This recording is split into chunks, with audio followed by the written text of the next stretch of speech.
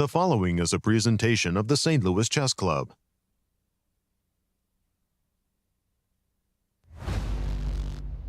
There were turnarounds and upsets galore at the Sinquefield Cup in St. Louis. Sure wins turned to inexplicable losses that upset the standings. Ian Nepomniachtchi won a crazy back-and-forth game against Aronian to join a three-way tie for first. Wesley So's costly blunder in a one game gave Alireza Firouzja more than just a win and a co-lead, but also a coveted place in pole position of the GCT standings. There's only one round remaining. Can anyone stop the young Frenchman from winning it all? Round 9 of Can't Miss Chess, coming up next.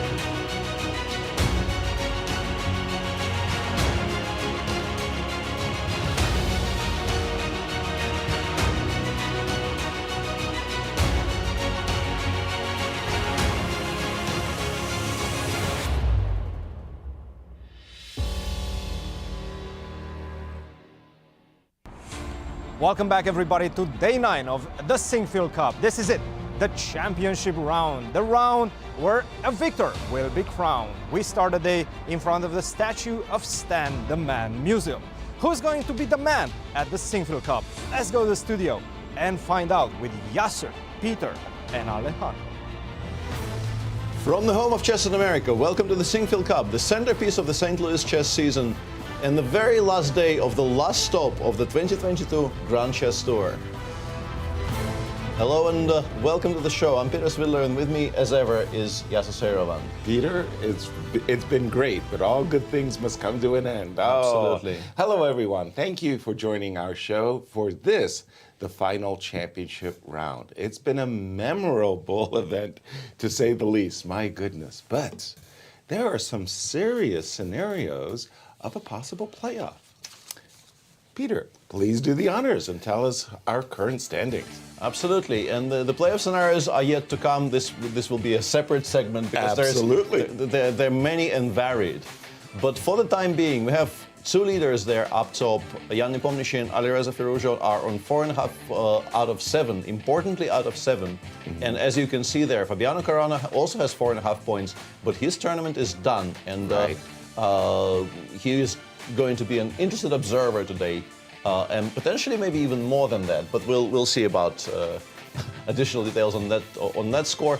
Wesley So is the person who could very much get into the mix with a win in particular, but even in some scenarios with a draw today. And then we have Dominguez, interestingly the only person on 50%. At one point, I think we had like 6 people on 50% in this tournament. He's the only one standing now. And then we have people in the minus, Aronian not having a great event, Hans Niemann now, after his stellar start, back on -1, and Shakhriyar Mamedyarov and MVL really suffering.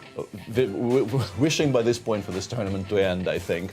Well, just tell us about our Grand Chess Tour standings.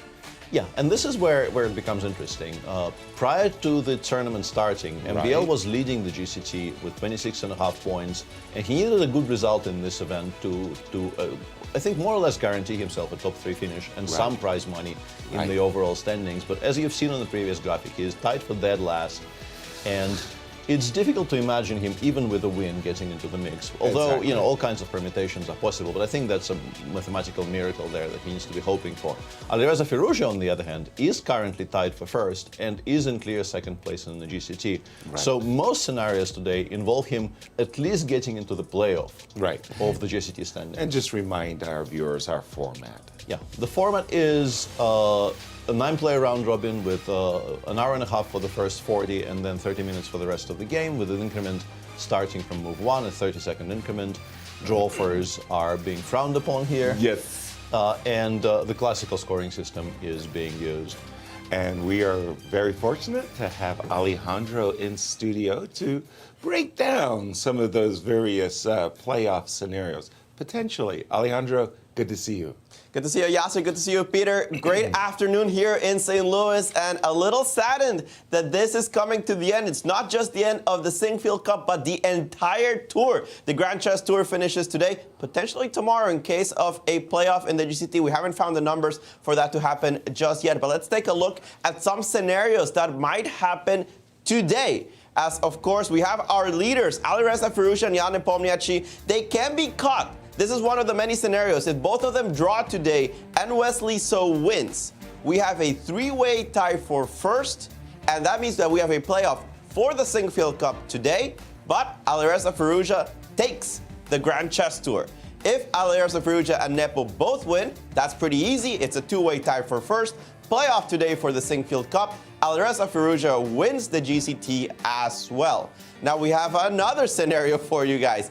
If Firouzja and Nepo both lose and So wins, Wesley So wins not only the Sinquefield Cup, but he passes Alireza in the GCT standings and actually clinches the GCT for himself. Now there's even one more scenario. If Alireza Firouzja loses and So wins, but Nepo draws, Nepo and Wesley tie for the first place. We have a playoff today, and because of the way the distribution of points works, Wesley So would win the GCT. If you do the math, that's because Alireza would be sharing some of his GCT points with Fabiano Caruana, who, remember, is also on 4.5 points. So a lot of math being done. We expect all of this to be correct. There still could be surprises. We'll see what today's round has in store. But certainly an exciting finish, not only to this tournament, but the entire tour, where there are still scenarios where different people can take home the crown, and it's a lot of money at stake. Of course, it's been a fascinating tournament off the board as well as on the board, but for some of those off the board reports, let's go to our social media specialist, WGM Anastasiya Karlovich. Thank you, Alejandro. Thank you for clarification. I mean, it was really complicated what will happen in which case. I just would like to remind our viewers that we still, of course, following this drama which happened after round 3 of Sinquefield Cup. A long time ago, it seems to be. So Magnus Carlsen withdrew from the tournament, and then we had all this storm in the social media, and we still follow, of course, this case. Yesterday, the chief arbiter of the tournament, Chris Bird, came out with a statement. I think we can take a look on the screen, and he mentioned that and confirmed that currently has no any indication that any player has been playing unfairly in Sinquefield Cup. Of course, there were many comments in social media and Twitter accounts. People were discussing the statement, but now I think it's very clear for everyone what's happening. And yesterday, of course, we also followed fans of Hans Niemann, who showed up in St. Louis Chess Club. We made a short interview with them, and you can check it in YouTube channel if you haven't done it yet. I would like to mention that all chess media still, of course, follows Sinquefield Cup, but lately everyone was focused mainly on the event itself, on the games, because we came to the last round of the tournament. So, mainly this is what's happening right now. This is the main topic. Probably it's also happening because Magnus Carlsen still didn't say anything after his withdrawal. And then, of course, I would like to say to everybody, please follow our Grand Chess Tour official website, as well as Grand Chess Tour Instagram, Twitter, and Facebook accounts. You can also follow St. Louis Chess Club accounts as well. So the players are coming. I think it's time to give a floor to Peter and Yasser. Thank you, Anastasia, and for everything you do. There we see our co-tournament leader, Alireza, getting wanded as the players come into the playing hall, getting ready for this 9th and final round, Peter. Absolutely, yeah. This has become a very familiar picture for us. They've been doing it from round 1 onwards, and every show basically starts with this view. Yes. But the games will start soon enough. But for now, tell us about those games. In fact, what are the pairings, and what can our viewers expect, Peter? Absolutely. As you can see there at the bottom, Fabiano Caruana, as we already mentioned a couple of times, is done in the tournament. Right. He would have played Magnus today, but that is, alas, not to be. But in terms of pairings, the 3 people we are watching are mainly Wesley, Alireza, and Ian Nepomniachtchi in some order, probably maybe not that order, but some order. in that respect, Wesley's playing white against Linier. Dominguez. Linier is a very, very solid player. Absolutely. But Wesley, as we've seen on Alejandro's screen a few moments ago, generally speaking, should be playing very, very aggressively for a win today if he wants to. If he wants to be in the mix to win both the Sinquefield Cup and the GCT. We'll see what approach he brings, because he also, I think, has a tendency of playing somewhat safer after losses. So it remains to be seen which approach he chooses. MVL versus Firouzja is a very, very interesting matchup. MVL is having a proper nightmare of a classical tournament. I don't believe I've seen that from him for a very, very long time. I think he's been extremely solid and very, very consistent. This is not a good event. But they obviously have a lot of personal history. MVL, I think, was instrumental in Alireza's move to France. They are on very, very good terms. It will be an interesting matchup for sure. And of course, Ian Nepomniachtchi is playing against Hans Niemann, which is a game unto itself. Exactly. I'm expecting a very, very big fighting round. And what are they fighting for, Peter?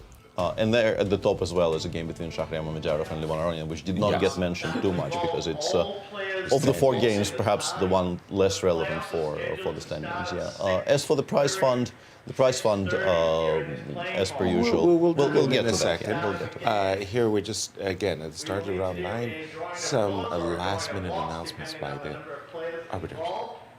If you want to be involved with that, please be in the playing hall by 6:20. 6:20. You will have to go through. I think it was tomorrow. The playoffs. No, I think it's the playoffs. Yeah, I think it's regarding the playoffs. Yeah. Thank you. We'll keep the 15-minute delay to the broadcast in effect for all playoff games. Right. So there was an announcement that the playoffs will start at 6:30 sharp, assuming there is no, rook and bishop against rook, and then things could get moved, or a queen ending, God forbid. The arbiters are asking the players who are involved in the playoffs to be there 10 minutes early for 6:20 security measures and what have you. In that case, tournament play will start tomorrow at 1 p.m. and we'll do a drawing of lots, etc. as needed, approximately 10-15 minutes before that round starts. All of this makes sense, of course, yeah.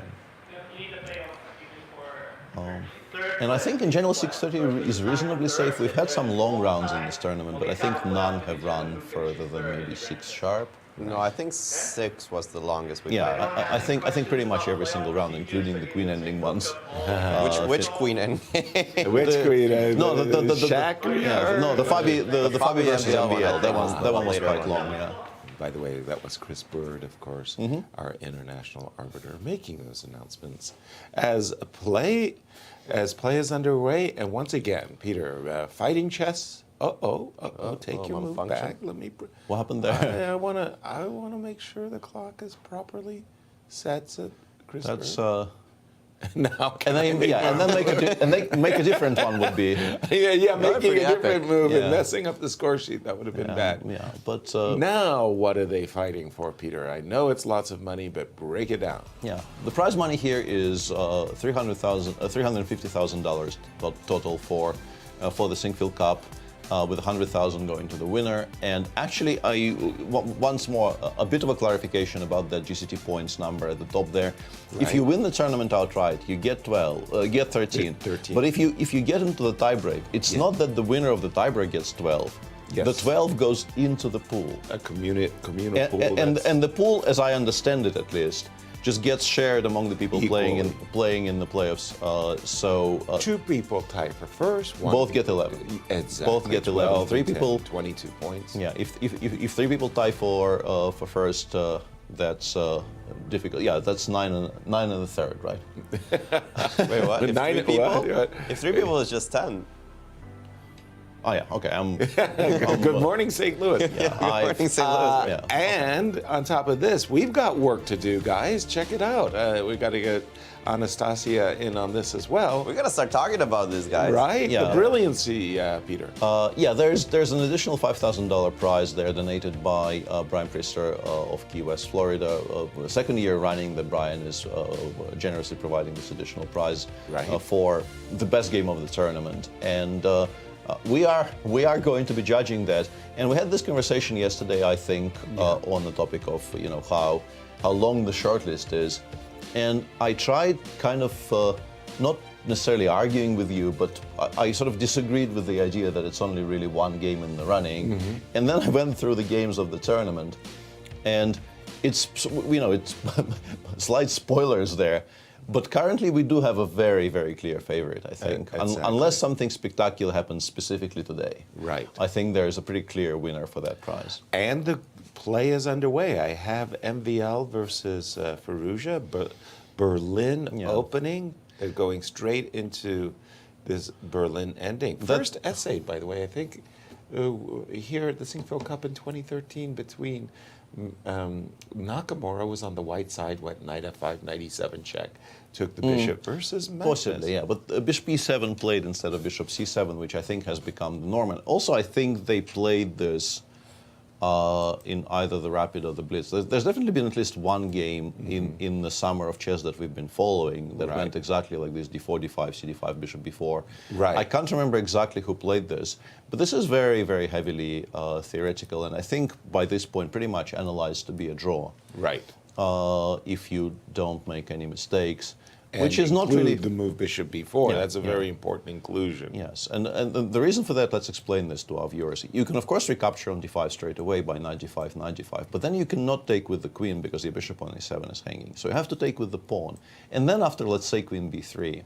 Yeah. It's not much, but it's a little bit awkward for black because black is currently... White is faster in a symmetrical position. Yeah, the bishop on c8 doesn't get to be developed very easily because b7 is hanging. Conversely, if you get in bishop b4 right here, right now... And all of this is already on the board. Bishop d2, they're going through it at great pace. Right. You tickle the rook, you get your bishop out of hock on the e7 square, and as you say, they're on it. And then you can take with the queen. This is obviously the huge big difference here, that queen takes d5 becomes a move. No bishop hanging on e7. And if you give black one more tempo to play bishop e6 here, black is actually better. But because you can play rook e5 and follow it up with bishop c4 next move, the bishop doesn't get to e6. And people have lost this position with black once or twice. And the average rating of people playing this position in the database will be extremely high. I feel like it's probably above 2,700 because it's very, very popular in extreme top-level chess. And when you said once or twice, that was no exaggeration. It's exactly twice. Really? Out of 45 games, blacks won once, whites won twice. And the rest are draws. The rest are draws. The rest are draws. The speed at which they're playing, Peter, is indicative to me what you said at the opening of the show.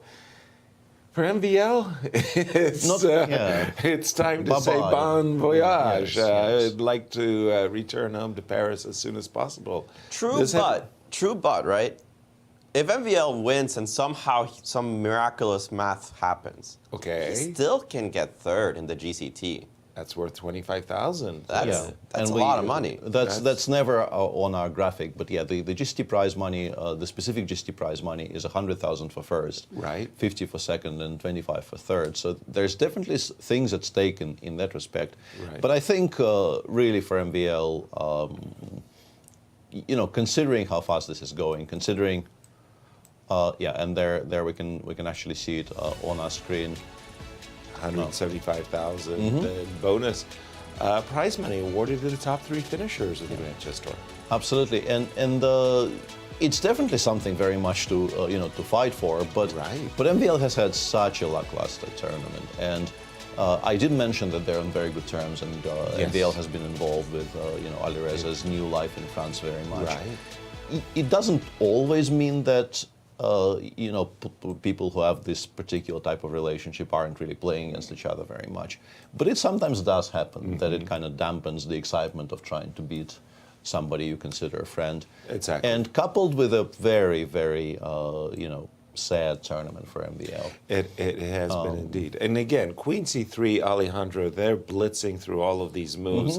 Like, this is all prep from both sides. And again, everything's theory, right? Pretty much, yeah. Seems like it, right? There's a bunch of well, not a bunch, there's a few correspondence games. I think this game of Valentin Yotov should not be a correspondence game. I think that's an actual game. All games so far that have gone into this position have, of course, ended in draws. You can see that white keeps a little bit of pressure. This rook on e5 is annoying. The rook might come to e1 someday. Right. Actually, the move bishop d7, a3 is rather rare. Almost everybody plays rook e1, which is the more normal move. MVL himself has played this against Fabi all the way back in 2016. This can't be a surprise. Wesley has tried it with white. Hikaru's tried it with white. P. Svidler tried it against Topalov in 2016. So certainly a known position, but the move a3 is a little bit of a wrinkle. Doesn't seem to catch Alireza by surprise. And now after queen c3, the Engines want to play g6, which I guess makes sense, right? To put the king on g7, and then one day hint at the move and f6. then perhaps even, the idea has to be like g6, g7, and specifically f6, just to... because if you take on e5 and allow d takes e5, there is not a lot of material left on the board. It's not going to be horrible. But this is sort of the absolute dream for white. This is maybe the most you can get in these types of structures. The queen goes to e7, we go rook d1, we've occupied the one open file on the board. Exactly. We have a bit of a pull. Like this position, you still expect this to be holdable reasonably comfortably for black because of, once again, only two heavy pieces left on the board. Right. But you can't get more than this in these types of positions. And for black... You don't even want to let him do that. Yeah. For black, I think it makes perfect sense to see if maybe it can be stopped altogether. And this plan of g6, king g7, and then f7, f6, I think does a very good job of just stopping all of that if that happens. Because any other square on the e file, we are trading very, very happily. Rook e3, for example. Yeah, rook e3, we're not worried about f2 takes e3 at all. No. So the isolated pawn turning into a potential passer. By the way, I understand this is all... They've played this variation, this position, even before in a blitz game. Okay, so they are very familiar. Maybe even this year? I have a feeling this is the game I was talking about. I think this is what the game I was trying to remember that we covered during the Rapid and Blitz, but I'm not 100% sure, and our database on the screen is. But I've been holding myself in complete anticipation. How did you do with Veselin? I actually wasn't aware this was a thing at all. That was what our viewers were expecting, Peter. Yeah. I crushed him. It was a very, very boring draw. But the sad part for me in that game was that tournament, Veselin, he had a nightmare. But like for the first half of the tournament, he played fighting openings in every single game, which is what you expect from Veselin. He is, arguably one of the most combative and most principled players of the last, 30 years. Right. And in particular, at some point, he lost a game to Karekin in a Sicilian that me and my team have also looked at specifically for that tournament. And I was watching that with tears in my eyes because for a tournament, this was a candidate's. Because you're opening preparation.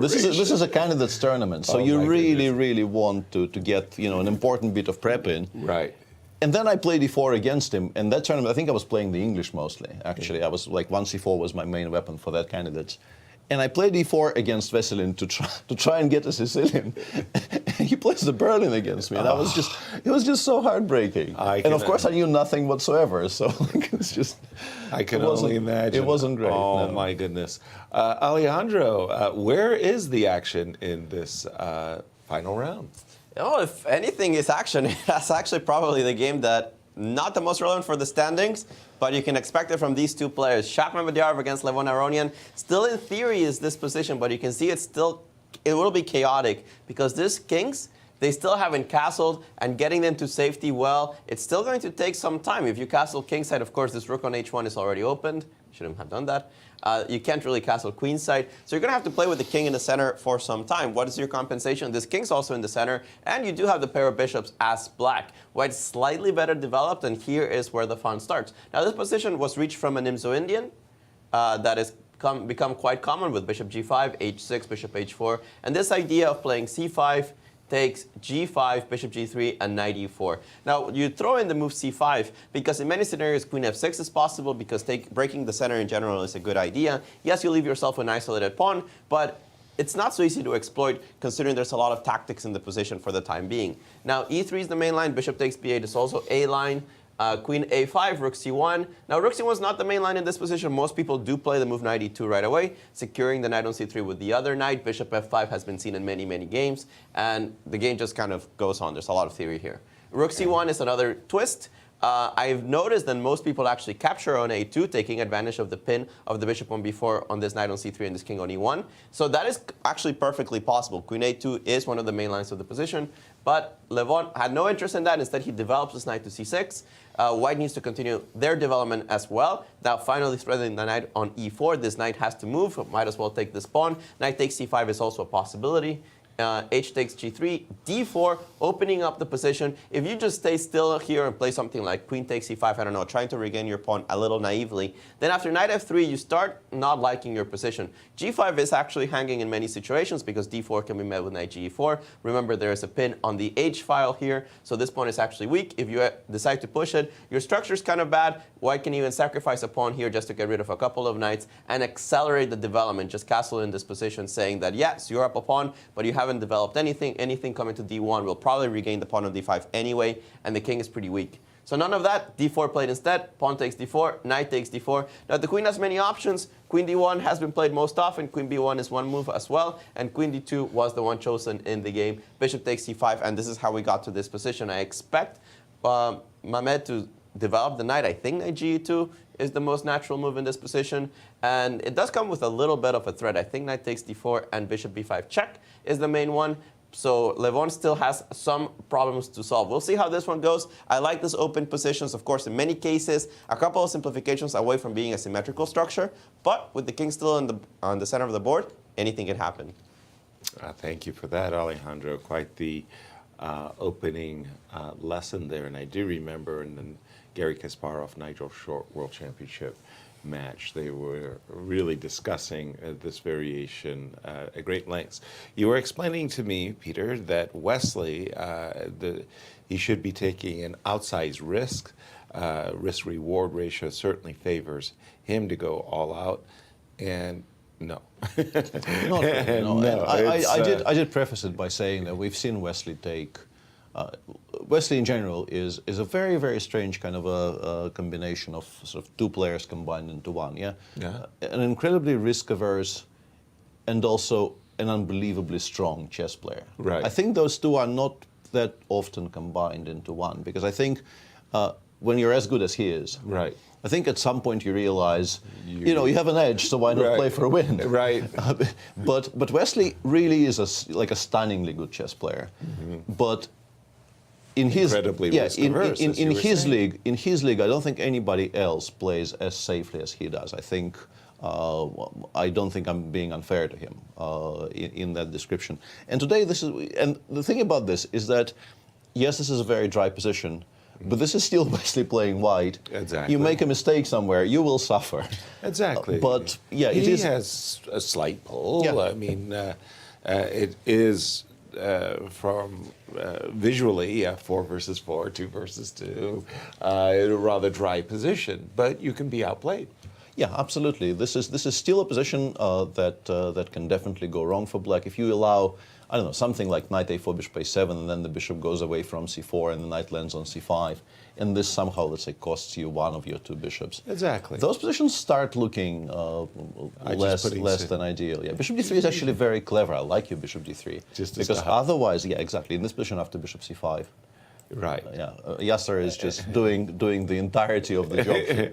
Well, the idea is that I'm getting to the position that you were about to elucidate. You've got the two bishops. This is not nice. This is not nice at all. You just milk the position for a long, long, long time to come. Absolutely. And so that is how things could go wrong for a linear. Having said all that, I'm pretty sure that in that line there has to be ways to avoid landing into that precise situation. For instance, if bishop d3 is played, knight b4 looks like it probably just equalizes on the spot. Maybe, I don't know. Takes b3. Yeah, exactly. Oh, I blundered the. Yeah, okay. I really do need to wake up today for some reason. Good morning, St. Louis. Yes. That's all it takes.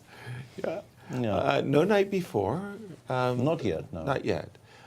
Is it? I suppose it is actually somehow. Yeah, we can go rook a8 and bishop c. But then, okay, the bishop on d3 is actually... Exactly. Now I regret that I put my bishop on d3. I wanted to play knight takes c5. So I Knight guess we takes go a6. bishop b1, because if it goes back to f1, then takes knight e4 will be back on the menu.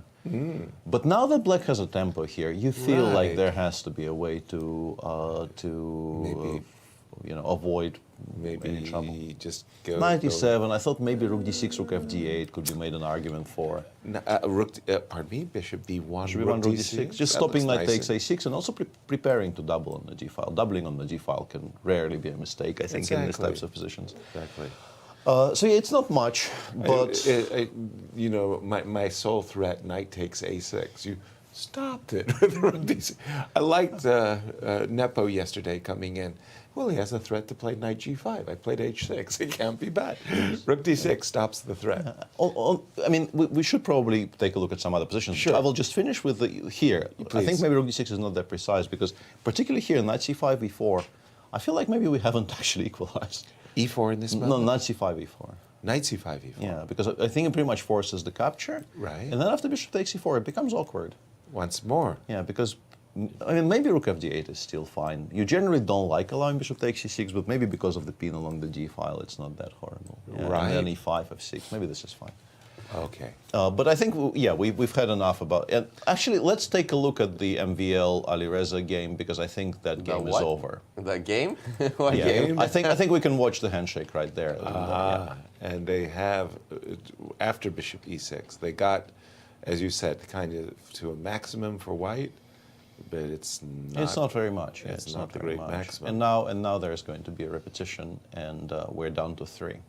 With this draw, Alireza. does that secure, because Nepo could win, Yeah. and then Alireza would only take 10 points. But I think Alireza has won the GCT. That was my question. Yeah, I think so too, right? Yeah, I think Alireza with this draw has won the GCT. So he might not win the Sinquefield Cup if results go against him, or if the tiebreak goes against him. But I think he did secure the $100,000 first prize in the GCT count. Fantastic. Well, our hearty congratulations on his Grand Chess Tour victory. His first time on the Grand Chess Tour, guys. 19 years old, and he wins it. I mean, that's Very well played. applause, Yeah. applause. Well done, well done. Not the most exciting game today, but No, it was yesterday. yeah. But I mean, we can definitely appreciate a bit of pragmatism there by Alireza when securing after all, this is also a sport. Exactly. And the first prize matters. And, Yeah, and he has won. 100,000. He has won the tour at the first time of asking. This is his first ever participation as a full tour player. Right. And he's won the tour at the age of 19 against this field. Very, very impressive result by the young Frenchman. And he did it, by the way. He came to St. Louis. People kind of, I didn't say write him off, but what he did in the Rapid and Blitz was simply remarkable. That was winning, mind-blowing, yeah. Yeah, winning It was just the mind-blowing. Rapid and Blitz with 4 rounds to go. Yeah, that was pretty impressive. And his result, Alejandro, it speaks for itself. What can you say? Breathtaking when you think about where he was after the first half of Zagreb, where he had an okay Rapid. But he comes back with a ton of victories in the Blitz, comes to the St. Louis Rapid and Blitz, destroys the field, and then comes to the Sinquefield Cup, takes risks, and gets enough points to clinch with this draw. Yeah, and Spectacular.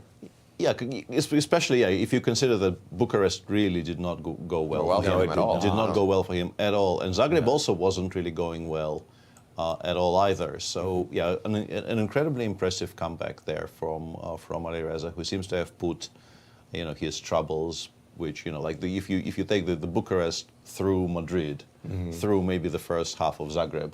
Right. That was very firmly put behind. Yeah. He is Yeah. clearly no longer dwelling on those results. And yeah, I mean, he's just an incredibly, incredibly exciting player, and we're going to be watching him for quite some time yet. Now, for Nepo, he's come on the show and he said, I've had 5 buys, as Pretty much, yeah. he's called it. He said much. that his opening preparation in 4, maybe 5 games, I may have exaggerated, was such that he didn't even feel like he really played the game. And the opening really kind of transitioned right through the ending. And in a very quiet way, he's put himself in a position to win. Yes. Maybe his first Sinquefield Cup. Just a second. I mean, I recall him losing to MBL. I think it will be. I think he played here once previously. I can't remember the exact year. So, I think he played here once before. With a victory today, he just could wins win the Sinquefield Cup. He wins the tournament outright. If he draws, he ties for first. Exactly. And I think also, as a kind of a, I mean, it's maybe a bit early, but considering what Wesley has just done with his position, it will be if there's a tie for first, it will be a two-way tie, not a three-way tie, because Wesley just very, very quietly and very, very calmly just allowed the entirety of the position to get traded off. Right. So yeah, this is a kind of a quirky English. I don't think I've seen this particular variation very much. Nepo versus Hans Niemann game. Again, a game that if Nepo wins, as you say, he'll win the Sinquefield Cup. If he draws, he will. He will tie for first with Alireza, but not Wesley, I'm pretty sure, because on Wesley's board, I think in like 5 moves time there will be no pieces left. Maybe a pair of bishops will remain. Vacuum, if you will. What's the theory? Alejandro should tell me, because I have no idea. Not theory on it anymore. We have already a novelty.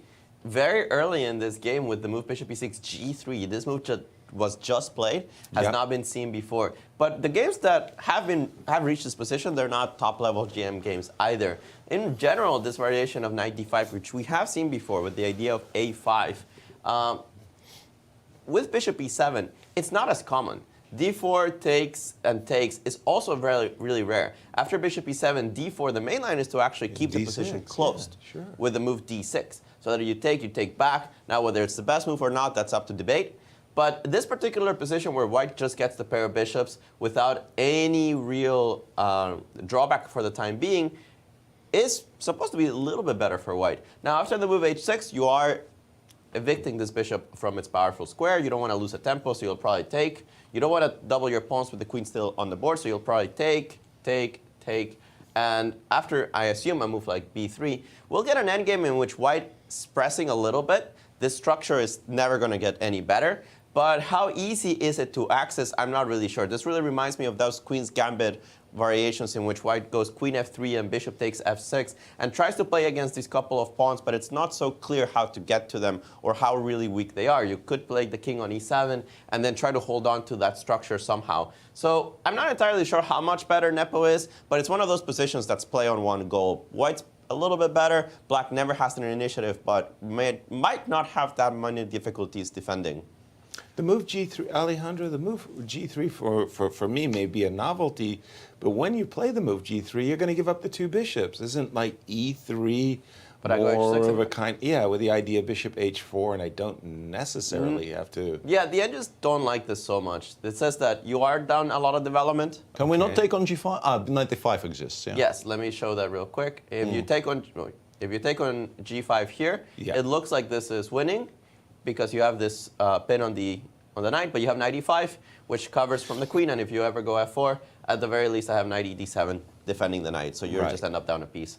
After h6, you're right that you have to give up the pair of bishops, but the edges says that here you also have to give up the pair of bishops because this particular position after long castle is just bad for white. d5 coming, you haven't developed, and if you castle short, well, you're kind of castling into the attack of h5 and h4. So again, maybe a little pull, maybe not that much.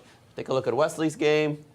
Yeah, this is not very much at all. It actually has all been played before between 2 members of the Chinese Olympic team of 2018 that won gold, Huang Qian and Shen Yang. I do not believe that this can be very much. That game ended in a draw. I expect this game to also end in a draw. Honestly, I think he just goes rook c2 here, takes on d2 with the c rook. And then bishop e8, and then we're professional, right? Yeah. Then this is why I said we will only have like a pair of bishops here, like knight d4, knight c6, takes, and whatever. Yeah, like it feels like this is sort of on his mind today. It's not very much. Peter, oftentimes, I mean, you're such an experienced grandmaster in these round robins. Oftentimes, after an exhausting tournament, round 9, the final round, sometimes it's a fizzle because people just run out of energy. Yes, we could have. I mean, the way things stand, we are likely, I think, to get a playoff. And yeah, there's the interview there with being queued up, not just yet. Yeah. Because I agree with Alejandro's assessment about the Nepo Niemann endgame. I think it will be very, very difficult to break down. Okay. So I think it's reasonably likely we get a playoff, and the playoff always will get very, very exciting. But the round itself does feel like it maybe will be. I mean, clearly it won't be as exciting as round whatever it was 7 that we had 3.5 decisive games out of 4. Right. Or it was actually yesterday. I don't know. Yesterday, yeah. Everything kind of blends together. And it was almost 4 for 4. Yeah, it could have been 4 for 4 for sure. But we do have Alejandro in studio, is getting set up with our Grand Chess Tour champion. Absolutely, and Just holding on. Sorry. very, very impressively done, and our preliminary congratulations. To Alireza Firouzja. Yeah, where I was going with this was that Nepo, who has played a theoretical duel, theoretical tournament, is quietly positioned himself for potentially winning the event. I mean, it would take a victory, of course, for him to do that. We'll see how that goes. But for now, let's hear Alejandro talk to Alireza. Alireza Firouzja, welcome to the studio. Congratulations on the performance on this tournament. Did you see yourself coming to St. Louis, playing in this dream club for you, especially how the GCT had started and coming out with the victory in the Grand Chess Tour? Yeah, it's a really amazing feeling. When I came to St. Louis, I was in almost last place in GCT, so I played very bad in Romania, but okay, I played decently in Croatia. So, but in general, I am happy with how things went. I could have improved my result maybe a bit more. For instance, game against Ian, but okay, he played brilliantly. So I cannot be very sad about that. So I'm in general happy with the play, and yeah, it's really amazing that I could play at. I'm really happy that I could play at my best here. In St. Louis, you mean? Right, yeah, it's an amazing city. Must be one of your favorite places in the world now. Yeah, it was before I come, so it's really amazing. Whenever I walk around the club, it's really, everything is very high class in this area, and the club is just amazing. So it's really a privilege to be here. Well, the privilege is ours to see your tournament performances here. Tell us some of the highlights that you remember from this Grand Chess Tour. Yes, yeah, of course the highlight is here in St. Louis. The other places are not very special, but especially here in St. Louis, I won a very important tournament, the Rapid and Blitz one. And that was a very great boost for me to start things well here. Yeah, in general, the Grand Chess Tour is the toughest tour in the history of chess, I think. So to win it is an amazing feeling, and I cannot be more happy. It seems that things started clicking you coming here. Did you do any kind of special preparation or something that changed the way that you started to play? Yeah,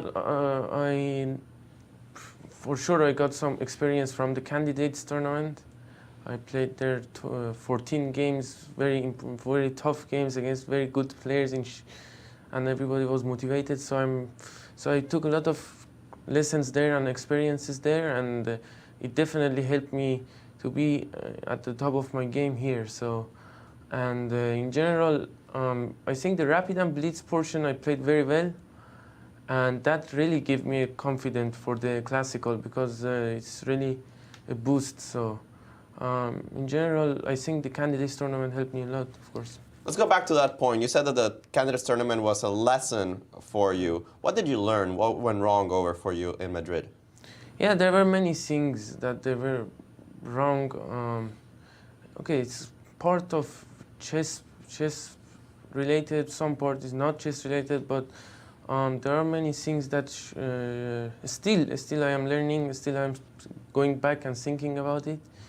Maybe in my team we should have made some different adjustments, but in general, I think for the first time being in the candidates, it really helped me to get experience. If nobody was expecting me to, okay, maybe rating-wise I was one of the favorite, but in general it's a very tough tournament. You need to have a lot of experience. So, for instance, like Fabiano, he had a lot of experience. He won it, I don't know, 2 times, and he still collapsed at the end. So it just shows how difficult it is, the tournament. Absolutely, a very difficult tournament. You are one of the youngest people here at the top. You've now won the GCT at only 19. You crossed 2,800. What's next? Yes, for now, I want to improve my rating, of course, and it's really important for me, the rating. I think to go up is very important. To go at least back to 2,800. I lost it because I was not in a good shape. I lost the rating a lot, and now I should go back and train more and see what's coming up next. So. Yasser, Peter, join the conversation with the GCT winner. Yeah, just one question for you, Alireza. First of all, our congratulations. Simply an outstanding performance. Salute. I mean, no question about it. Thanks. But your tournament may not be over. Yes. Is a very strong possibility that you would have a playoff against Nepo. First of all, have you been involved in playoffs in the past? And No, if so, how did you do? And then finally, how about Nepo? Would you like to play a playoff? Yeah, I've never been in the playoffs. One time I had the chance to go was the World Rapid and Blitz last year, but the rules were not the same as Grand Chess Tour. So I was 3rd place, and 1st and 2nd they played the playoffs. So yeah, there I lost my chance. But yeah, I never played any playoff in my life. So maybe in some strange tournaments 5-6 years ago, but not in a top level tournament. So but I think Jan has a good chance to win today. So Do you like his position? We can take a look. it's a very good position. I think this endgame is known to be better for White. There are some good games that White won, and I think here takes e4, bishop b5. It really. Take a look at the board real quick. Yeah, right over here. C takes, bishop takes, e4. Bishop e6, bishop b5, bishop d7, I guess. Yeah, I think if you go bishop d7, you're worse. I think he probably should maybe try to castle immediately. Yes. And just play, wow, with the Takes. shattered structure. Yeah, if of course White consolidates here, it's much better. But okay, the king will be attacked with f5, right? King Yeah, e2, f5 from d4, rook hd8, yeah. Something like this, right? Yeah, I have a feeling maybe Hans knows this position. He's thinking, but I think he analyzed this position maybe, because it looks very direct the way he's playing. So, and of course Jan has to go for this position because otherwise there's nothing to play for. So it's a very direct position. Maybe, it's tricky. Of course, I cannot say Jan will win this game for sure, but he has a good chance here, of course. I wanted to ask you about your opponents in the Grand Chess Tour. Is there anybody in particular that's given you a lot of trouble? Yes, of course, Wesley is a very good player. Every year he plays. Okay, I never played in Grand Chess Tour. It's my first time, but every year I watch. He plays always very well, and he's always in the top fighting for the first place. So he's very good. I think he was my biggest competitor, of course. But Jan is also a great player, but somehow he didn't perform very well in Grand Chess Tour. So, but he's an amazing player, of course. And this is a good time for you to pay attention to the monitors, I'm being told. Let's take a look at what they have prepared for you. I guess that's official. Grandmaster Alireza Firouzja, the 2022 GCT champion, comes with an extra $100,000. Not bad. Congratulations. Thank you. Yeah, well played, and I mean, not much to add. I just, for me personally, there was this little mention of, I want to at least get back to 2,800. I'm just sitting here thinking, yeah, you know, small steps, you know, those like little targets. You shouldn't really set yourself too ambitious a target in life. Like just at least get back to 2,800. Yes, of course, it's very difficult to get to 2,800 because there are not many 2,800s nowadays. So I have to play always with lower rated players, and it's very difficult, but okay, I have to try it. Well, it is a pity when you have to play these lower rated players like Fabi and Nepo and Wesley and Dominguez. No, Nepo is higher than me. Oh. I like how he knows that very specifically. Alireza, congratulations. We'll let you watch the rest of the games in case that you need a playoff, and we might see you later today. Thank you. Again, our congratulations indeed. Absolutely. Just a fantastic, outstanding result. And his first time on tour. Normally, my modus operandi was whenever I went to a new tournament, usually I bombed and I came back. Now that I knew what I was facing, I improved a lot. But coming and immediately winning, impressive. Yeah, it's very, very good. And here, interestingly, I wanted to ask Alireza, but he's now gone, because Jan chose bishop g2 in this position instead of c takes d5, which was also, specifically I wanted to ask Alireza whether he would, if he had this position with black, is he taking on c4 or is he playing long castles? Those are, I think, your two choices. Right. As I say this, I now realize knight b4 might be a move, but it's kind of ugly, and you don't want to do it. Okay, let's take the bull by the horns ourselves. And here, the issue for white is, obviously you're playing this to take on c6, otherwise it makes no sense. Okay. And now after b takes c6, I think if white had enough time to play like both long castles and knight e4, c3, this is the position I would maybe like to get. But the issue is long castles now, I think, runs into c4, c3. At least you have to calculate b takes, bishop takes a2. This would be, I think, good for black, if not for the fact that maybe c4 wins a piece. Right, it could. The Bobby Fischer bishop. Getting, rook b8, king c2. I think we've actually, very, very simply run out of squares. Yeah, our bishop. With rook a1 coming in. Yes. So that's one question. Okay. And then if c3 is impossible, I will just play knight e4 or I don't know knight b1 if you play a5 here. Yeah, just to be and annoying. then we have to discuss this. Yeah, knight e4 bishop b5 actually here. So let's go knight b1. Knight b1. Let's actually seriously go knight b1. Exactly. And then I wanted to ask you for Yasser. Like, this is a kind of this makes my eyes bleed structure from black, right? It's but do we win this with white? Borderline winning. You think? Oh yeah. If 4 rooks off the board, I think it's won. I just think it's winning. My question was, as we sort of know about, we've been talking about this in a very different context, in the context of, let's say, the 4 against 3 on the king side, that f7, f6, h6 actually takes away so many squares that it's not such a bad structure defensively. Right. So let's say we imagine, let's just actually put this on the board. We take on d1, go rook d8. It's horrible, nobody does this. Of course. Just for demonstration. Exactly. Rook d8, we take those off the board, we go knight c3, the king comes to d6. You play, I don't know. I was gonna go king d2. You just maybe you're in time to pick this one up. Yeah. King d2. King C. This is why okay, I thought it was borderline. let's assume that the black king gets to c5. No, in this position. Yeah. Obviously, maybe he doesn't. But king d1, king d7, king d2, king d6. Like c3, c5, knight d2. Let's say f6, f5. Right. I mean, I understand it's ugly as sin, but are we winning this?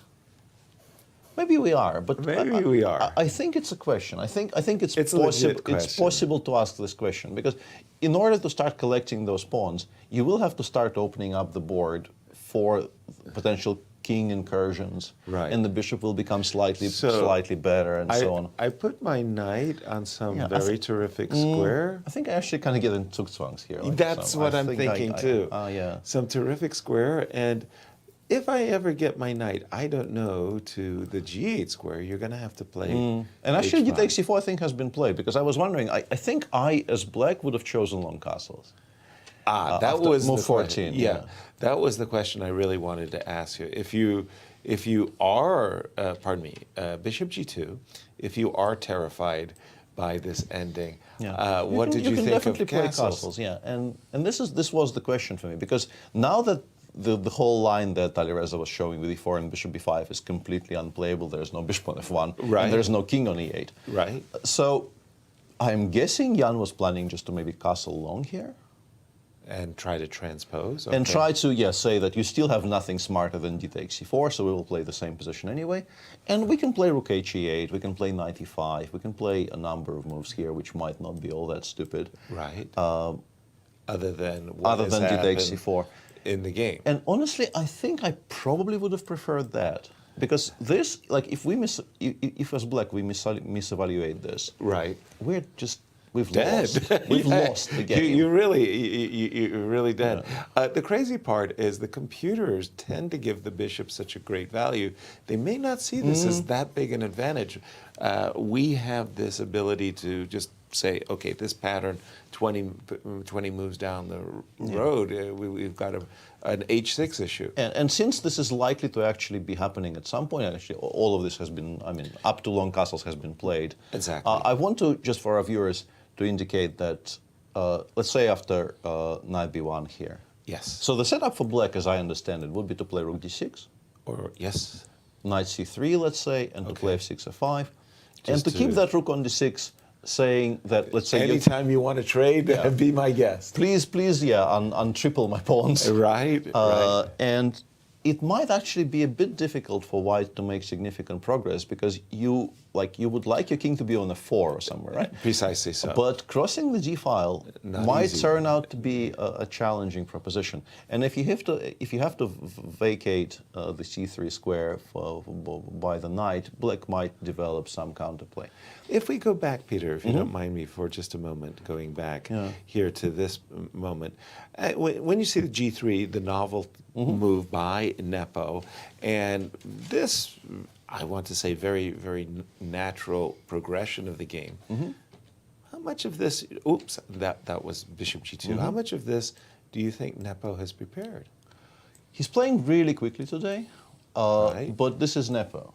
So with him, this isn't necessarily a sign of anything. Yeah, there's no tell in that. We've seen him play exceptionally quickly in positions. He then confesses during the interview here that he knew nothing about. Right. So I don't know how much you can read into this, but would he have prepared this specific ending that we're getting on the board? I don't think so. I think that's I mean, in particular, the speed with which he played knight g2. Yeah. Because if we go back to move 12 there for a second, this wasn't obvious. Yeah, this was the first moment in the game where I thought, okay, he may have looked at this, because I think you kind of think I should be playing b3 here. But he just quickly played very, very quickly. He chose knight g2. I think specifically with the idea of bishop g2. And it's hard to say. It's hard to say. Okay, let's bring in the engine. And Alejandro, what do the computers think of Nepo's novelty and the position he's got? Doesn't think it's very much, but that it's not zero. Couple of ways to try to equalize. I find it still a bit uncomfortable to play this with black. Now, castles is one of the main moves in this position. You guys were mentioning rook b1, knight b1.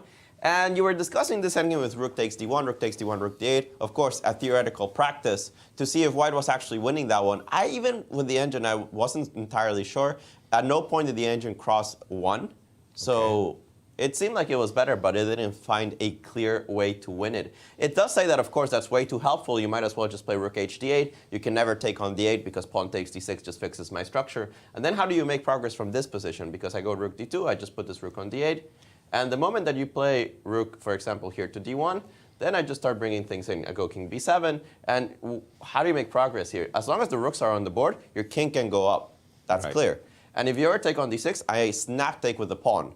And at that point, you're actually just worse because you're down a pawn. Right. So it's not clear that this is going to help you so much. Actually, after castle, the engine doesn't want to go to b1. It wants to go to e4, probably to take away the square d6 from the rook. Of course, this runs into bishop d5, which is a pin on the knight and the rook. The knight can't move. You have to play f3. And you might stop looking at this just right away because it looks so ugly. But then you realize that if you take, it's not just these two ugly pawns. It's these 3 ugly pawns here. There's 2 ugly pawns there. That one's isolated. So even though white's still down a pawn in this position and I've doubled the e-pawns, perhaps this can be playable for the white side. We have none of that. Actually, c3 was played by Hans, which the engines do not particularly like. They don't think it's a terrible move, but they do think that white's slightly better here. I'm trying to figure out the point of this move. Take on c3, king e7 was already played. He just wants to shatter the structure on c3. I don't think it was quite necessary to do so. Of course, he cannot take on a2. Let's not Bobby Fischer this, because after c4, you just get your bishop trapped in the corner. King c2 will be played against, for example, rook b8. I don't think I need to rush with this. Just king c2 and rook a1 is going to trap. And if you play rook b4, I always have king c3 to reinforce that pawn on c4. I think I had a better move, but whatever. Rook a1 was even stronger, yeah, but king c3 is also good. Yeah. Good enough. King e7, I expect the move king c2 to come up. And it feels like a nagging advantage for a very long time because this structure is just so bad. I don't think that you have a path to equality anymore. I like white from this position. It's a free roll. Yeah, he won the pawn back after this move to c3. I'm not quite sure about that Bobby Fischer. I mean, one of the greatest players in the world, being known for blundering a bishop. I mean, bishop takes would be a bit unfair to suggest that this is his claim to fame. Right, exactly. Once more, everybody, we have our first result of the final round, and a very telling one it was, as MVL and Alireza played a very theoretical duel that finished in a draw, which was the perfect thing from Alireza's point of view, Peter. Yeah, absolutely. MVL really not having a great tournament, just decides to, get it over with. That game was a very, very quiet affair, but it does give Alireza an unassailable lead in the GCT standings. He could still play a playoff today if Jan doesn't win, and he will actually finish and clear second if Jan, actually maybe not even clear second, because Wesley could win. Potentially, yeah. But the GCT title is safe with that draw. It's sealed and delivered. Our congratulations to 19-year-old phenom. That's not, I think that's fair. Phenom. Yes, I think that's 19 that's a good word. Yeah. 19 years old, just incredible. Our congratulations as he wins his first Grandchester at his first outing. And again, we were mentioning Wesley So could still get himself somewhere. Is he I feel like, as is often the case, I kind of slandered him there a little bit, because Wesley is playing safe, but he is also not the kind of a person to go rook c2, rook c takes d2. No. He is still playing this game. Yeah, this knight goes to either c4, b6, or b3, c5. More activity right now, at least. This rook is active, this rook is not. So this bishop on e2 has the potential of being far more active than this fellow, which is likely to drop back to e8. And this knight is ready on a good day to jump into two very delectable squares, Peter. Or e4, c5, b3, c5 are also potentially good squares. I think c5 is generally maybe the best square on the board for that knight, because it puts so much pressure on the b7 pawn.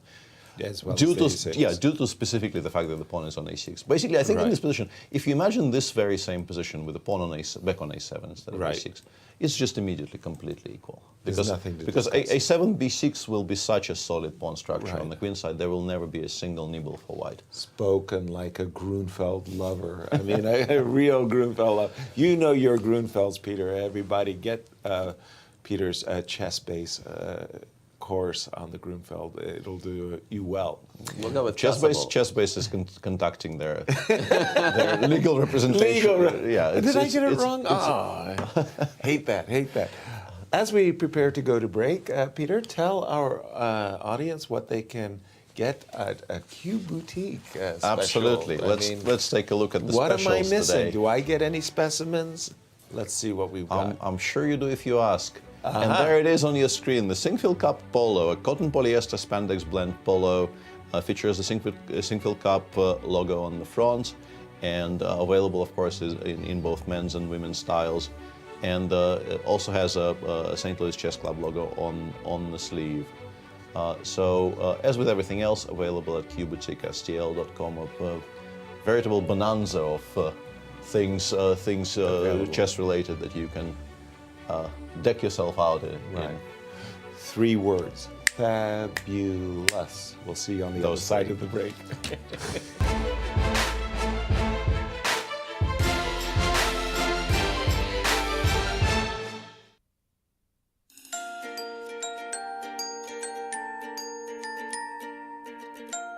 Welcome to the chess capital of the United States.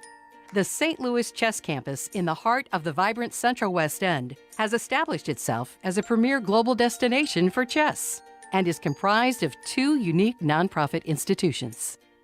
The Chess Club and Scholastic Center of St. Louis is recognized as the top chess facility in the world and plays host to all major tournaments, including the U.S. Chess Championships and the Sinquefield Cup, one of the strongest chess tournaments globally.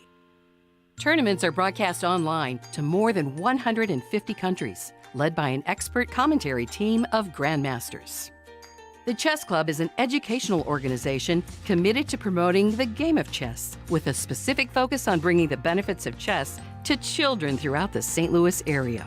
Research shows children who play chess exhibit improved analytical skills and increased confidence. The Chess Club is highly engaged with the local community, bringing scholastic chess programs to more than 100 schools, providing hundreds of classes each week. Directly across the street from the Chess Club is the World Chess Hall of Fame. This one-of-a-kind cultural institution invites visitors to experience chess in imaginative ways and is home to the U.S. and World Chess Halls of Fame. Cutting-edge exhibitions feature rare, historic chess artifacts paired with world-class art. Innovative programming explores the intersection of chess, art, and culture. Visitors can enjoy interactive programs designed around the exhibitions and monthly music in the galleries. The World Chess Hall of Fame is nothing you expect and everything you love. 3 different galleries and a premier gift shop highlight the culture, history, and creativity behind the game. Come visit, play chess, leave enriched. To learn more about the St. Louis Chess Campus, visit stlchesscampus.org.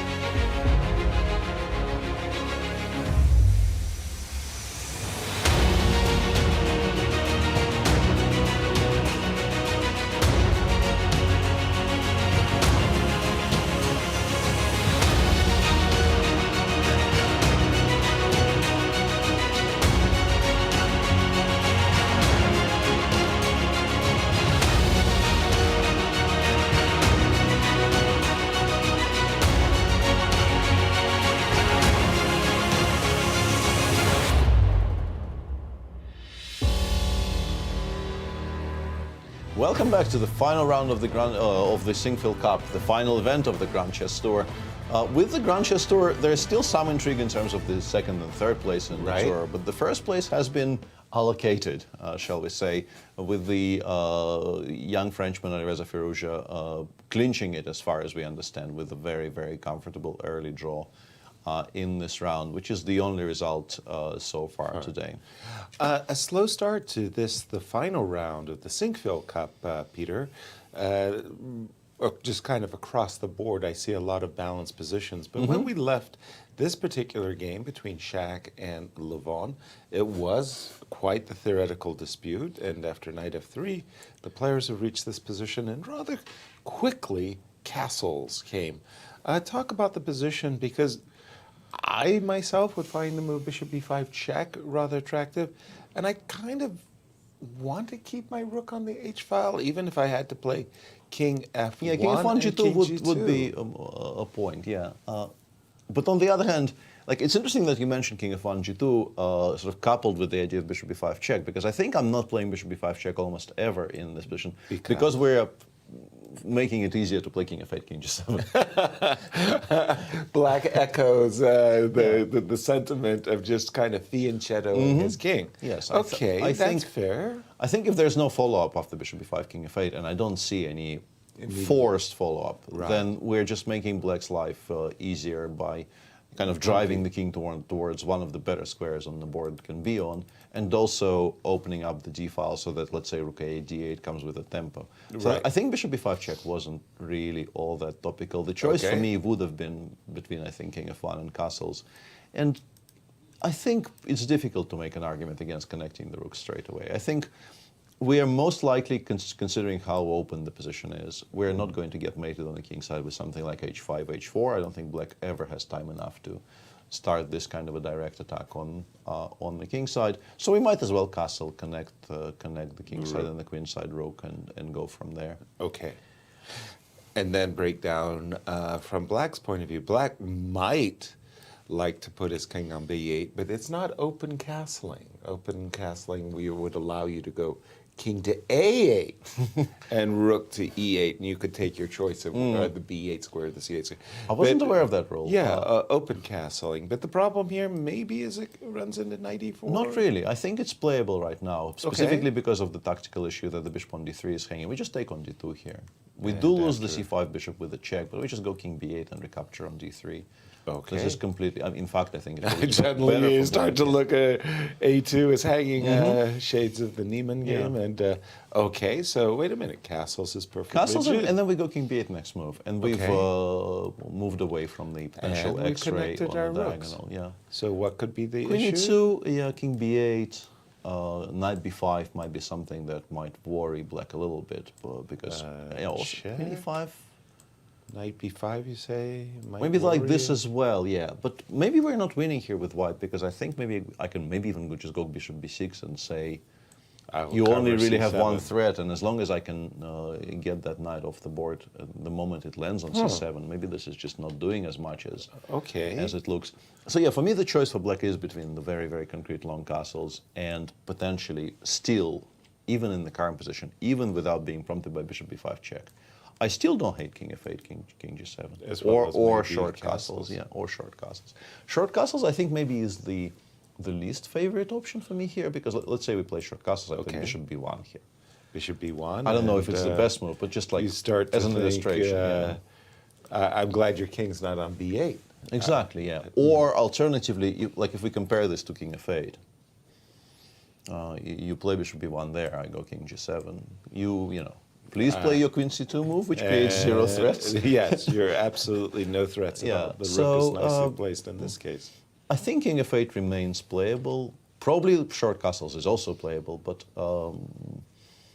By the way, one of the nice things about both king f8 and long castles is you do keep this. You do preserve this option, yes, absolutely. Yeah. And that is a little worrisome, this 3 pawns. Let's get Alejandro in on this one. Alejandro, we've been looking at this position between Shak and Levon, and we're kind of trying to make heads or tails out of where black should put his king. Queen side, f8, g7, king side. What say the engines? I think in general, if you had a choice, you always go queenside. It's just whether do the tactics work. Can I actually get it there without losing too many tempi or too much material? Because the king on g7, even if you get it there, you've mentioned this bishop b1, queen c2 doesn't have a direct threat on the h7 square as long as the rook is there, but it is there latent. And knight e4 is also an idea. You can also consider this diagonal to be weak in certain cases. It really depends on where your piece placement is. But the king on g7 will never be fully safe. If you see the king on b8, it might be fully safe.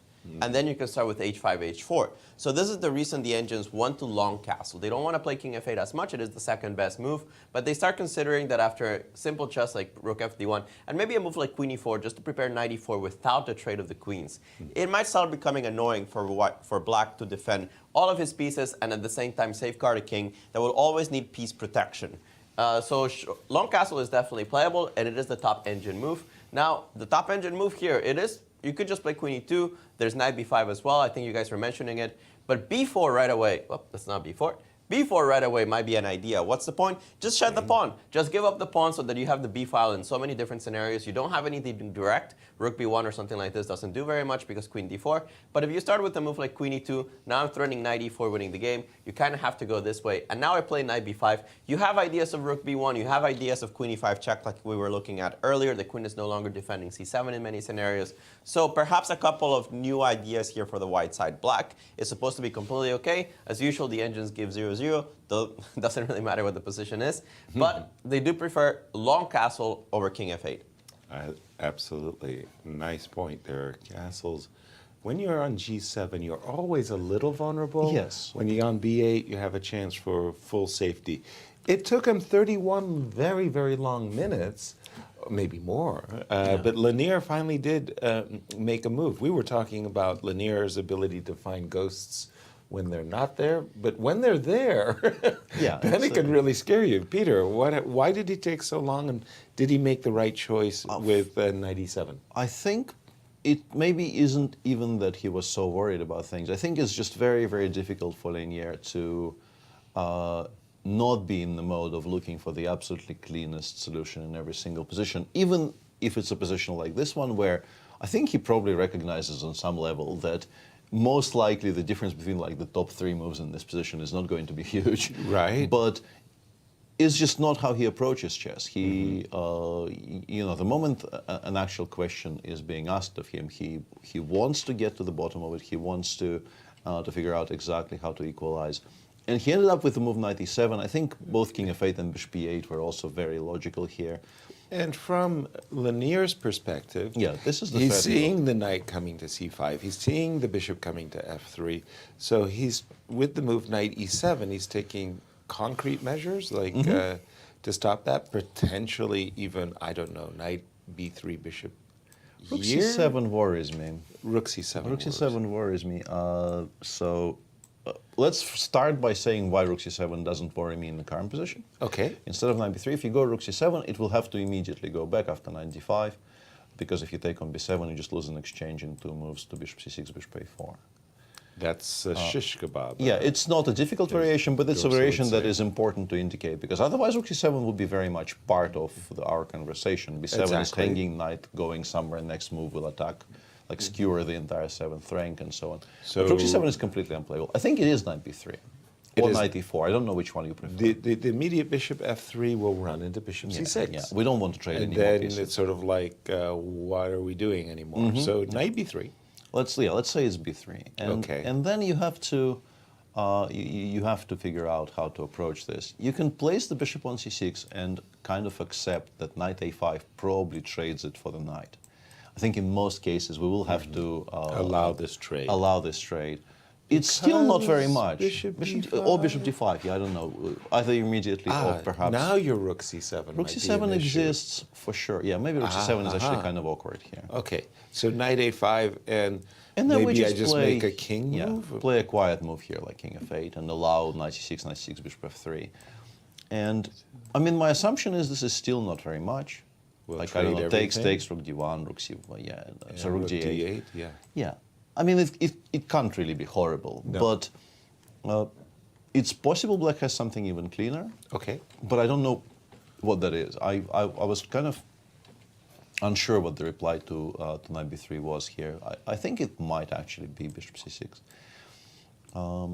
And then, I mean, knight c5 is kind of empty here now that we've solved the issue of the b7 pawn in advance. Is there any potential that I'm not going to take on c6? Is there any potential I can put up a picket fence of the pawns on f3? You know how it goes. Yes. The pawns on e4, and suddenly you've got two minor pieces that are kind of, they're not facing oblivion or anything like that, but they're under control.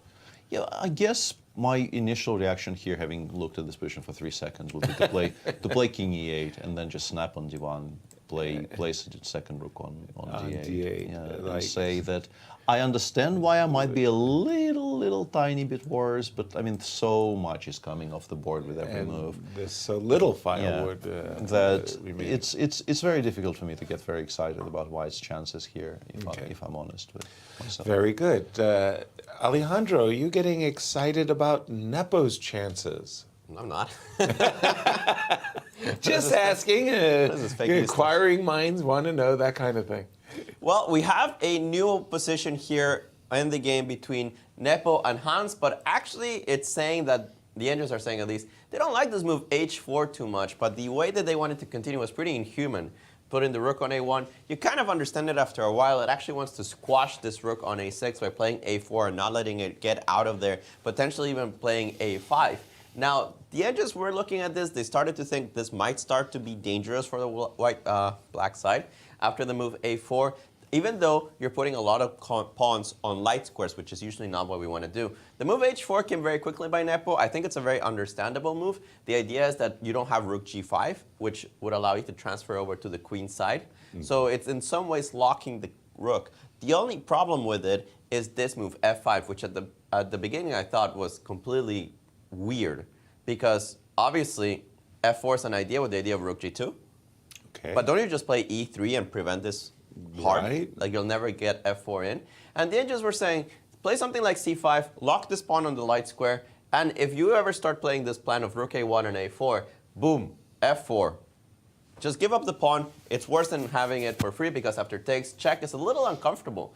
You can't really play you don't want to play the king to the first rank and lock this rook. You play king c3, rook d8 starts becoming uncomfortable with a suddenly rook d3, suddenly this bishop is good, suddenly this rook is good. Not so clear, right? That being said, f5 looks so counterintuitive, like so counterintuitive. Because if I play e3 and you don't move and I get the knight to f4, just from a visual point of view, from everything you know about chess, that is not good. So understandable that Hans didn't play that. He played another move that's good. Rook a4 looks like a good move to me. It's very direct. It attacks that pawn on c4. I will take it if you give me a chance. If you play king c3, probably just check. Ask the question, how are you going to defend against the simple move? Right. If you go king b3, I assume rook b8 is just Rook not b8 very check nice. is good, yeah. Yeah, rook b8 is not very nice for white. You take, and now you have the problems in the second rank, since that white's okay, but nothing more than that. And yeah, perhaps black just has enough counterplay in this position to make up for this kind of disgusting structure, but every piece that he has is very active. Absolutely, including the bishop on e6 that is supposed to be your bad minor piece. It's actually fully employed. Sorry, Peter. No, and this is, I think, the reason why Hans played c4, c3 so early. Because if we compare this just, how to say, in terms of the sort of the spirit of the position, if you castle here and you allow knight b1, knight c3, you might be fine with the rook on d6, as we've been discussing. It would have been difficult for white to make progress. Sure. But black is not going to have any moves for the rest of the game, pretty much. It's just, we're claiming that this is impossible to break down. Whereas by playing c3 and then bringing the rook over to a6, which I think is the correct approach here, you are playing for active counterplay. And interestingly, I looked briefly, while Alejandro was speaking, I looked briefly through the moves that they played, and weirdly, or maybe not that weirdly, but somewhat weirdly for me, the engines were adamant that rook b1, b2 on move 21. Rook b1. Rook b6, c4, rook a6, yeah, here. And rook b2. Yeah, the engine, at least on my screen, was absolutely screaming at me that rook a1 is way stronger. Then rook b2. Yes, because of the very same plan of playing a4 as early as possible. Right. I really don't know how easy it is for a human person to make that move. You're abandoning the open file, placing the rook back on the starting square, seemingly kind of giving up on your queen side, because the second rook can come to b8 here. For instance, like you have to have a reply to rook a b8. If you play rook h b1 after rook takes b1, you have to take with the king, and then rook a4 maybe wins material. Like none of this is intuitive. None of this is intuitive. But I'm not sure if it's the same at greater depth. Right. But at the depth that I briefly looked at while we were watching like the game unfold, the engines were absolutely insistent that rook a1 followed by a4 is maybe the only plan white has to significantly improve on the queen side, and you have to start now. What Alejandro was talking about, the plan of going rook b2 and then rook h1 a1, is slower. So if you can, you have to start along those paths as soon as possible. Right. Very understandable that Jan didn't. I really don't think it's a move that maybe even occurs to you, frankly. Right. The one move actually that did occur to me in this position, which was not chosen, by the way, it was the move a4. The immediate a4. Also, because I can imagine that the rook comes to b6. I would like to have a5, and I would like to challenge the b file and tickle the rook along the b file. But in the game, with the move rook b1 and c4, conversely, a moment ago there was a black pawn on c4, which sacrificed itself after c3. Now there's a white pawn, and it's a target. It is very much a target, yeah. It is. It occupies a lot of white's resources. Yeah, Hans has played rook g8, g4 here. It doesn't actually threaten the pawn on c4. It's a bit of an empty gesture for the time being, because let's say you will play rook c1 here as a kind of a logical follow-up. If you take on c4, you lose material straight away to f2, f3, as Yasser is indicating, because you are running out of squares on the fourth rank. For the rook and for the rook on g4. So you're not really threatening very much, but it's just a natural kind of an active move which you make quite happily, just to play something. Yeah, well, at a certain moment, shouldn't I be playing active moves myself? Just doesn't do very much, right? Because if all else fails, I can go king d7, c8 or something like that. Okay, because well, to be clear, Peter, it's sort of like I was king d3. I was trying to keep, but maybe rook a6. There is also this. I don't know if it's an issue, but I could meet king b3 with bishop takes. No, I couldn't. I keep on blundering full rooks. It's the rook b6 stuff that gets me down. So, all right, we have rook g4 on the board. We'll keep an eye on that one.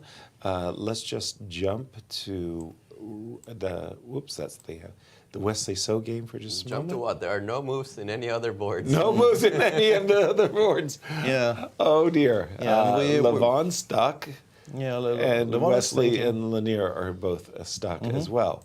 Okay, well, continue our discussion. It's clearly, I think the Mamedyarov-Aronian game is potentially the more interesting one, but this is a very, very non-standard endgame. It's just that I think it's very difficult to talk about this endgame kind of sensibly, because it is surprisingly concrete. I think we've described the general themes here. The general theme mainly is, despite the absolutely horrendous pawn structure, all three of Black's pieces are so active that white finds themselves in this situation where it's very, very difficult to figure out what a plan to improve would ever be, because you have to pay attention to the pawn on c4, you have to pay attention to the pawn on a2, and that ties down basically your entire setup to the protection of your weaknesses, which is a very, very uncomfortable place to be. Eventually c6, c5, because I was about to say maybe I can play for like rook a1. Yep, and then, I like that move, by the way. And then I want to play for a plan of a3 and rook b4. Makes sense. But eventually c6, c5 will, I think, get played. And then, once again, how are we challenging any of this stuff? Exactly. It's just rock solid, this setup. And as Alejandro was saying, h4 is a very understandable decision, because not allowing rook g5, rook a5 seemed like a very logical thing to do. Right. But now the rook on g4, even if it doesn't create an immediate threat, like how are we getting rid of it? We can't play f3. No, that's for sure. So yeah, very we're hard kind to of stuck. reroute our We're knight. very stuck. Okay, but I like rook a1, c5. Could I just play? What next? I don't know, king d6, c6 here. I mean, king d7. Let's not blunder f3 with f3 knight d4 check. Probably we shouldn't be blundering. Yeah. That, right? Okay. That's that's. How am I gonna? Yeah, if it gets to c6, like, what are we attacking in this position with white? It's you're. What are we ever attacking? You're raising a very important question there. I don't know how to untangle. It's just so strange. Yeah. We're going to take a break, but we're going to come back with a very special guest to get the perspectives of Rex Sinquefield himself. Don't go anywhere.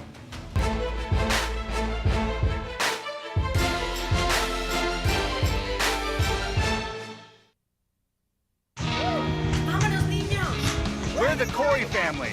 Welcome to our show. It's my boy, look at that kid!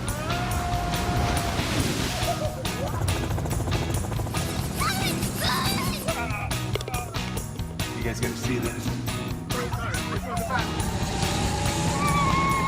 That's our show. Now go start yours at visitmo.com.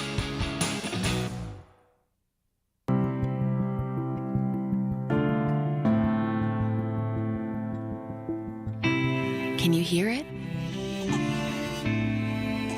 It's the sound of hope.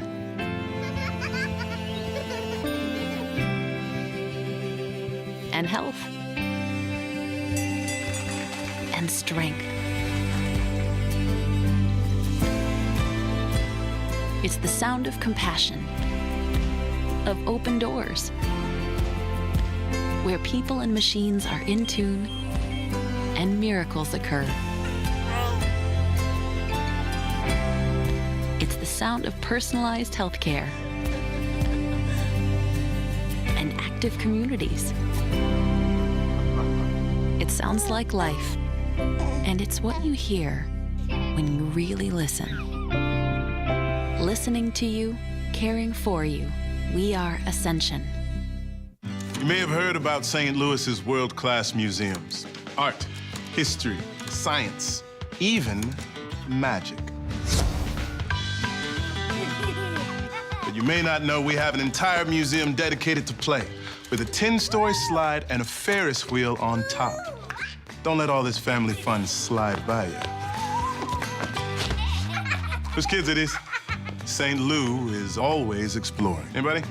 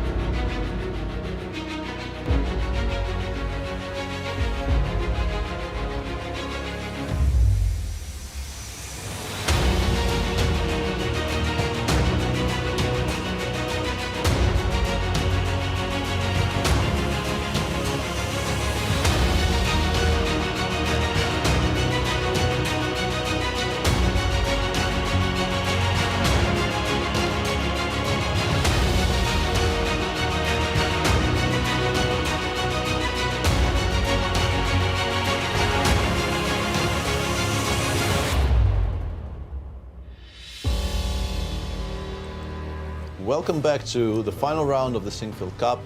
There are still 3 games in progress, and they are actually quietly becoming interesting. We'll get back to that in a moment. But for now, Alejandro is with the man himself, Rex Sinquefield. He needs no introduction. We've been talking about his tournament for about a week and a half. Rex, we've seen it all at previous Sinquefield Cups. We saw Favi 7-0. We saw Magnus take this tournament in this first edition. But this one was a completely different beast. Tell us your thoughts about this one.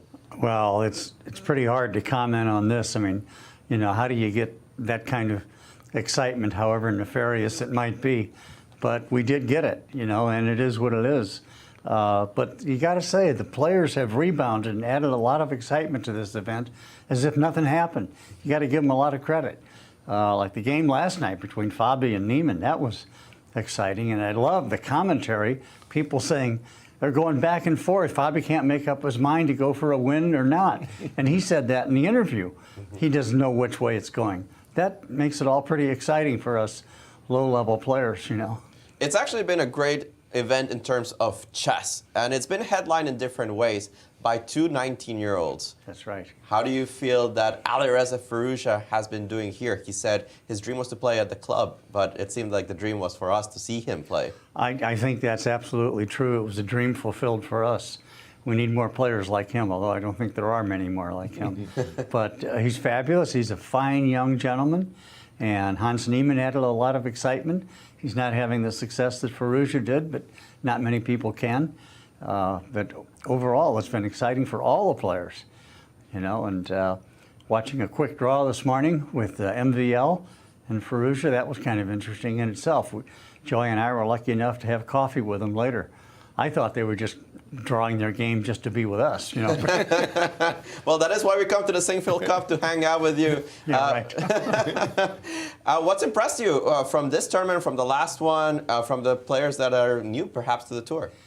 I think the fighting spirit of this one. You talk to the players and you see how genuinely excited they are, how happy they are. Despite the way things have gone, they've all bounced back. It's been a really good event, I think, for the entire chess world.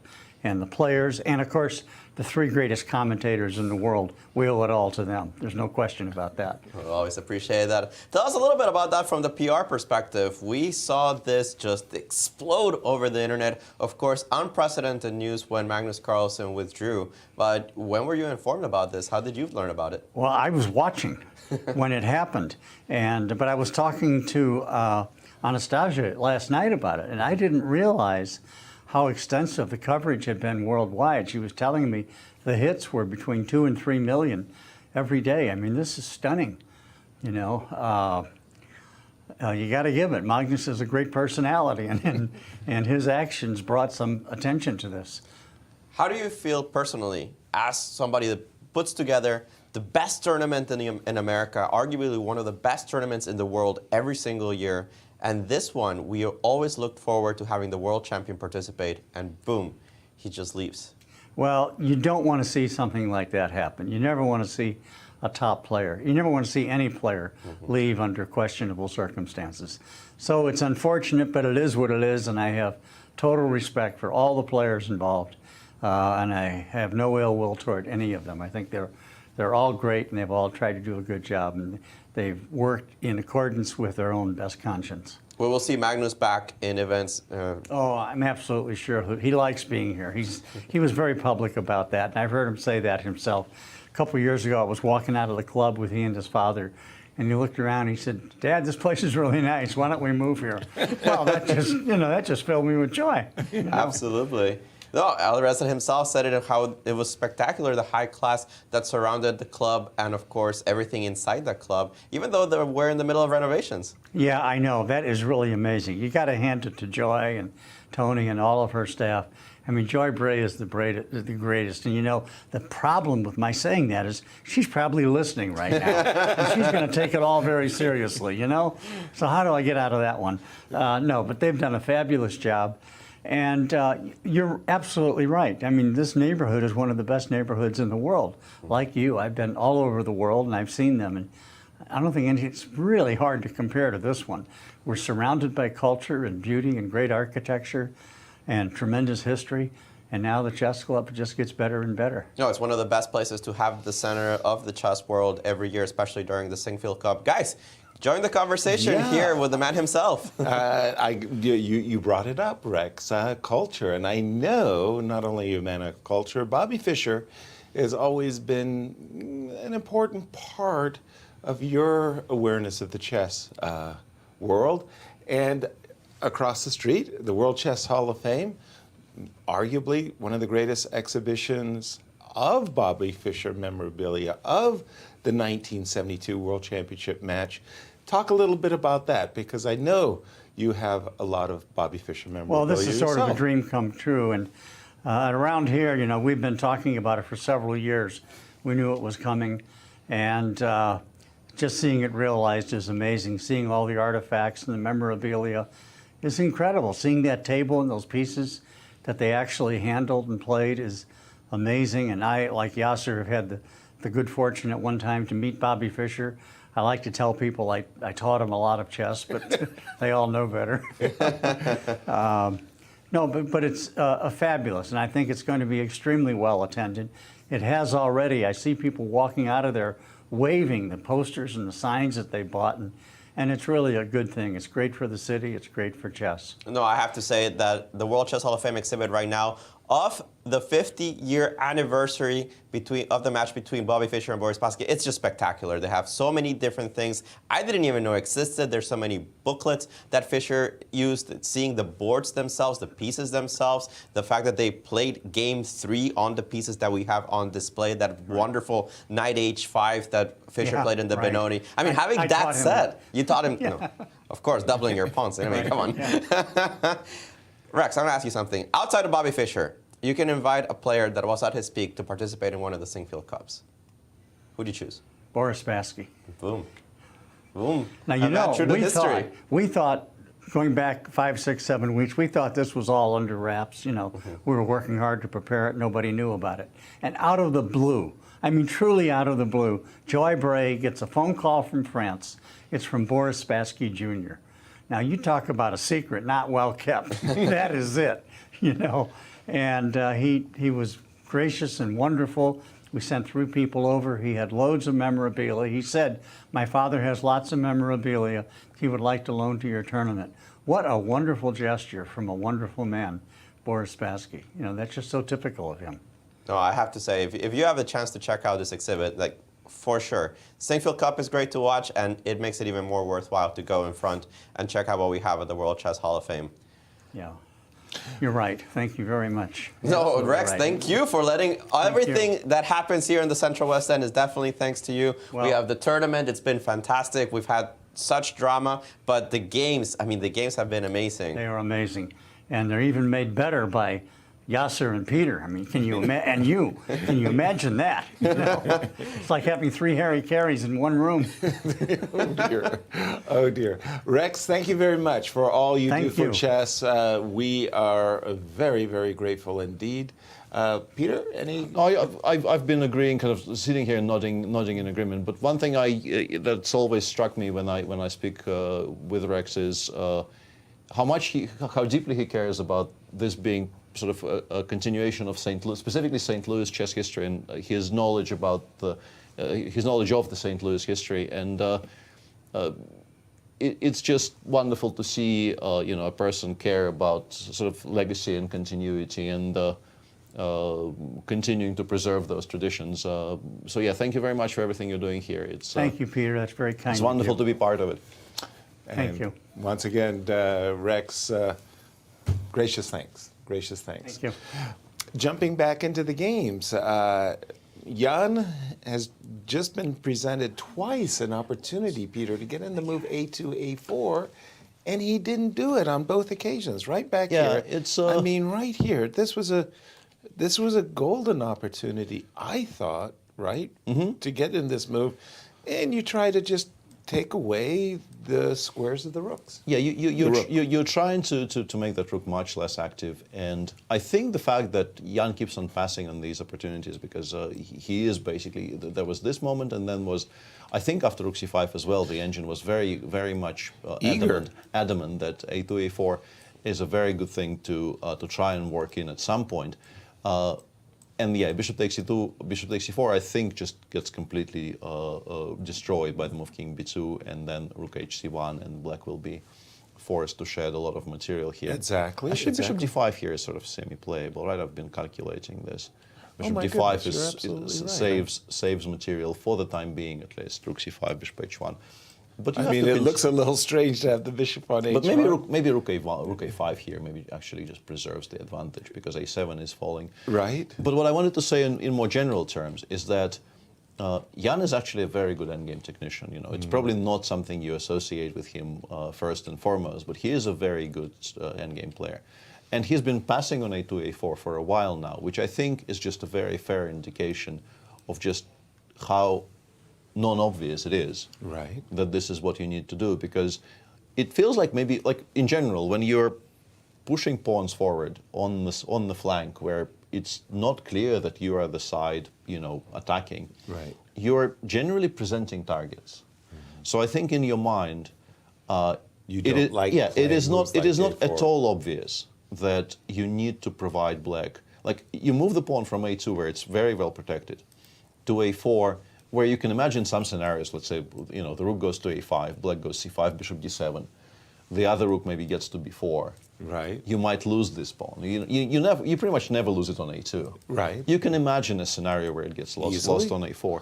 And You all of those, presented a good one. Yeah, and all of those patterns in your brain, they tell you, don't touch it. Like, it's Don't there. do it. Yeah, like, keep it where it's protected. Don't really commit to anything. But the reasons for having it there are very clear, that you could eventually start taking squares yourself, and if on a good day you could play moves like king a3, rook b2, rook b7. Absolutely. Now, instead of being defensively oriented, the white's pieces, that is to say, they're active, and this rook could also get freed up to do things. Absolutely. Exactly. Yeah, but it's just such a confusing endgame. But will it produce an advantage? And if so, is it a big advantage?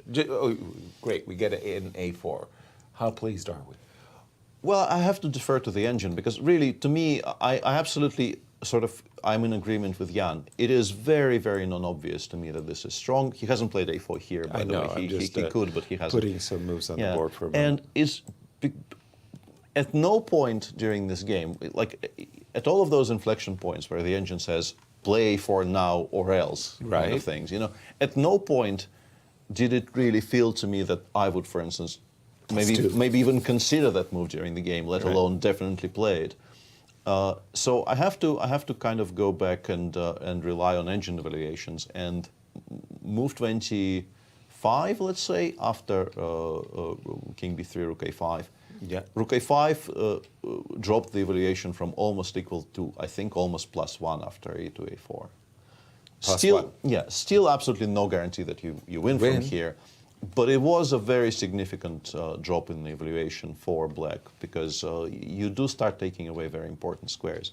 But as I keep on saying, like, none of this is obvious. This is an extremely non-standard endgame with a structure you probably will never see in your life again, and will never have seen in your life prior to today.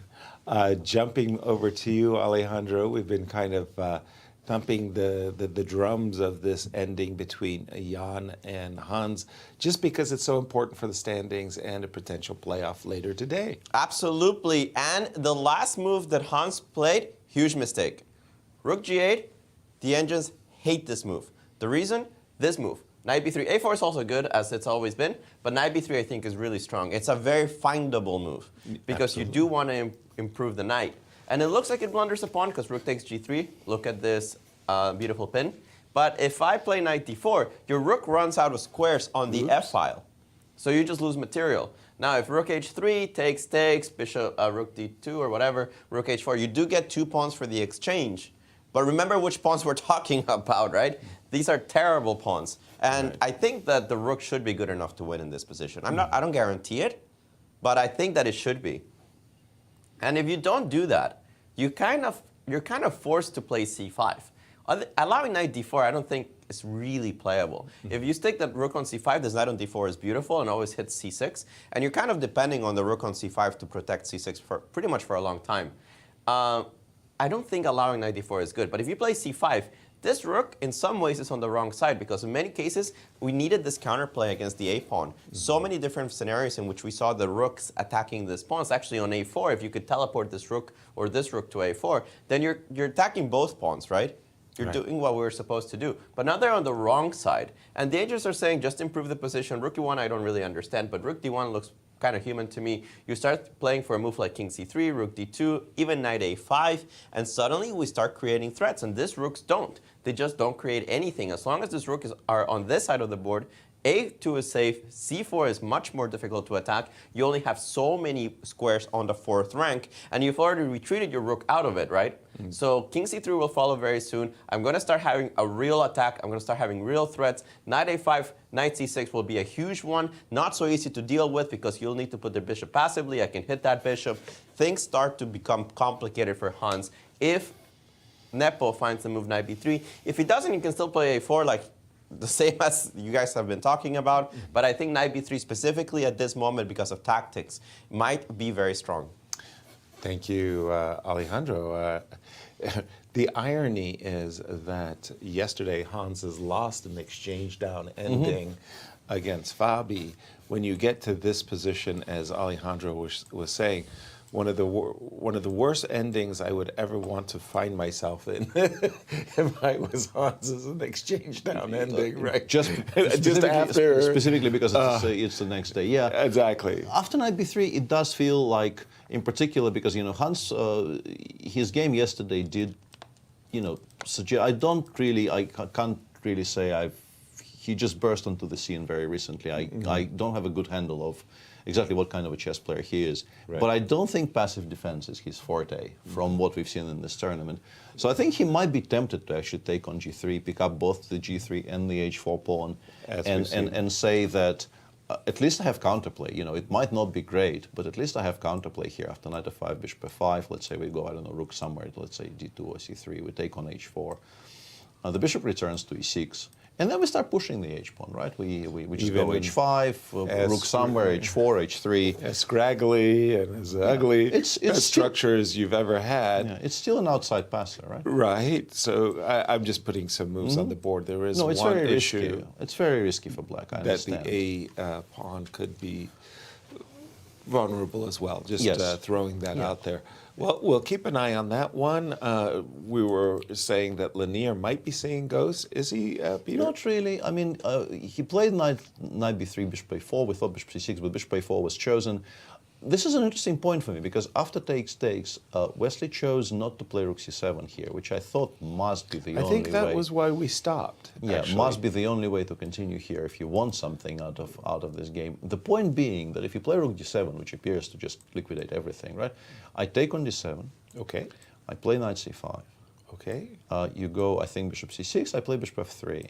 Okay. And my issue is maybe knight d5 just protects everything, because otherwise I would maybe start becoming a little bit interested here with white, because you are just one tempo away from playing a5 and b6, but I'm not really giving you this tempo this moment, right? Right. And if not for the move knight d5, I think I would be quite interested. Yeah, and he trades at the light square bishops favorable for white, but knight d5 puts you off. Yeah, and then I thought, it looks like there might be something here for white, but if we don't achieve anything right this moment, the king will come to d6, and it's just very, very level. And okay, what Wesley ended up doing, in particular his final move just now, after he played knight c5 instead of rook c7, allowing that move rook c8. And I thought, a way here to pretend we're playing for a win still, I think, would be to play b2, b4, because b7, b6 is a threat, but now after b6 I will play bishop takes a6. It's very important for us to not immediately lose a piece to rook takes c5, right? Right. And then b takes c5, I assume, loses, and if you play rook c7, I'll play knight b3 or knight d3 or whatever. I'm a pawn up here. You clipped the pawn. Yes. I'm very unhappy about this. Yeah, and if the bishop goes away from a4, if you play something like before bishop e8, okay, I can play rook d1 at least. And I'm not You're kind of got your grippers on. Exactly. Oops. By the way, that was rook d1, not my mouse slip rookie. You had the knight on c5, the pawn c... Ooh, a5. a5 does exist, yeah. So maybe it's not very much. But that would at least be an attempt, because what Wesley has done instead is play king f1. Right back here after rook c8. He's played king f1 just now. We play b6. Knight g3, we take on c1, we play a5, right? yeah. And this is the structure I was talking about. Absolutely nothing. Yeah, like once those pawns reach the dark squares, I mean, there's really not very much left to play for. Yeah, because you're just not attacking them. Exactly. They're not weak at all. Yeah. All right. So that game really looks like it's heading for the draw. And finally, that leaves us with Shaq and Levon. Levon having, pardon me, castled queenside earlier. And against, I think we reached this position, Peter, and we've tried bishop b6, but with foresight of the game, bishop d6 looks much stronger. Looks fine, yeah. An interesting point, a somewhat interesting point at least, came after queen e3, rook h e8. Because you can play b4 here, and... b4 here? Yeah, I guess you're just not better after queen b6, though, right? Yeah, I was trying to figure out... You can't play queen takes b4. That's made in one. I was actually trying to calculate something very fun. You can play bishop takes before knight c7. Check. king b8, knight takes e8. And weirdly, I was unable to refute bishop d2 here. Bishop d2. Yeah, but maybe after queen c5 we actually preserve some material. But I was trying to calculate this, trying to figure out if this was ever going to be Levon's intention.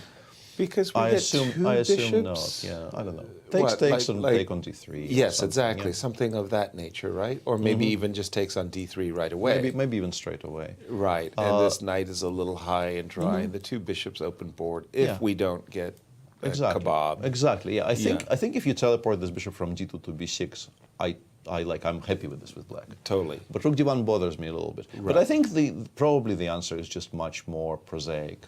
You just play queen b6 here, and you say. You've done your worst. Or queen a4. Or queen a4 even. But queen a4, I thought maybe we've broken the coordination a little bit. I will take on d6, and the pieces maybe are slightly discoordinated. Looks like it, but maybe it's nothing very much. Nothing, yeah. So in the end, Shakhriyar takes bishop c4, and now, it just looks very, very dry. Yeah, things I don't are think coming anybody, off the board in this one as well. I don't think anybody's better. No, it feels like that will be a draw as well. So once again, back to a crucial. It is a very important game, and it might be the only one left in a moment, actually. Right. The way the other two are going, it might be the only one left. It looks very likely, actually. Right? Surprisingly enough, once again, okay, I can understand why maybe you don't play a4, but knight b3. Knight b3 did look attractive, yes. Did look attractive. But king c3, it was. I think not the only reasoning I would have is that perhaps you don't believe in your winning chances on the exchange sacrifice. I think Jan might also be somewhat interested in the idea of just making moves and sort of continuing to ask small questions, because maybe he feels that he's not making much progress, but he's also not really worsening his position by shuffling around. And, perhaps eventually some inaccuracies will come because... Right, because we can look at the current position, right? Rook d1 played. The engine's top move is c5. And, allowing c5, rook b5, among others... Among others, yeah, exactly. Knight b3, also interesting. Very, very many things there have to be... It's a little sus, this move c5. Oh, yeah. But it is a very firm top move in the engine. Wow. Yeah. c5. Yeah, because knight b3 is a threat currently, I think. If we put it back and we start thinking about what played. Okay, so he's already passed on that. Yes. So rook g4. Okay, we can't play knight b3 now, but we can freezes the knight. Yeah. We can start invading. We can go rook b7. I think rook b7 in particular is clever because it does ask the king where it wants to go. Yeah. And it's not necessarily true it's better on d7. It's closer to the knight in one, if you want to look at it that way, right? If king d7, it's like close to knight b3, knight c5 check. Let's say we play king b2 here and we try to play knight b3 next move. Right. This becomes tricky. This definitely becomes tricky for black. And I think this is what Jan wants. He wants to continue asking those small questions without really committing to any kind of a structure change until he feels that it actually is maybe winning. Which is, I think, a reasonably good approach against Hans, who... let's say the way Hans approached his game yesterday. Hans played, I think, until mistakes started creeping in very late in the game. He was playing very quickly, but also he was making decent, solid moves. But against somebody you suspect of being in this mood of just sort of trusting your instincts and playing quickly, this is an intricate endgame. No question about it. A lot of subtle moments. Yes, sorry, Peter. And the point is that if you think your opponent might be in this kind of a semi-blitz mode, right, not giving him concrete questions to answer could be quite useful because if you ask him a concrete calculable question, he'll answer. He will sit down and calculate. Right. But if you just ask him move after move to make general decisions, right, it could at some point become tricky to make them well. By the way, rook b4 is not a bad move either. Yeah. Well, I was about to say a moment ago, rook b7 was the point of discussion. I could well understand that you might find that the king is a little bit misplaced on d7 compared to e7, but I was actually on a different track altogether. I was thinking about rook to b8, with I hope is a concrete threat of king and actually just marching my king to c5 and then playing for knight b3 with my rook leading, so to speak. I think king before rook a6 is the only good response there, because you need to have a threat of rook b6 check in response. Like Exactly. If you don't have that, I think you're just dead. Like if you allow king. Rook b8 has a concrete problem. It's rook f5. Rook f5. Ah, yeah, that does make sense. Yeah, that does make sense, because we suddenly find ourselves very, very. I was living this charmed life of just like having nothing to worry about, and then Alejandro showed up and just cleared the cobwebs. Correct. All right, that answers that one. So rook b4. And I think rook b4 is partially done to encourage the move c5. So white is ready to meet rook f5 now. Now with knight b3, and because that looks horrible. He's protected the pawn, and maybe he's ready for tricks of his own. Yeah, Got it. If the rook lands on a4 for white, I think the game pretty much ends, because then things will start collapsing so quick. But knight b3 is suddenly a very serious. No, knight b3 is a huge threat. Yeah, I think you kind of have to play. I think you have to play c5. You have to play c5, and then he goes rook b8 or rook b7 or something, and goes from there. Yep. Well, having induced c5, a move you said, Alejandro, the engine is prepared to play voluntarily. There's no more rook f5s in the position. I don't have to worry about those types of threats anymore. c5 is useful for white in the sense that you cut the rook from the king side. Right. But it's also useful for black, because you actually need to prevent anything from hitting this rook on a5, which includes the king coming to b4. Right. Or the knight coming to b3. And the knight coming to b3 is stopped by the rook on g4 and the bishop on e6 attacking the pawn on c4, right? Mm-hmm. Yeah, rook b7, king g7, for instance. I don't know which square is best. Yeah, I was just going to suggest, let's look at something concrete for a moment, because, there was... Hang on a second, this might be f3 and then knight b3? Yeah, I was about to say, there was a study I once saw where there was a pawn on a6 and a black pawn on a4. So black pawn on a6, black pawn on a4, and a white pawn on a3. And this, I just laughed and laughed and laughed at the poor predicament of the rook on a5. And somehow I got hardwired. I think it was the laughter of this rook that just got frozen. But you were about to make a very important point, Peter. I don't think it works, though. Yeah, I was very excited for a second there by f3, rook g3, knight b3, quote-unquote winning the rook. But I think simply rook a4, knight c5, king c6 solves those issues. And we've activated the rook. In all of this. We never do this to our king side unless it wins a full rook, basically, and it doesn't. And it doesn't at this exact moment. Okay, now that I've induced your king, however, to the square, can I just kind of hover around? Are you going to go for this rook a6, rook b6 treatment, I don't know. Peter? I think if we go rook b8, maybe we go rook b8 straight away. And actually rook b8, as I now realize, has a very concrete idea, right? Because let's not forget, once after c5. Yeah, let's say c5, rook b8. I beg your pardon. First of all, let me get the c5. Yeah, c5. Because suddenly I realized, the pawn on h6 is a legitimate target. We can go after it. We can go after it. And if rook h8 prompts rook g6, that's a major achievement, because the rook on g4 is very, very much needed for black to keep an eye on the c4 pawn. To tie me down. How about the apples, Alejandro? c5, rook b8. Just asking some questions to the black, not necessarily invoking king d7, just rook b8. Advantage, or is our engine being its treacherous self with the triple O's? No triple O's anymore. Okay. But it is tricky for black, and I think you have to do something. And the way to start to do something is to move rook a4. You need to start harassing this pawn on c4 now. If you play something like king b3, then I play rook a6, and you kind of gain a tempo with this check. So let's just move the rook somewhere, I don't know, random to h8. You have this move bishop f5. So it's very concrete that you need to start harassing the pieces that white has. This bishop is now attacking the rook, e4 loses a pawn, and check this out. Check this move out. Oh my god. Good luck finding that.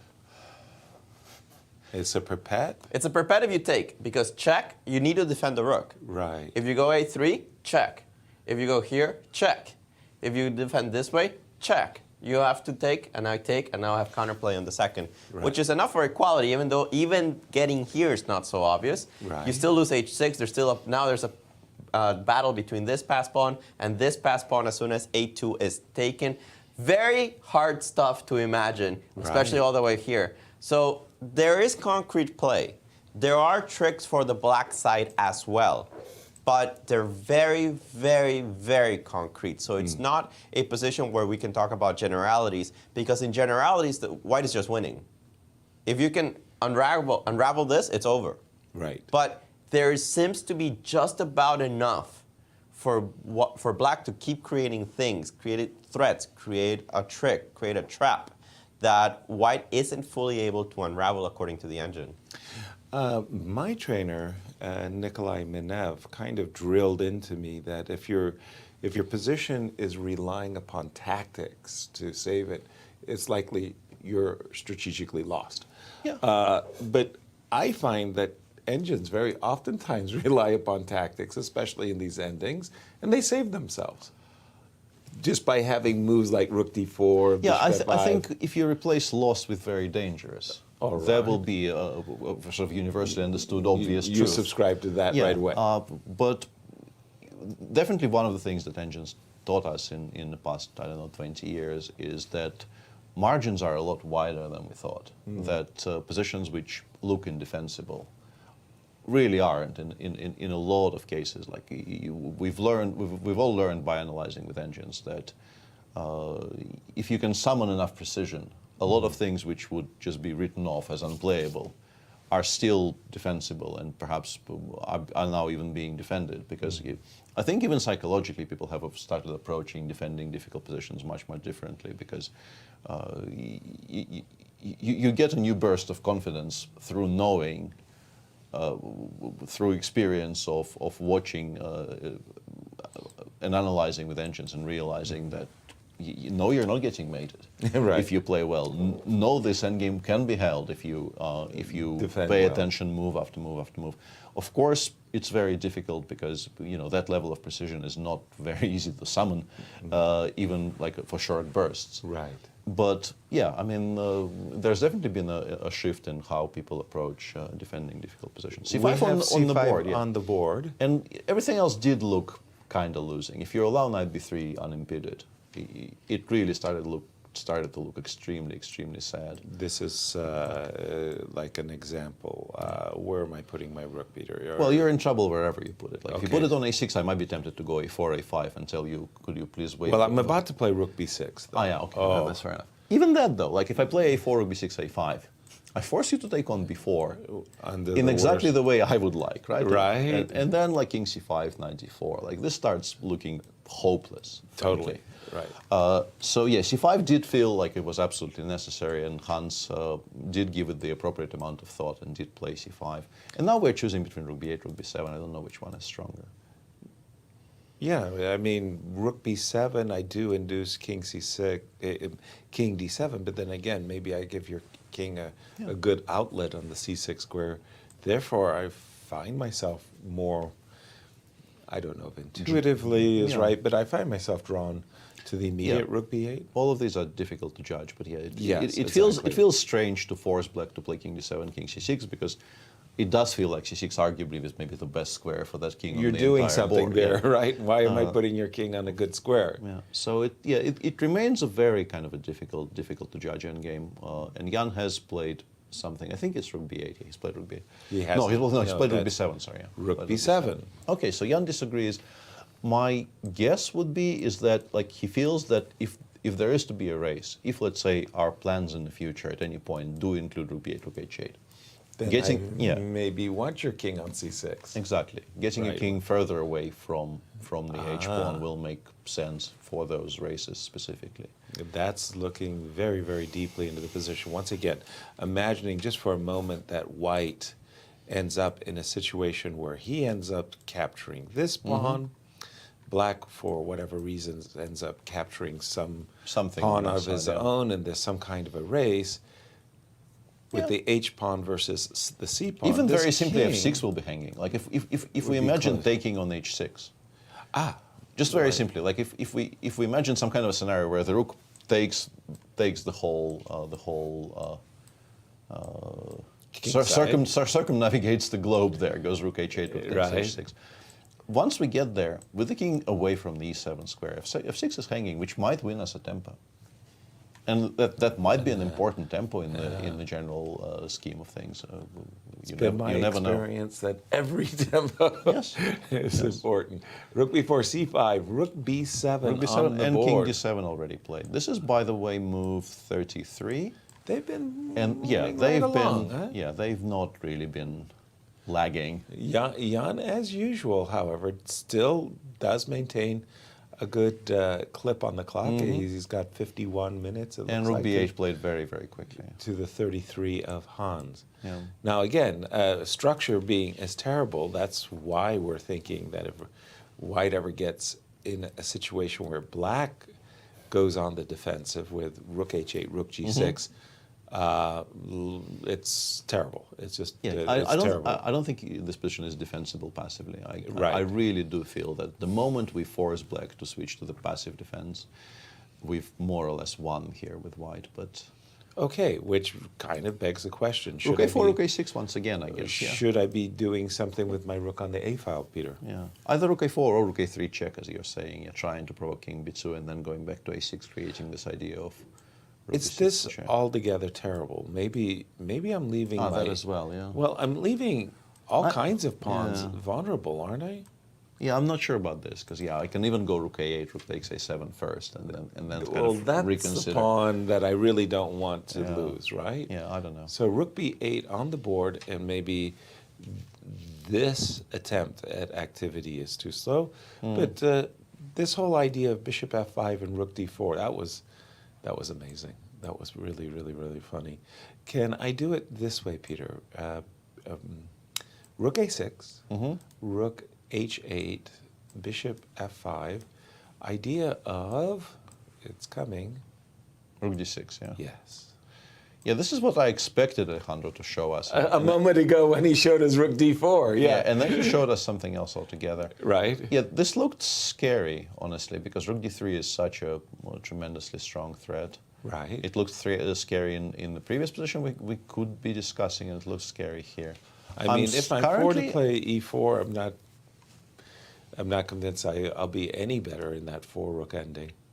But maybe tactically it works out, because I have this weird feeling that maybe a e4, bishop b4, f3 is working. What? What? E4? E4. Bishop takes e4, f3. Yes, you can give a check from d3. Oh no, rook takes. Yeah, okay. I'm being willfully blind. Rook takes f3, discovered check. It might be the only move that is good here, but it's pretty good. Okay. If you didn't have this move, if it wasn't for those pesky captures, captures with check. I hate those captures with check. Yes. You know what's weird, guys? Jump in, Alejandro. I've been looking at this for a while, trying to understand the difference. I'll tell you that king d7 was a mistake and king d6 was much better. And I was like, why? Why? Why would king d6 ever be much better than king d7? And I think it specifically because it's in the range of the knight. And this is what I'm going to talk about.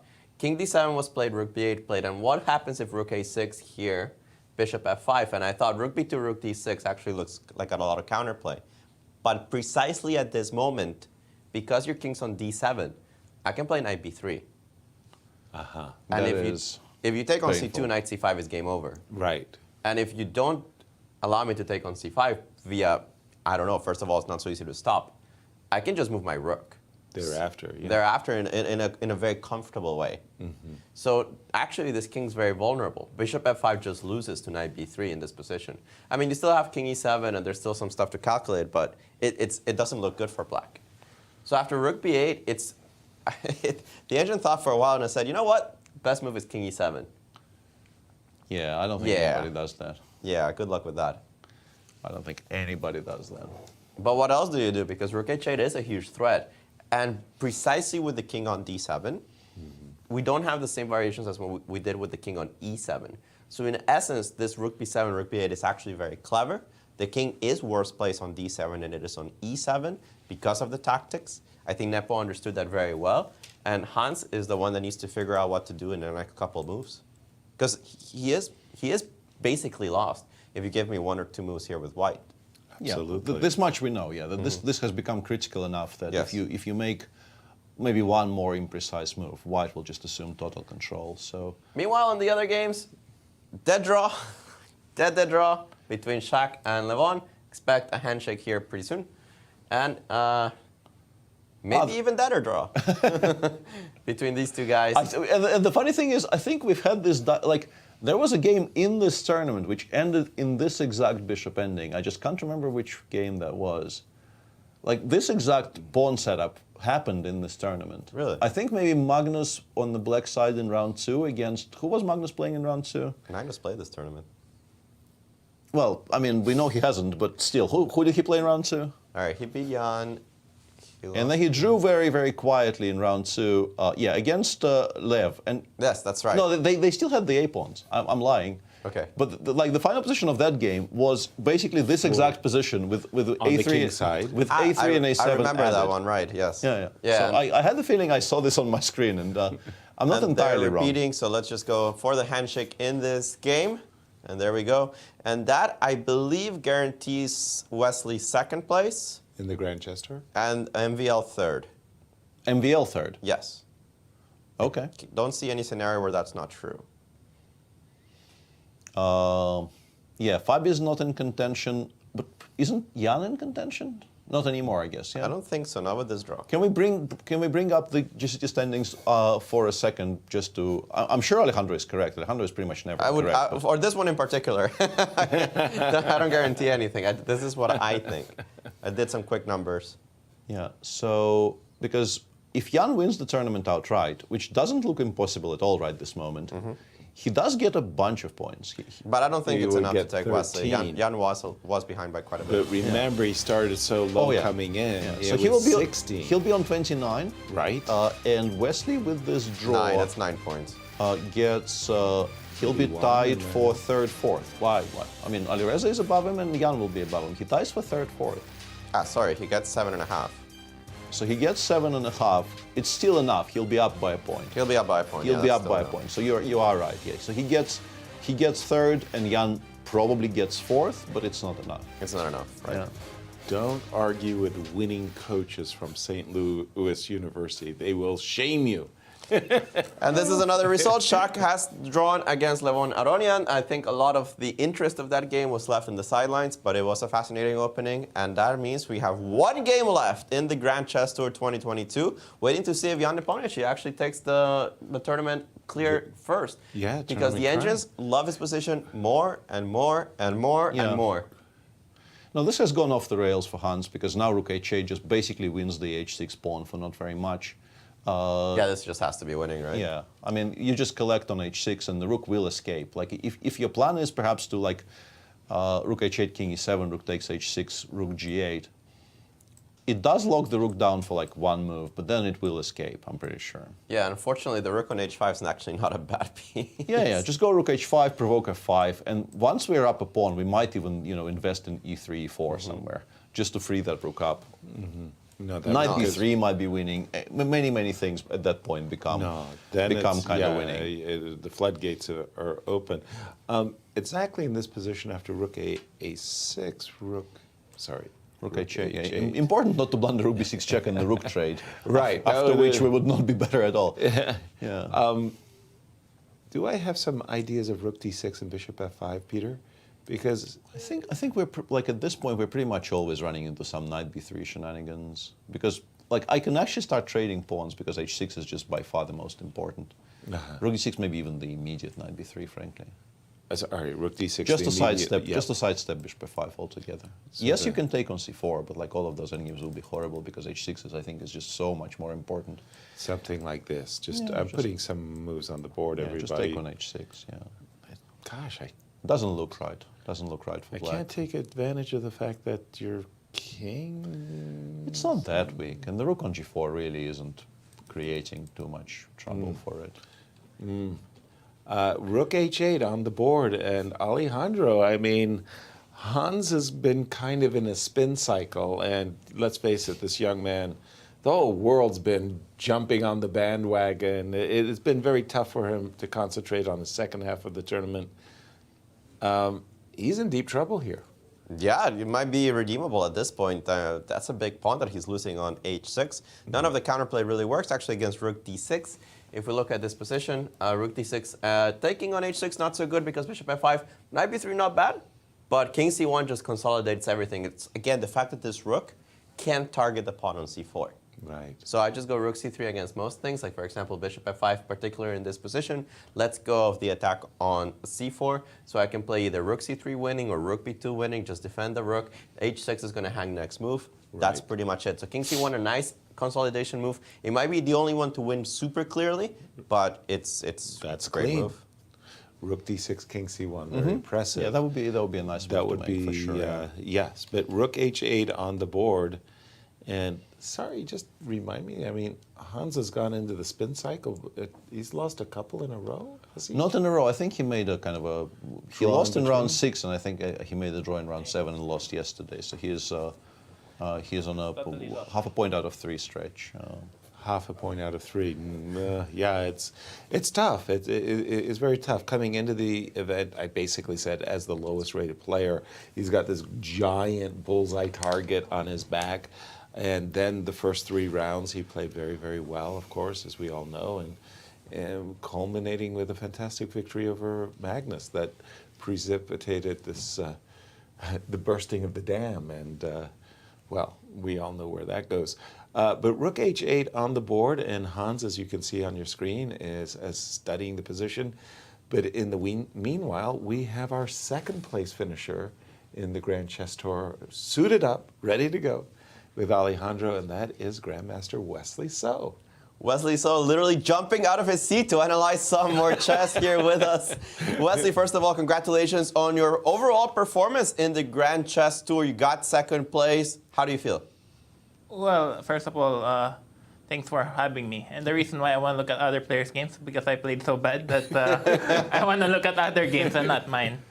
But, I mean, of course, second place, it's not bad. But after what I did yesterday, I mean, it was probably one of my biggest choker in my history of choking, which happens quite a lot. Tell us about yesterday. What happened? You saw yourself surely with a huge attack. Yeah, I mean, the problem, I guess, is, first of all, I was probably preparing too much between my games. Like, I had 2 rest days in this tournament, and I was preparing like a few hours during those rest days. Probably never a good idea because you consume a lot of energy.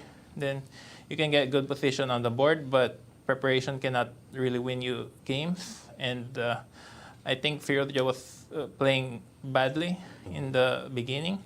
And I surprised him in the opening because I never played this a6, a5 line before. So I had no problems. And after I played knight h5, I was very happy. Obviously, I just didn't want to lose the game because it practically guarantees winning the Grand Chess Tour if I drew yesterday. So when I played knight h5, queen f6, I was just trying to play risk-free, but I couldn't exactly understand what's happening. Like, I think Alireza played very well practically. Like, he played knight c takes e5 very quickly. In this position here, knight c takes e5? Mm-hmm. Like, I thought his position is super suspicious, but at the same time, he took on e5 very confidently, so that kind of confused me a little bit. So psychologically, a little impact there. Yeah, I think I must say I have big respect for Alireza. I hope he becomes a world champion one day. I'm very impressed with his play so far, winning St. Louis Rapid and Blitz, and he's only 19 years old, so I think possibly he would be the best player of his generation on his age. I mean, some people like him, some people don't. I for one, I like watching his games. And what do you mean with some people don't? What do they don't like about his chess? Well, also the personality and all that. Like, he's the new player on the block. A little bit of jealousy there. He's got a little quirks. Like, I know people in the chess world, and some people just don't know him very well. Also, he switched federation to France recently, and he has little quirks here and there during tournaments. Like for example, he doesn't have a good relationship with the Wycombe State tournament right now, or also some organizers. But I guess the game is what matters the most, and he's number 4 in the world. And I think he's very strong. He still has a lot of weaknesses currently, but nothing that can't be fixed. And he's only 19. So I'm very impressed with him, and I think Magnus is as well. But I think in this tournament, he has several suspicious positions. Like, he played very well in the rapid blitz, but in the classical, he made quite a lot of errors. Like, he was losing against Shaq, and I think he was losing yesterday. And he wasn't really able to put much pressure in the opening. But as I said, he played knights. He takes e5 very quickly. So he calculates really well, and he makes very good practical decisions. But anyway, after bishop h3, knight d3, I saw the winning line. Like, I saw rook a d8, and then only move knight d4, queen g6. Yeah, the problem with the Grand Chess Tour tournaments is that you can never. Oh, I guess you can't move, huh? I'm not sure why. Yeah, because you browse. Oh, you have to click resume practice. Oh, here. Oh, sorry. Yeah. Oh, there you go. Yeah, Not sure why rook it's on that. a8. Yep. So I was gonna play this. Obviously, if it's a blitz game, I would just play it without Without hesitation. thought, right? Mhm. Yeah, queen g6, queen f3, bishop g4, queen e3, and I guess I didn't realize that this position is totally winning because the main point is that bishop b6 or bishop a6. The main point is that black has 3 attackers on the king side: the queen, the bishop, and the knight. And white has really no defenders, maybe only the queen. And if you watch Garry Kasparov's videos on teaching chess, he always calculates that if you have more attackers than your opponent on one side, then you have an advantage there. But I just didn't think about it. I thought about after the game. But the main point is that I'm turning c5, and I missed after bishop a3. Like, I saw this in my calculations. Like, I missed rook takes d4, cd4, bd4, queen d4, bishop f3, g3. And I thought it was rook e3, but I totally missed knight g3. You missed knight g3. Yeah, you forgot that you could sacrifice one more piece. Yeah, that's what So you actually got all the way to this position. Yeah, I got all the way here. Oh, what a pity. And I thought queen g4, rook e3. Ah, you got queen g4 trying to mate him on the light squares, and you saw rook e3. Yeah, and I was like, hey, I was trying to play normal, play it safe, and I was like, hey, I could be worse here. Like, I'm down a rook. But do you think if that thought process that a draw was sufficient to clinch the Grand Chess Tour hadn't been on your mind and you had that more killer instinct in this position, you would have been able to find knight g3? Yeah, definitely. I think yesterday I made several mistakes. Like, first of all, I was too nervous, thinking about the result and all that. I mean, obviously, winning the Grand Chess Tour would be a big deal again because you play all year round. Also, I think I was preparing too much in between. But also maybe, I don't know, maybe it's just not my day. But yeah, it's hard to say. It's not so easy for me sometimes to play irrational positions, even if they're better for me, like positions I've never seen before. And yesterday unfortunately was one, and Alireza is just better than me at that, on those kinds of positions. So, but actually, this is not so bad. Like, I would still be happy to get a draw on this game. Like, on move 21, she takes h3. And, I saw rook e5. I was about to play it, but I didn't. But I think if I play rook e5, I still wouldn't lose. Like, he was going to play bishop c1. Maybe queen h3 is possible, but rook c5 is safe. And he can play queen f3 if he wants to win. Right. But after rook e8, I don't see how black can ever be worse. No, it looks like it's very safe. Yeah, he said he was going to play queen g4. Instead of queen f3? Yeah. Yeah, but that's not a winning attempt, right? Yeah, takes 6, knight f6, and then... I think he was going to play c4, right? Did he say? Yeah, in the interview. Yeah, but c4 is not the best move, because after rook c3 is a draw, I guess. Because after c4, actually, white is slightly worse after knight g4. Huh? But either way, no pressure on you. Wesley, when I think of you in the Grand Chess Tour, I think of consistency. Thank you. You're so kind. Well, I'm not kind. I just look at the numbers. Tell me, what is the secret that you always finish in the top? Well, I mean, been playing Grand Chess Tour for like 6 years in a row. I don't know. I guess I respect my opponents so much that I enjoy playing against the best players in the world. I love watching, guys like Ian or Firouzja or Magnus play. And you know, I don't mind playing Rapid and Blitz also. I enjoy those formats a lot. Like, remember 2016, I played my first Rapid and Blitz, like that kind of format in Paris in Belgium. You were there, I remember. We were watching some Fabi's games. So I thought the format of Rapid and Blitz is very fun, and also you learn a lot. Meanwhile, the Classical is much more serious, but I think the fact that you play the same opponents over and over again, and it's a learning process, and you get used to them, and it's, you know, it's fun and exciting, and I have years where I do very well, but you've won it before. Yeah, I won it before. Well, Wesley, congratulations on your second place. Surely it's a good year for you. Yeah, we'll see. Yeah. Well, hopefully I do better in the next one. But I must say also congratulations to Alireza. I guess he won the Grand Chess. He did, yes. Yeah, and probably Ian wins the Sinquefield Cup.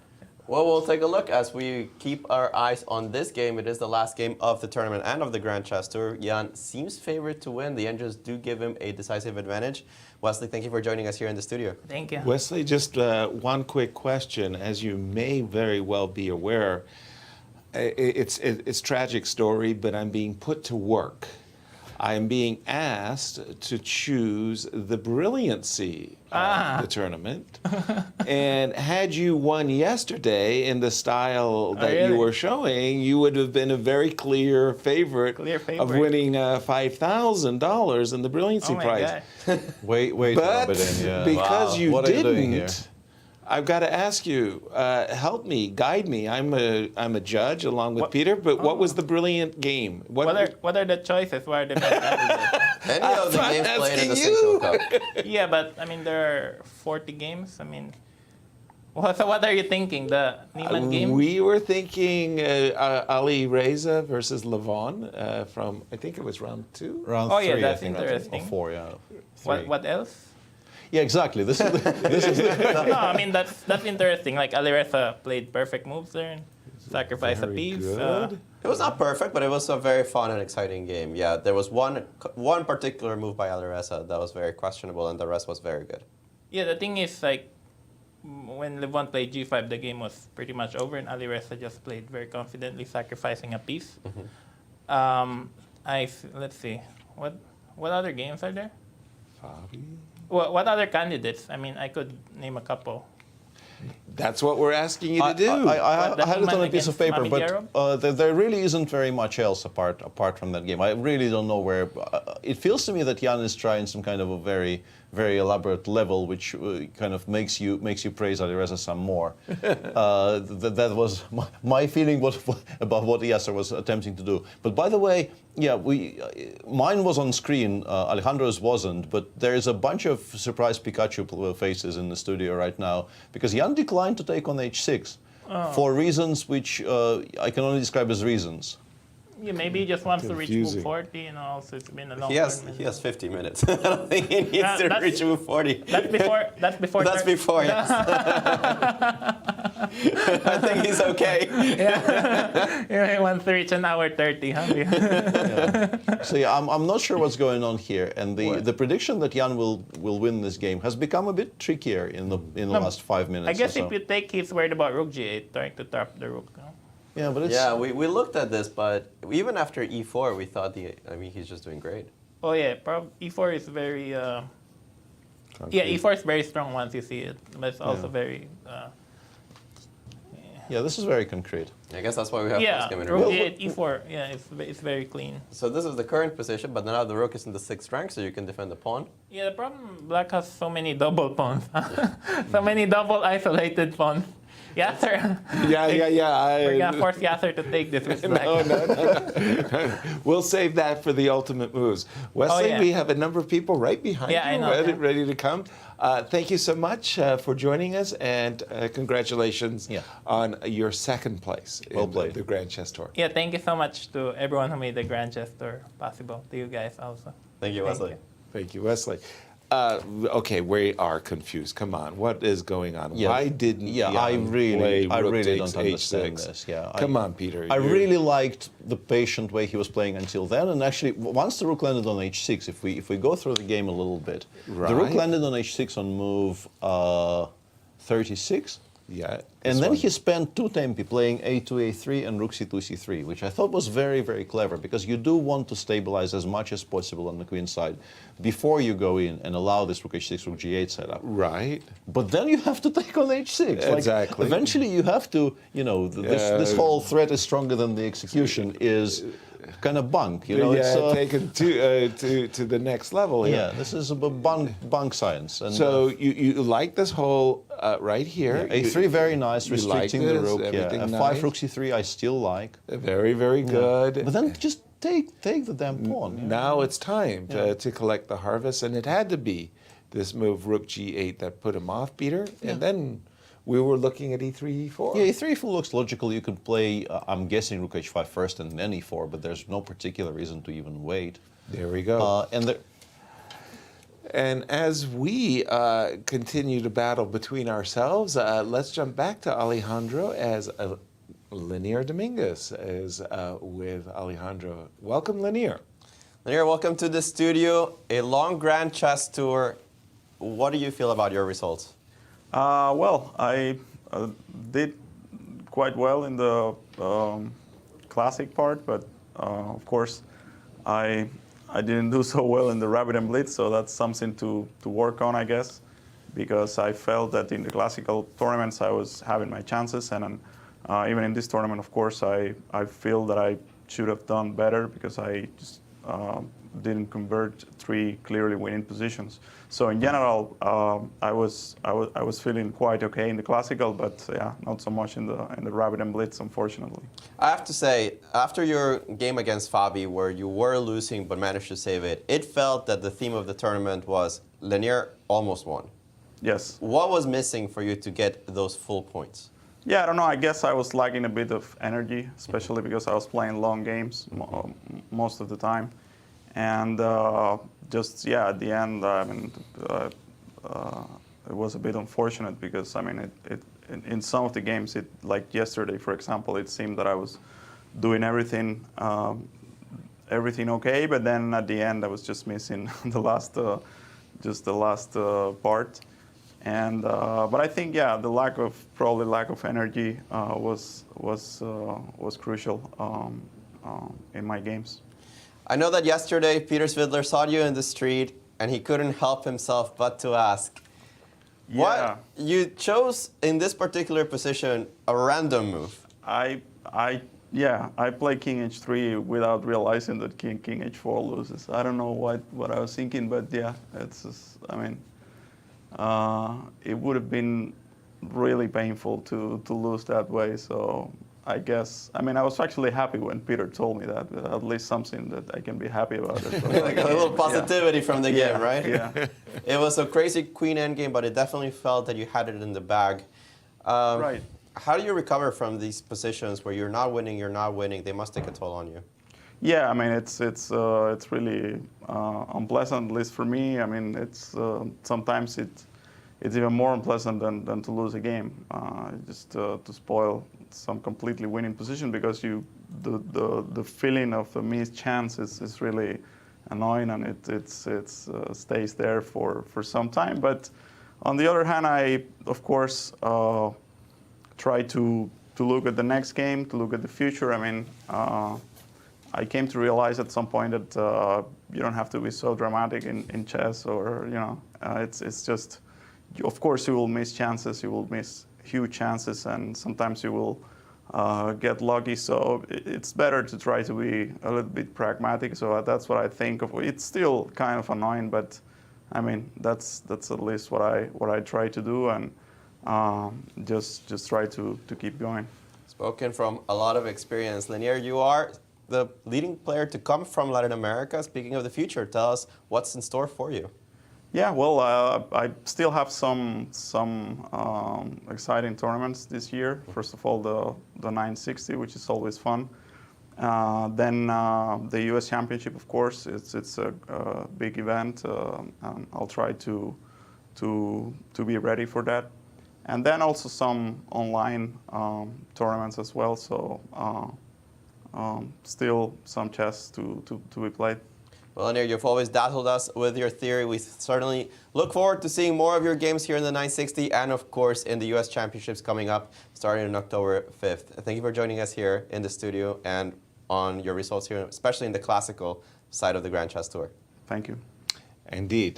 Thank you, Lanier. Just missing the final touch in a couple of those games. Yeah, what it really might have did been feel like that, yeah. if he had doubled on the C-file against Hans Niemann, and when he could hardly move, if he had found that winning move against Nepo, it would have been a terrific result. And as you said, U.S. Championships, the Bobby Fischer Random, all coming up. We still have quite a number of events coming up here in St. Louis, and in this, and we still have this game ongoing.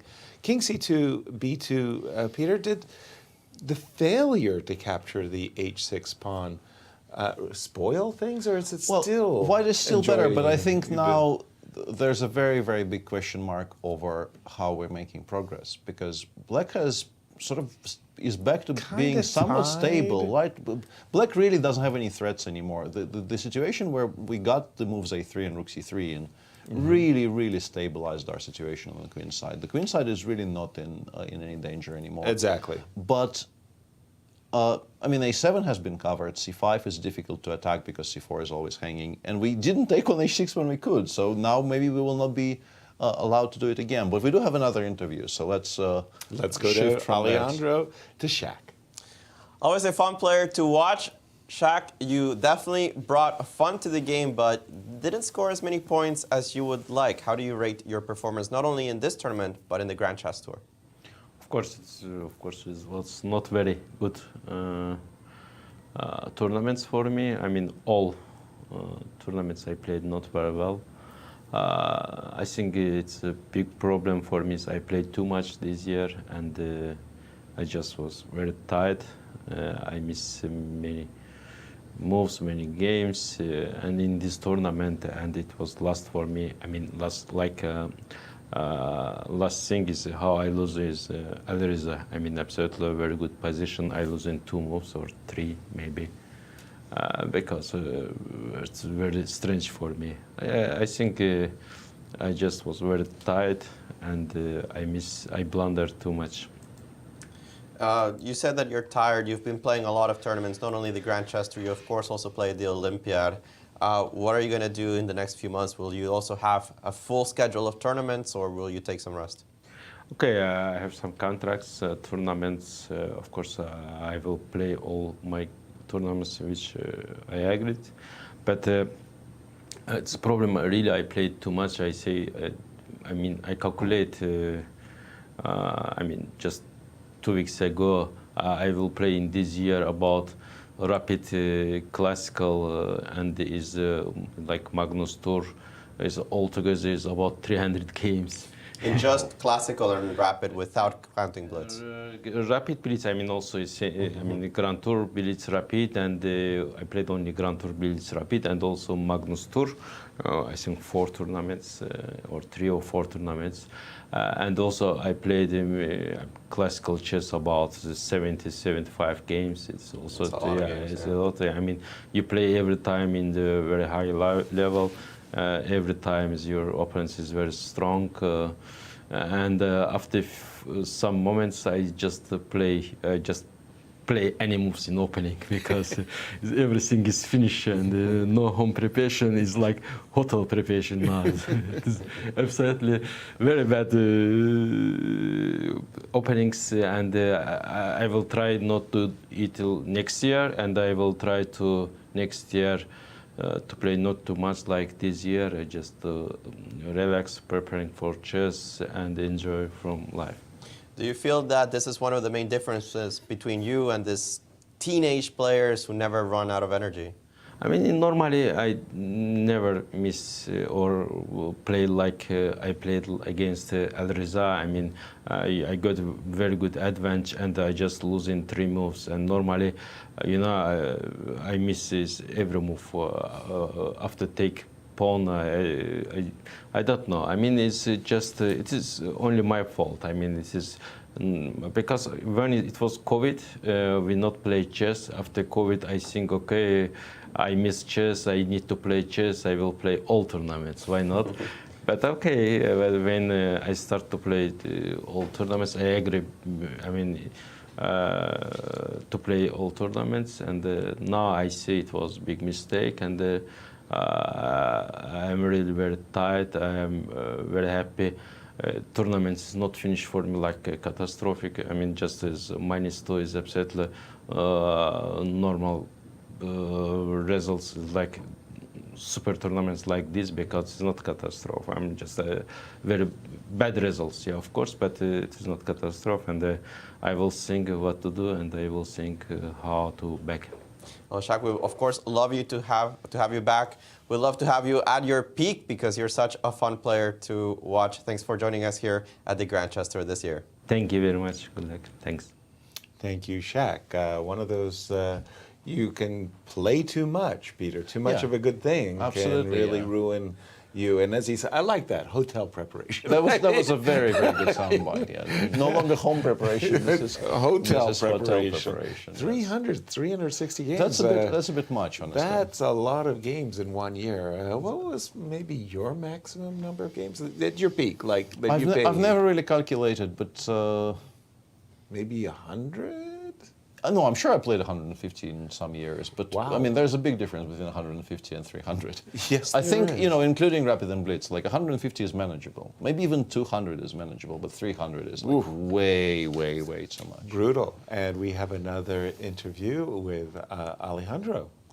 Thank you, guys. We're here with Levon Aronian, also finishing the Grand Chess Tour. A bit of a topsy-turvy tournament for you, but at the end, how do you rate your performance in the entire tour? Not too proud, I can say that, but you know, I think after the Olympiad, I'm not feeling like myself, so it's okay, you know. It's as there is a saying, you know, it's a cloud, it has to pass. So I'm waiting for the cloud to pass, and things will be good again. So. But generally, of course, it's very enjoyable to play here, and the tournament is very exciting with some very interesting games. So, and you regaled us with plenty of those. When you mentioned this cloud and you're waiting for it to pass, do you think that this cloud partially is the fact that you've been playing so much? No, I don't think I'm playing too much because I had a long pause, and I generally feel comfortable playing a lot. So it's, I can't imagine doing something else throughout the day. So this is something that makes me happy. And plenty of chess upcoming for you. You'll be playing the 960 as well as the U.S. Championship coming up. That's right? Yeah, absolutely. Oh, always exciting to see you. Guys, any questions here for Levon, as I'm trying to keep an eye on this game between Jan and Hans, and the more I see it, the more confused I get. Yeah, I think maybe we could ask Levon about this, because put him to work. Come on. Our perspective has been kind of on the record. So, if you didn't know anything about what happened before, do you think White has a lot of winning chances, not a lot of winning chances, none whatsoever? What's happening here? I guess somehow maybe he needs to bring his king to the king side and try to play with f3. You know, that's my feeling, because somehow I don't see any way he can get any, you know, progress. But maybe his rook might get trapped. Yeah. The rook is in an awkward position. You mean this rook on a8? On a8, right? Yeah. Somehow I think Black should have enough counterplay here. It feels like, without seeing the previews, it feels like Black has comfortably got his rooks active, and his rook on a6 is controlling the pace, so it should be a draw, I guess.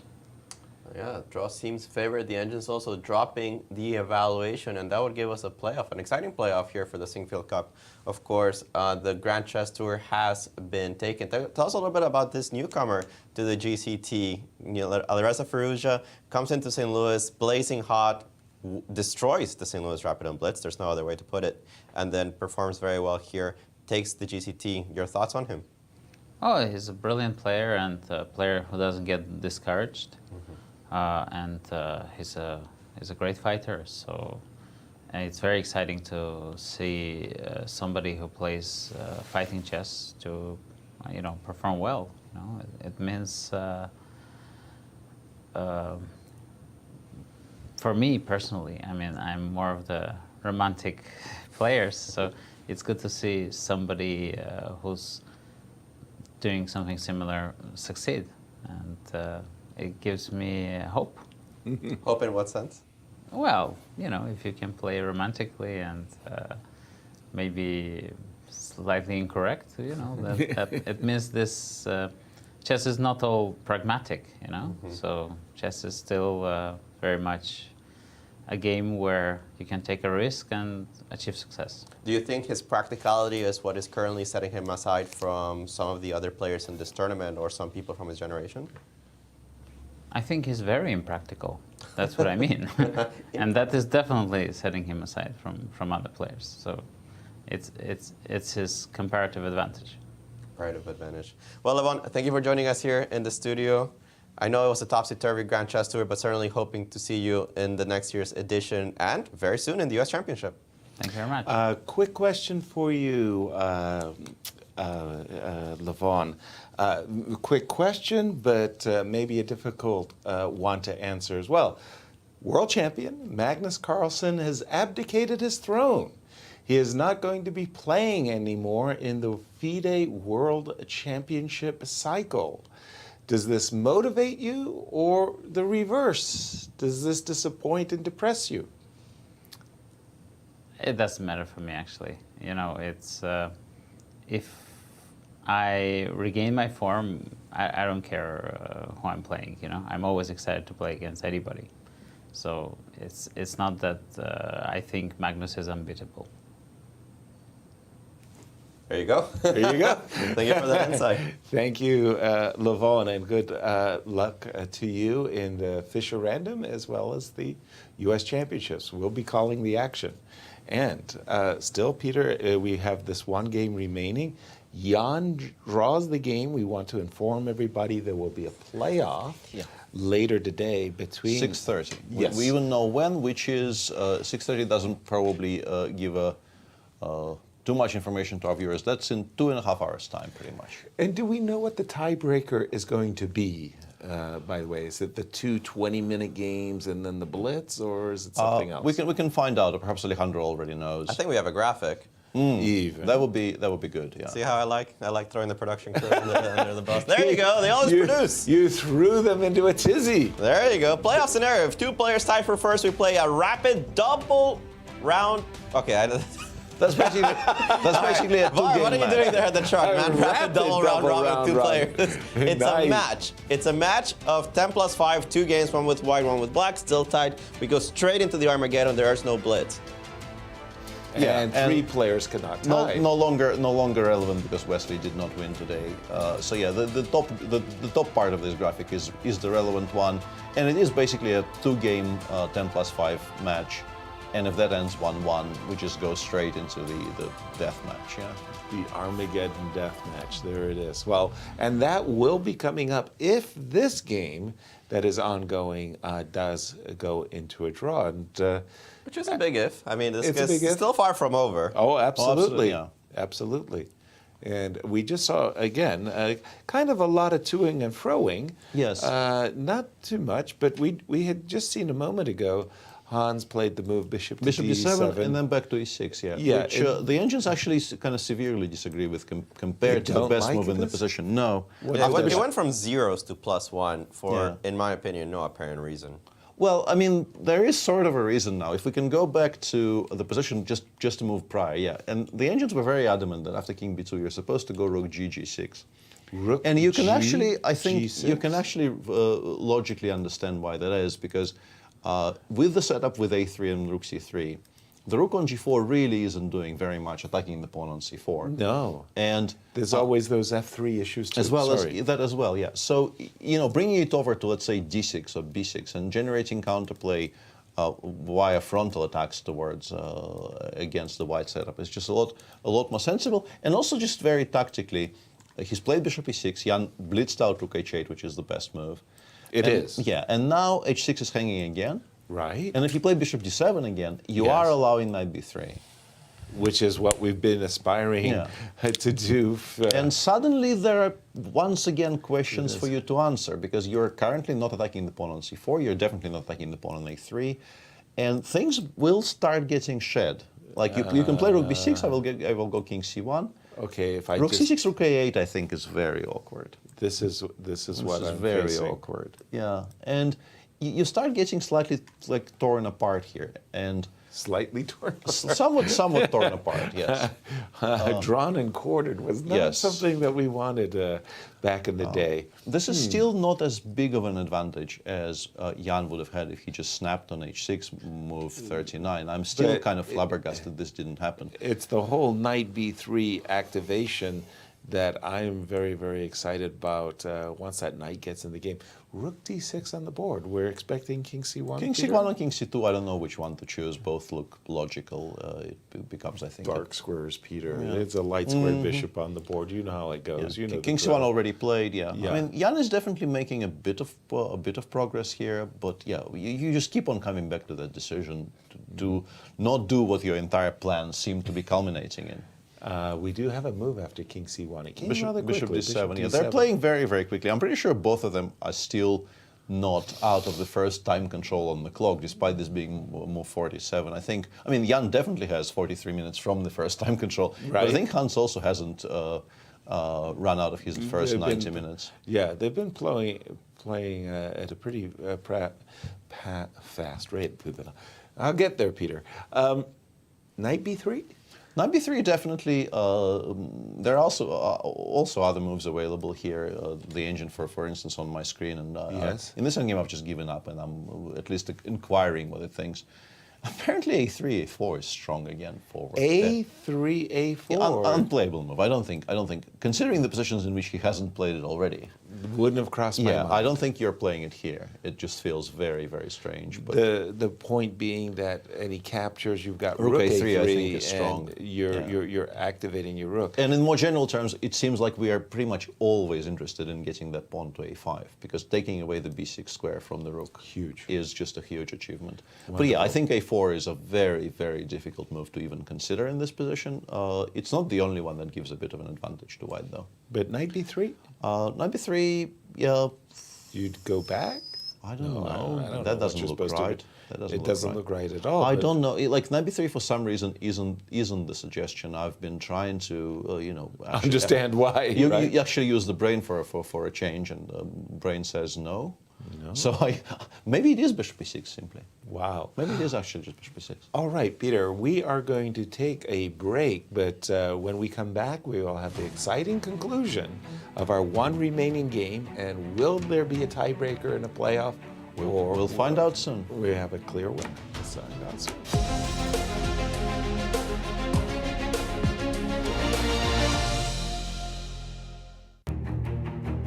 Founded in 1839, the University of Missouri is steeped in tradition.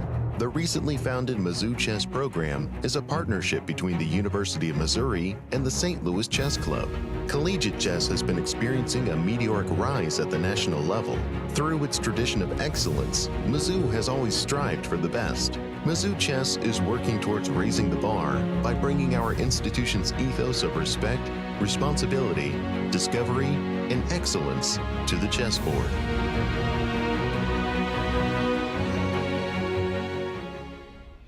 A St. Louis Public Radio journalist's most precious possession isn't a notepad, camera, microphone, or recording device. Their most precious possession is credibility. A journalist's work revolves around the truth, finding it, verifying it, and reporting it. Great journalists work hard to find the facts and put those facts into context, examining all the arguments and including differing opinions, amplifying fascinating voices from our community, telling captivating stories, offering facts that may have been omitted. We work every day to earn your trust. For news, turn to St. Louis Public Radio.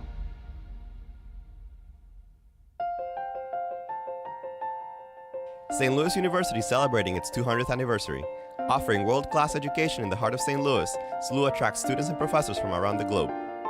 In 2015, SLU partnered with the St. Louis Chess Club to start a top-tiered collegiate chess team. On the very first year of the team's inception, SLU obtained second best university at the Pan American Intercollegiate Chess Championships.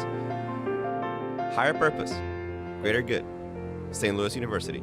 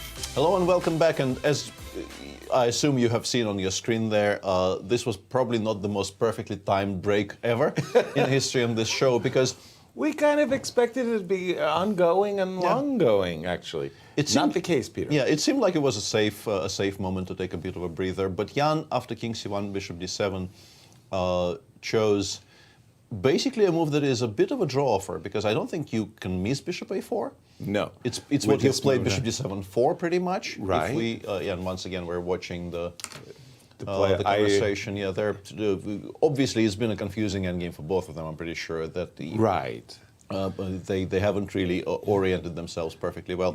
You were mentioning Knight B3 as a potential draw for Peter. Yeah, because after Bishop A4, I think your choice suddenly becomes you either make an immediate draw, the one that Jan actually made in the game with Knight C5, Rook D1 check, and then Black has a very, very comfortable perpetual. Due to the fact that with the King on B1, you cannot play Rook C1.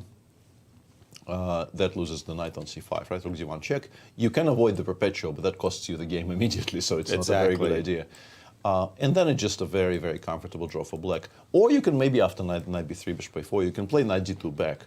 But then why did you play Knight B3 then? In the first place. Yeah, it seems like Knight B3 was a draw for, once again, the preferred solution here to make progress with White from this position onwards appears actually to be connected with this idea of A4, A5.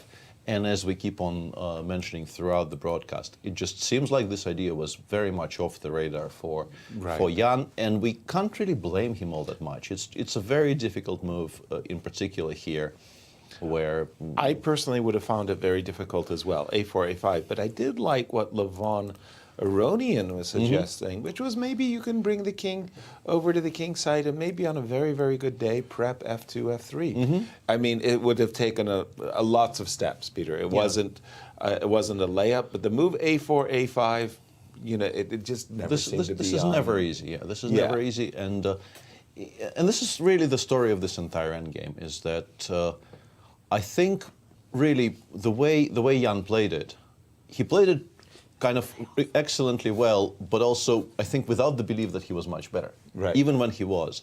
And that maybe let him down a little bit. That somewhat unusually for him, he was making good decisions, but I think they were made with the underlying impression that he is not going to have much of an advantage anyway. He was pessimistic in a position where maybe he should have been more optimistic. What does it mean? It means with this, the fourth draw of this final round, that we do have a tie. And at 6:30 our time, we're going to have playoffs between the two players who tied for first for the Sinquefield Cup title, keeping in mind that Alireza has already won the Grand Chess Tour itself. And over to you, Alejandro, for your thoughts about our break. Nicely timed. You shouldn't have told us to do it. Well, sometimes we need a little bit of a breather, but I am surprised about how this game went. It felt that Nepo got everything that he wanted, and he just didn't take on H6, and you kind of wonder why you put your rook on H8. Right. You weren't actually going to take that pawn. But we'll get a chance to interview Nepo, see what he has to say about that particular move. We'll certainly let him go early, because he has, as you guys mentioned, some prep to do. He's playing Alireza in a couple of hours. That's going to be for the Sinquefield Cup title. It doesn't really matter how many GCT points are distributed. We already did the math for that. Alireza does get first place, no matter what the result of the playoff is. But we want to know who takes the Sinquefield Cup home.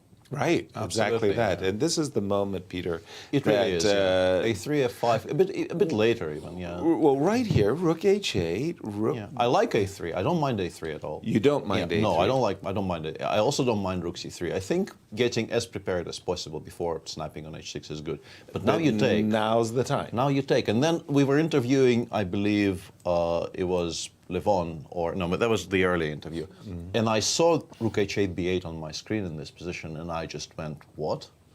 His choice, in fact, was Rook H8 B8. Well, it's just very, very difficult to figure out. We have to imagine that Rook G8 is what dissuaded him. Probably, but now we can actually ask and find out what Jan's perspective was. Because E3, E4 was where we were heading, but again, we're getting Jan mic'd up for an interview and to talk about the Sinquefield Cup. Yeah. Let's go to Alejandro. Thank you guys here with Ian Nepomniachtchi. Jan, we're not going to keep you very long. We know that you have prep to do for your tiebreak. We're just going to ask you this. Why didn't you take the pawn here? Because I'm immoral, so that's the only question. I mean, anyway, I thought like it's like winning by any sequence of moves because, I mean, okay, this position, you know, speaks for itself, yeah, like, but, I mean, frankly, I thought like any sequence of moves leads to victory, but I mean, once I let him like put king d7, bishop d7, I think it's not so easy anymore. Yeah, definitely not. And at the end of the day, okay, I just blundered at rook d1, rook c1, I mean, after king b1, rook d1 check, I can't protect with rook c1 because it's... you actually blundered it. Yeah, indeed, okay, I wasn't going to make a draw anyway so fast. Yeah, but probably at some games before this tournament I got lucky, and this one, yeah, nothing to be proud. Yeah, and you still can win the Sinquefield Cup. You still have a playoff to play against Alireza. Your thoughts about the match coming up? I don't care. Why don't you care? I mean, okay, if I play like this game, that's probably nothing would help me. So, I mean, if I play like, I don't know, if I can't take a pawn in one move. So, yeah, probably I go have some rest and I'll see what happens. We'll let you do exactly that. The playoff is in a couple of hours and we'll see that action. Good luck in the playoff, Nepo. Disappointed, and understandably so. He had maybe the Sinquefield Cup in his hands. He just didn't. Yeah. Finishing touches, what Lanier was lacking. Yeah, and it appears I was entirely wrong about my assessment of what happened there, because like the two theories are either you actually don't believe you're better, which is difficult to explain, but maybe, or you think anything wins. Whereas he thought anything wins. Yeah, and Jan went that way. Overboard on the other side. And he was wrong, because then he made it very difficult for himself. In this move, a3, a4, we didn't ask Jan about that. No, I mean, but he still has a match to play. We don't exactly. We don't need to. But we have his opponent, Hans Niemann, in studio with Alejandro. Hans, it's the end of your first super tournament. What did you think of your play? In the game or overall? Overall. Well, I think I have mixed feelings about my play, obviously, because the beginning was starting, I think my first 4 games I was so happy with. And I think in the first 4 games, I could even scored 4-4 based on the chances, and I was winning in every single one of those games. And then after that, I just, the pressure of playing my first super tournament combined with everything, it was a lot to handle, and I wasn't able to manage my nerves, and in many critical moments, I just completely choked. So obviously the second half was very difficult to play such strong opposition under such pressure on and off the board. But I think considering the circumstances, the fact that I have survived is a miracle. So I'm very happy with, at least maybe not this game, but it's over. And okay, 50%, if you include the Magnus win, with considering the circumstances, I think is a very good result. And I think that if I could play with a clear mind and no drama, I'm sure I would have done much better. Before the tournament, did you imagine yourself scoring 50% in the first try against these 2,700 plus? I imagine scoring higher than that. So. What did you feel about some of the other games? Pressure got to you. Do you feel that was the reason that you weren't able to get some good positions? Of course, it's immediately after round 4, my routine was ruined. I was barely sleeping. I was waking up much later than usual. My preparation suffered. I was much less calm. I was extremely nervous and anxious at the board because when you're playing chess, you need to only be thinking about chess, and you simply can't afford to think about anything else, especially playing at such a high level. So I think I'm at least happy that I showed my ability to play under normal circumstances, as we saw in these first 4 games, which were, I think, amazing, to be honest. And after that, I guess I went into survival mode, and okay, I lost these 2 games against Wesley and Fabiano with white, and that I should absolutely have never lost these games. I think at Fabiano, maybe there were like 4 junctions where I could have, I had like 4 chances to just, shut things down, even more, and I failed at every single attempt just because my mind wasn't in the right place. And against Wesley, this is just completely uncalled for. And, okay, when your opponent plays the Petrov, you should not be losing. You survived the tournament. It's over for you in the Sinquefield Cup. You were the center of a very tumultuous event. What are you going to do next? Well, I guess now that the tournament is over, it's time to reflect on the chess, first of all, and to reflect on many things that had happened. And my next classical event is the US Championship, so of course I'm looking forward to that. And I just hope to have a day where I can not look at social media and just enjoy life and be relaxed and have a clear mind. So I'm hoping that I'm looking forward to some peace. And I guess we'll see how things move forward. You have several weeks until the US Championship gets started. You're going to be playing some of these top players there as well. What are you going to be doing in those weeks to prepare yourself mentally? Well, I think that having time to recover, first of all, will be really important. Second of all, I think just having a stable routine is really important. You know, in this tournament, in the first few rounds, I was going to sleep at like 9:30 p.m. And I was waking up quite early. I would go swim laps for about a half an hour. Then I would eat at around the exact same time. I would prepare. It was also structured and also disciplined. And that kind of collapsed at some point in the event, and that had a very detrimental effect. And what you do off the board and how you prepare for the games mentally, physically, is extremely important, especially at this level of play. So I wasn't able to maintain that routine, but I think that with more physical exercise, with more training, and again, the experience from this event, I think will be really, really important, because it's my first Super Tournament Classical, and I think that there are a lot of sort of tweaks that come into Super Tournament chess. Speaking specifically about the chess, considering this is your first Super Tournament, what did you notice you need to change? Well, I definitely need to be more risk averse. If you have a spectrum and you compare me and Wesley, I would say that is certainly a parabolic. He's extremely risk averse, and I've noticed that each player is always extremely strong, but I've noticed differences in how they make certain decisions at certain moments. So obviously against Wesley, when I played this move h4, allowing knight h5, I think that any strong player would have simply, okay, take on f6, take on d5, I'm never going to lose the game ever.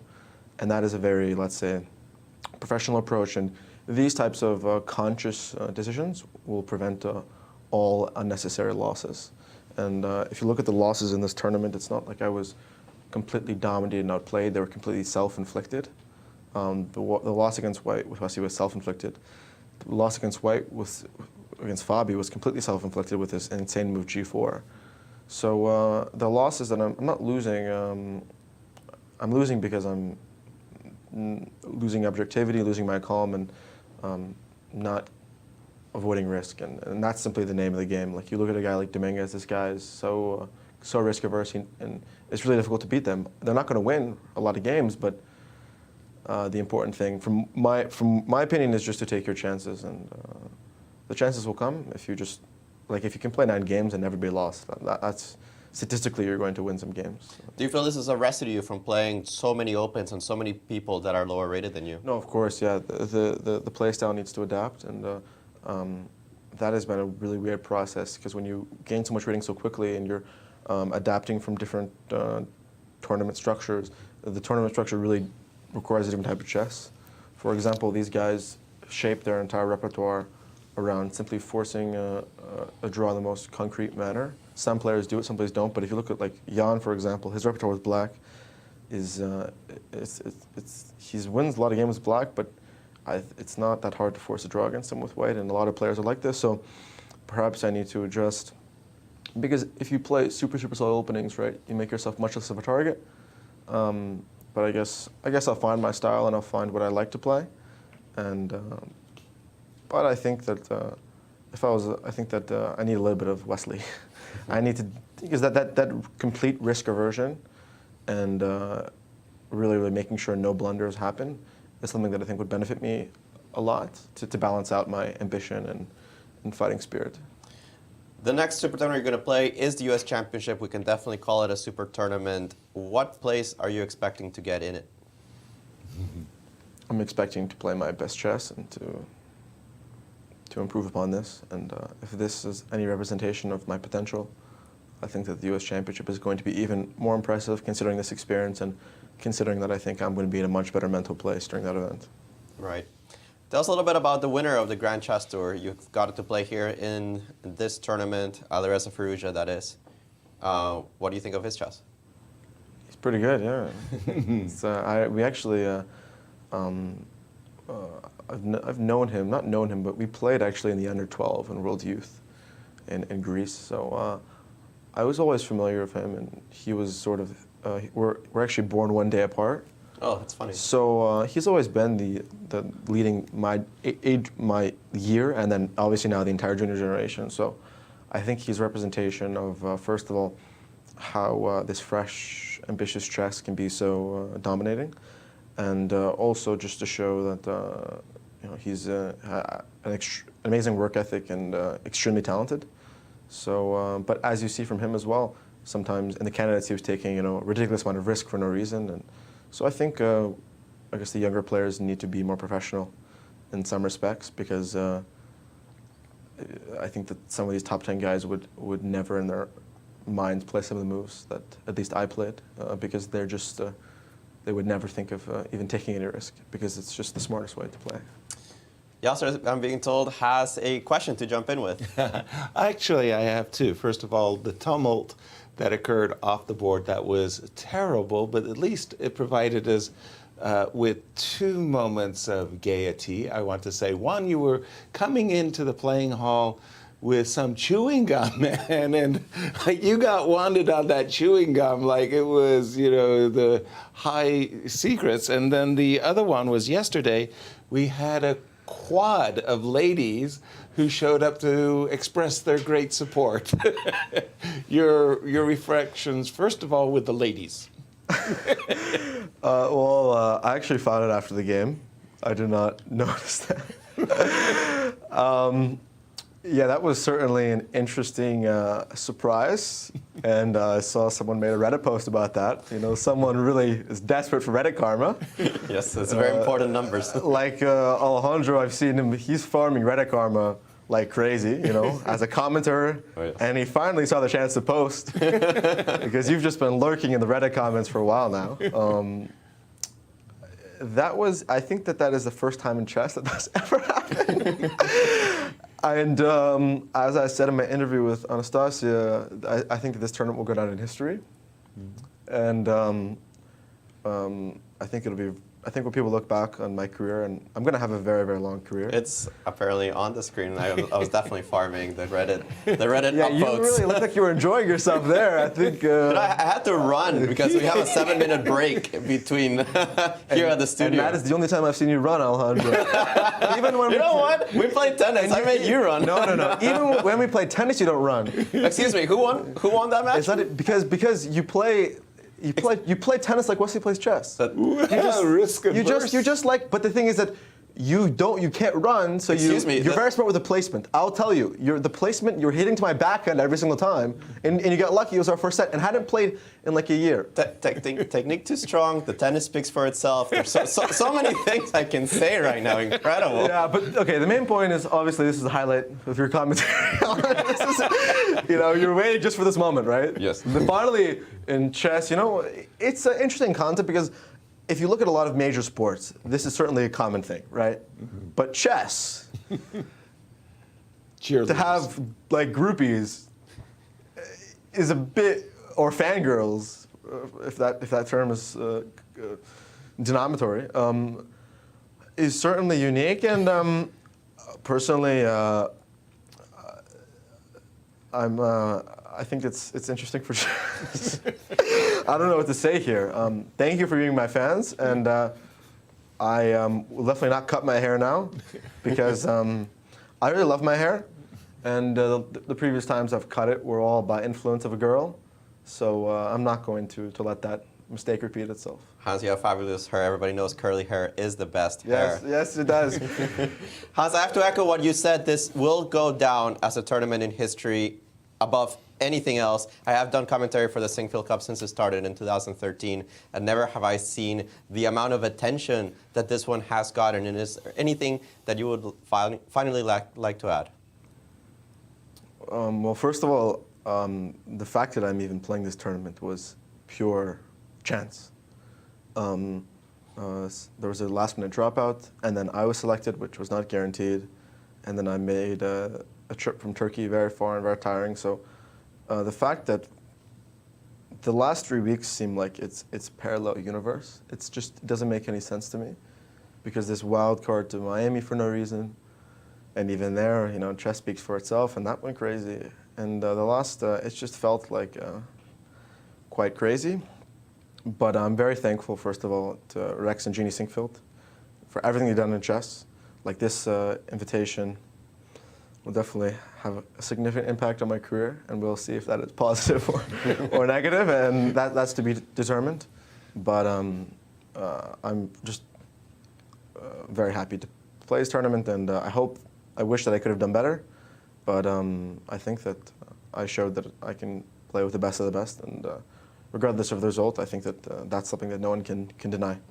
Hans, we will see you very soon here at the U.S. Championships. Can't wait for those games to start. Thanks for joining us. Thank you. Thank you, Hans, indeed. Our congratulations for your success in this tournament, and we look forward to your play in this year's U.S. Championships. We've got a lot of great events still coming up, Peter. Yeah. The road ahead, we've got the ultimate moves. We've got the Fischer Random 960, and of course, here they are. This is what's still on schedule, Peter. Yeah, the ultimate move starts in a couple of days' time, and then immediately after that, we will have a 3-day Fischer Random Chess 9LX tournament with a Which very, you're going to be competing in. Yeah, we'll lose your... people can't see my air quotes there around the word competing, but yeah, I will be playing in it. You will be participating. Participating in it, yes. And then the US Open and the US Women's Championship start on October the 3rd in St. Louis. And yeah, a lot of eyes will be on Hans, of course, because Hans is currently the story of the chess world, definitely. So lots to watch for. Yeah, and the fangirls were very, very much appreciated as well. Whew. What an event. And more to come, Alejandro, because we do have a playoff later today. But your final thoughts, if you will, just about the classical tournament itself. I think it was amazing. I mean, no matter if you consider the hurricane that surrounded the tournament, just speaking of the chess, I thought it was great. I thought Alireza's fighting spirit was amazing. I thought that we had some really cool rounds in which we saw tons of decisive games. We saw a lot of theory. We saw Fabi bringing in tons of theory to this tournament. Of course, a pity to not see some of the matches that I really wanted to see. I really wanted to see Alireza play Magnus. I'm excited every time I get a chance to see those gladiators fight. But Alireza, he just showed up. He did what he had to do in many cases. He saved a lot of positions that a lot of people would have collapsed on and actually ended up winning them. And I can't wait for this playoff that he has against Nepo. Wonderful. And we have also Anastasiya to also give us her final thoughts from the social media side of things. What an event it was, actually. I mean, I think all of us, we had lots of fun, but I'm sure that people really enjoyed this moment and they could share all their opinions during this event. I mean, because the drama started right after the round number 3, when Magnus Carlsen withdrew from the tournament. So I would like to show you again what was happening, so those who missed it perhaps, or let's say lost the track of what was happening, can remember again. So probably we can share some tweets. So first it came with Magnus Carlsen, who simply withdrew from the event, publishing this tweet that he announcing this. And then, of course, he created lots of drama because nobody could really understand the reasons. So people started to speculate and trying to guess why actually he did so. Of course, everybody, I mean, many people started to think that maybe he lost the game before Hans and maybe Hans was cheating. I mean, these words started to appear, even though there were not direct accusations from top players, but still there were many streams. I mean, Hikaru Nakamura also came out with his video on YouTube, and even though there were no direct accusations, still, I mean, it created lots of drama, and people were discussing, and media were publishing lots of news. I mean, all this, the story came out, and we can see that we had headlines in many newspapers. You can see New York Post, you can see Independent, so it was covered really well. What happened after, when Hans Niemann, actually, he was still playing his game, and then he came back to his room and he found out what's going on. He came out with the interview next day, where he said lots of things, explaining, first of all, that he, and clearly claiming that he was not cheating. You can see the next tweet, which was published by Maurice Ashley, who was here in St. Louis, and who said that this extraordinary interview you should definitely watch. The interview in one day made 500,000 views on YouTube, and I mean, it was, I think, one of the most popular interviews in chess history. So after that interview, of course, there was a reaction of the players in the tournament, of many top players, including, of course, the world champion Garry Kasparov, who actually asked Magnus Carlsen for his statement. He asked him to explain actually what were the reasons behind his decision, I mean, clear reasons. So it all created lots of drama, and which we were following all these days. And then, okay, it was one free day, we have to admit it was one day that everybody was enjoying tennis, and you can see also Hans Niemann, who was with guys, and we could hear some details. So there was some kind of a break, and after that, Chess.com published the statement, and then we had like a little break. And after that, we had a statement also of the chief arbiter, who said that no one, that he can absolutely sure that there was no any reasons to think that there was unfair play in this tournament. So all this was happening, and I just wanted to finish the story with, again, the same photo which we showed before, but it was already used. So we had this fantastic, yesterday we had this situation that fans came to the St. Louis club, and they didn't manage to take photo with Hans Niemann, but they were still happy to have Alejandro there. So this story will continue definitely, and it will not finish with Sinquefield Cup, which will for sure will remain in the history of chess. And of course, we all will follow the events, and probably will see something from Magnus later on. We found Magnus one time. We didn't show this picture, but we found him in the company of Arian Tari. One photo was published with him, and so we are expecting something to follow. For sure, this event was a really great event for social media, and if you still don't follow Grand Chess Tour or St. Louis chess accounts, it's definitely time to do so. Create your account and follow us these days. Back to you guys, Peter, Yasser. Anastasia, wonderful recap. When you start to see Garry Kasparov and everybody get involved, you were missing some Gata Kamsky's tweets too. Yeah. Anastasia, you were showing me that Gata had improved by 300 rating points in a single year. It was like, oh my God, just to show that it's not that unusual. If we want to go into technical details, exactly. Gata did that in a very, very different era, when there were, like, these days, the rating lists come out once every month, right. Meaning that your rating constantly gets updated, and your expected scores obviously get updated with it. And when, you know, Gata or myself, you got rated. We're 2 years. We're 2 years apart, so I know the era he's talking about. Right. There were two lists per year. Right. So if you had a sudden burst of speed, like you were playing on your very, very low rating for, like, I don't know, 7 tournaments in a row. Right. And that, of course, gave you a much better starting pad. So these numbers, they obviously have to be taken with a grain of salt. I've seen a lot of statistical analysis published on Twitter in the last few days, and you do have to take a lot of things into consideration before, jumping to conclusions on those topics. It's not that straightforward. One thing I was very proud to see that Alejandro was representing the commentators, and while the fangirls didn't get a chance to meet their hero directly, the great solace provided by Alejandro was much appreciated. Hashtag only Hans. Only Hans. And Peter, in 2 hours' time, we again want to inform folks that we will be having a playoff. I suppose we'll get a break, maybe swimming pool or something. We'll figure it out. Yeah. So once again, this is what we're going to be watching in about an hour and a half's time or 2 hours time. Right.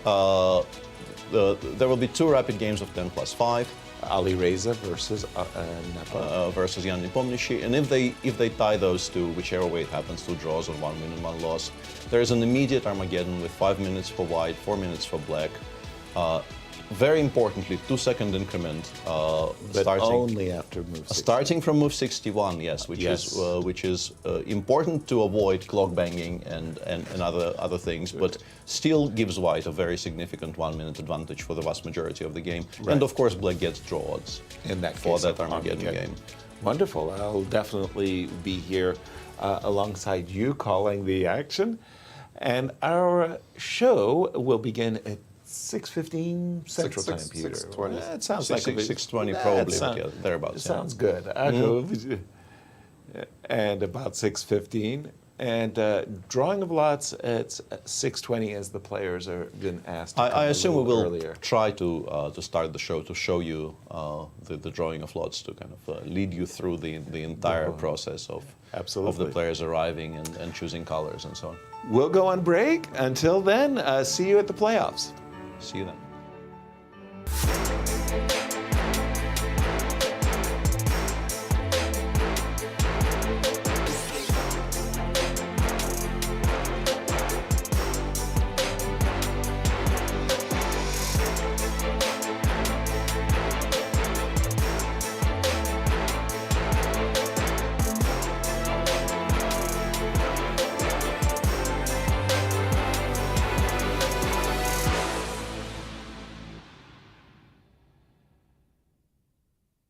This has been a presentation of the St. Louis Chess Club.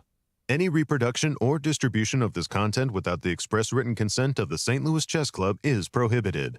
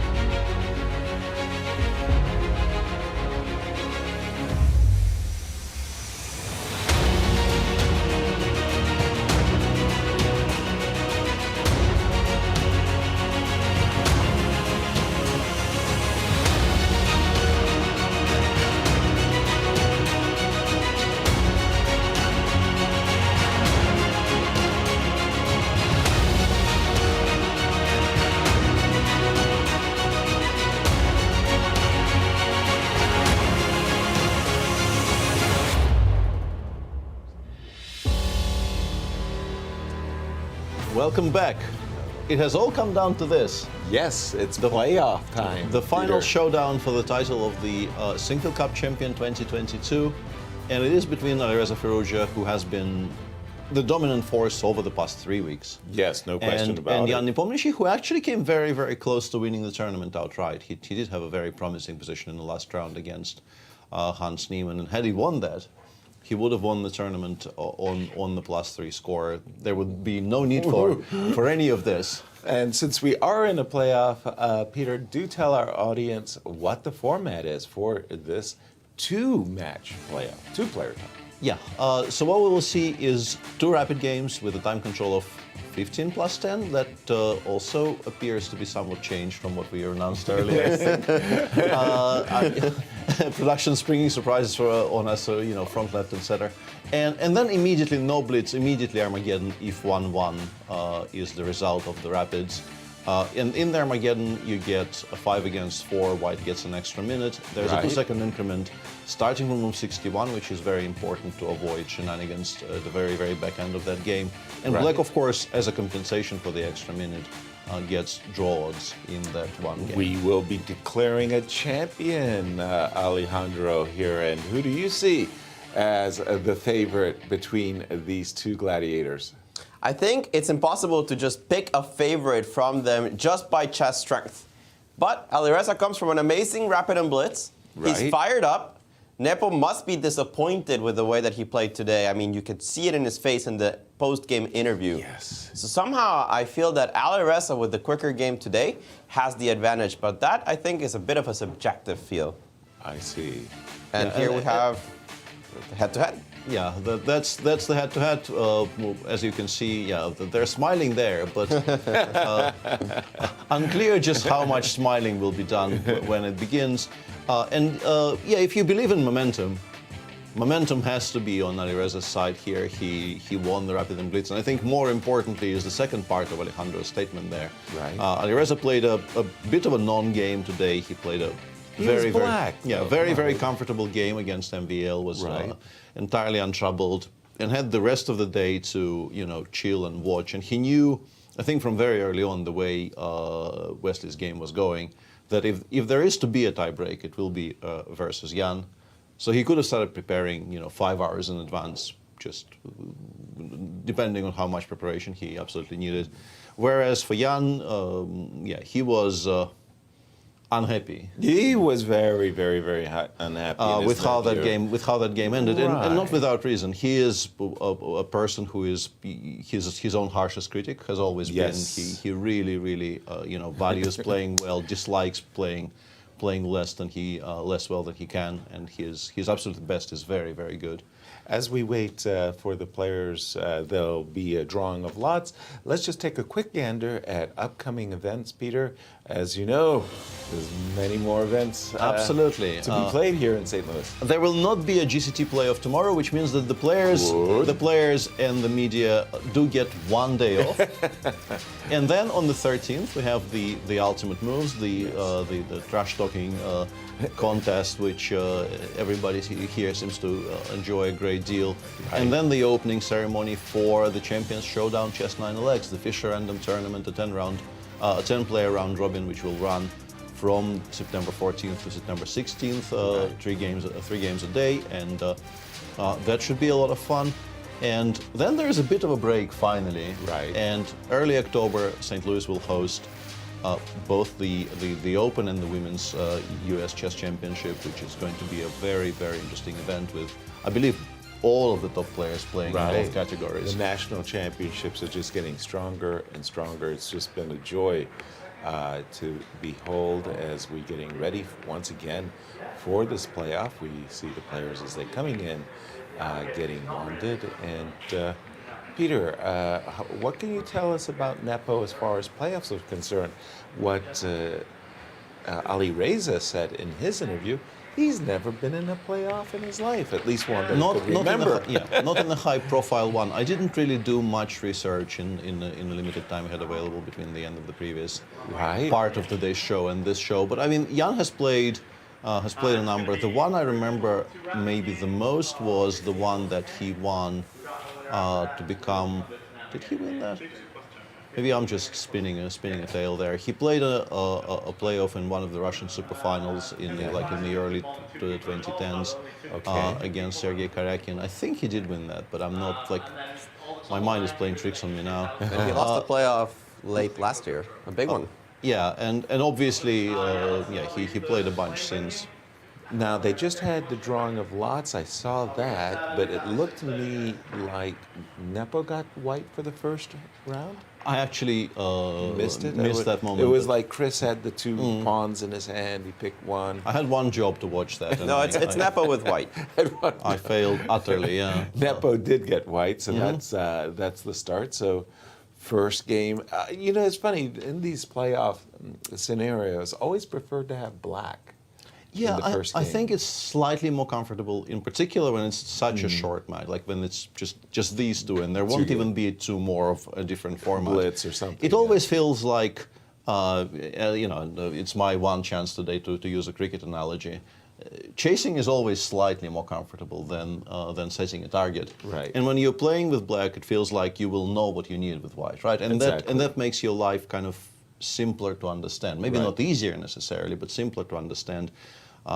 If you make a draw with black, you know that your options are you can go all out and try to win that game, or perhaps you fancy your chances in Armageddon, and then you can play with a draw in reserve, and if you win with black, of course, then it's wonderful. Then you're really in clover, because absolutely you can switch to extreme solidity in the second one.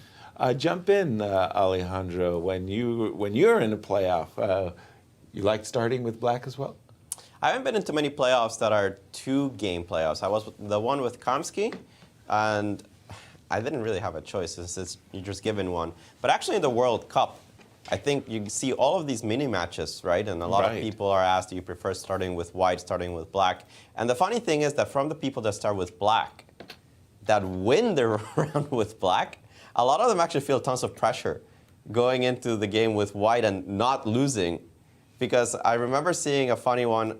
I'm trying to remember exactly who Nagy was playing. It was an Ukrainian player, but it escapes me who he was playing in Tromsø, where Nagy starts with the white pieces, loses, wins with black.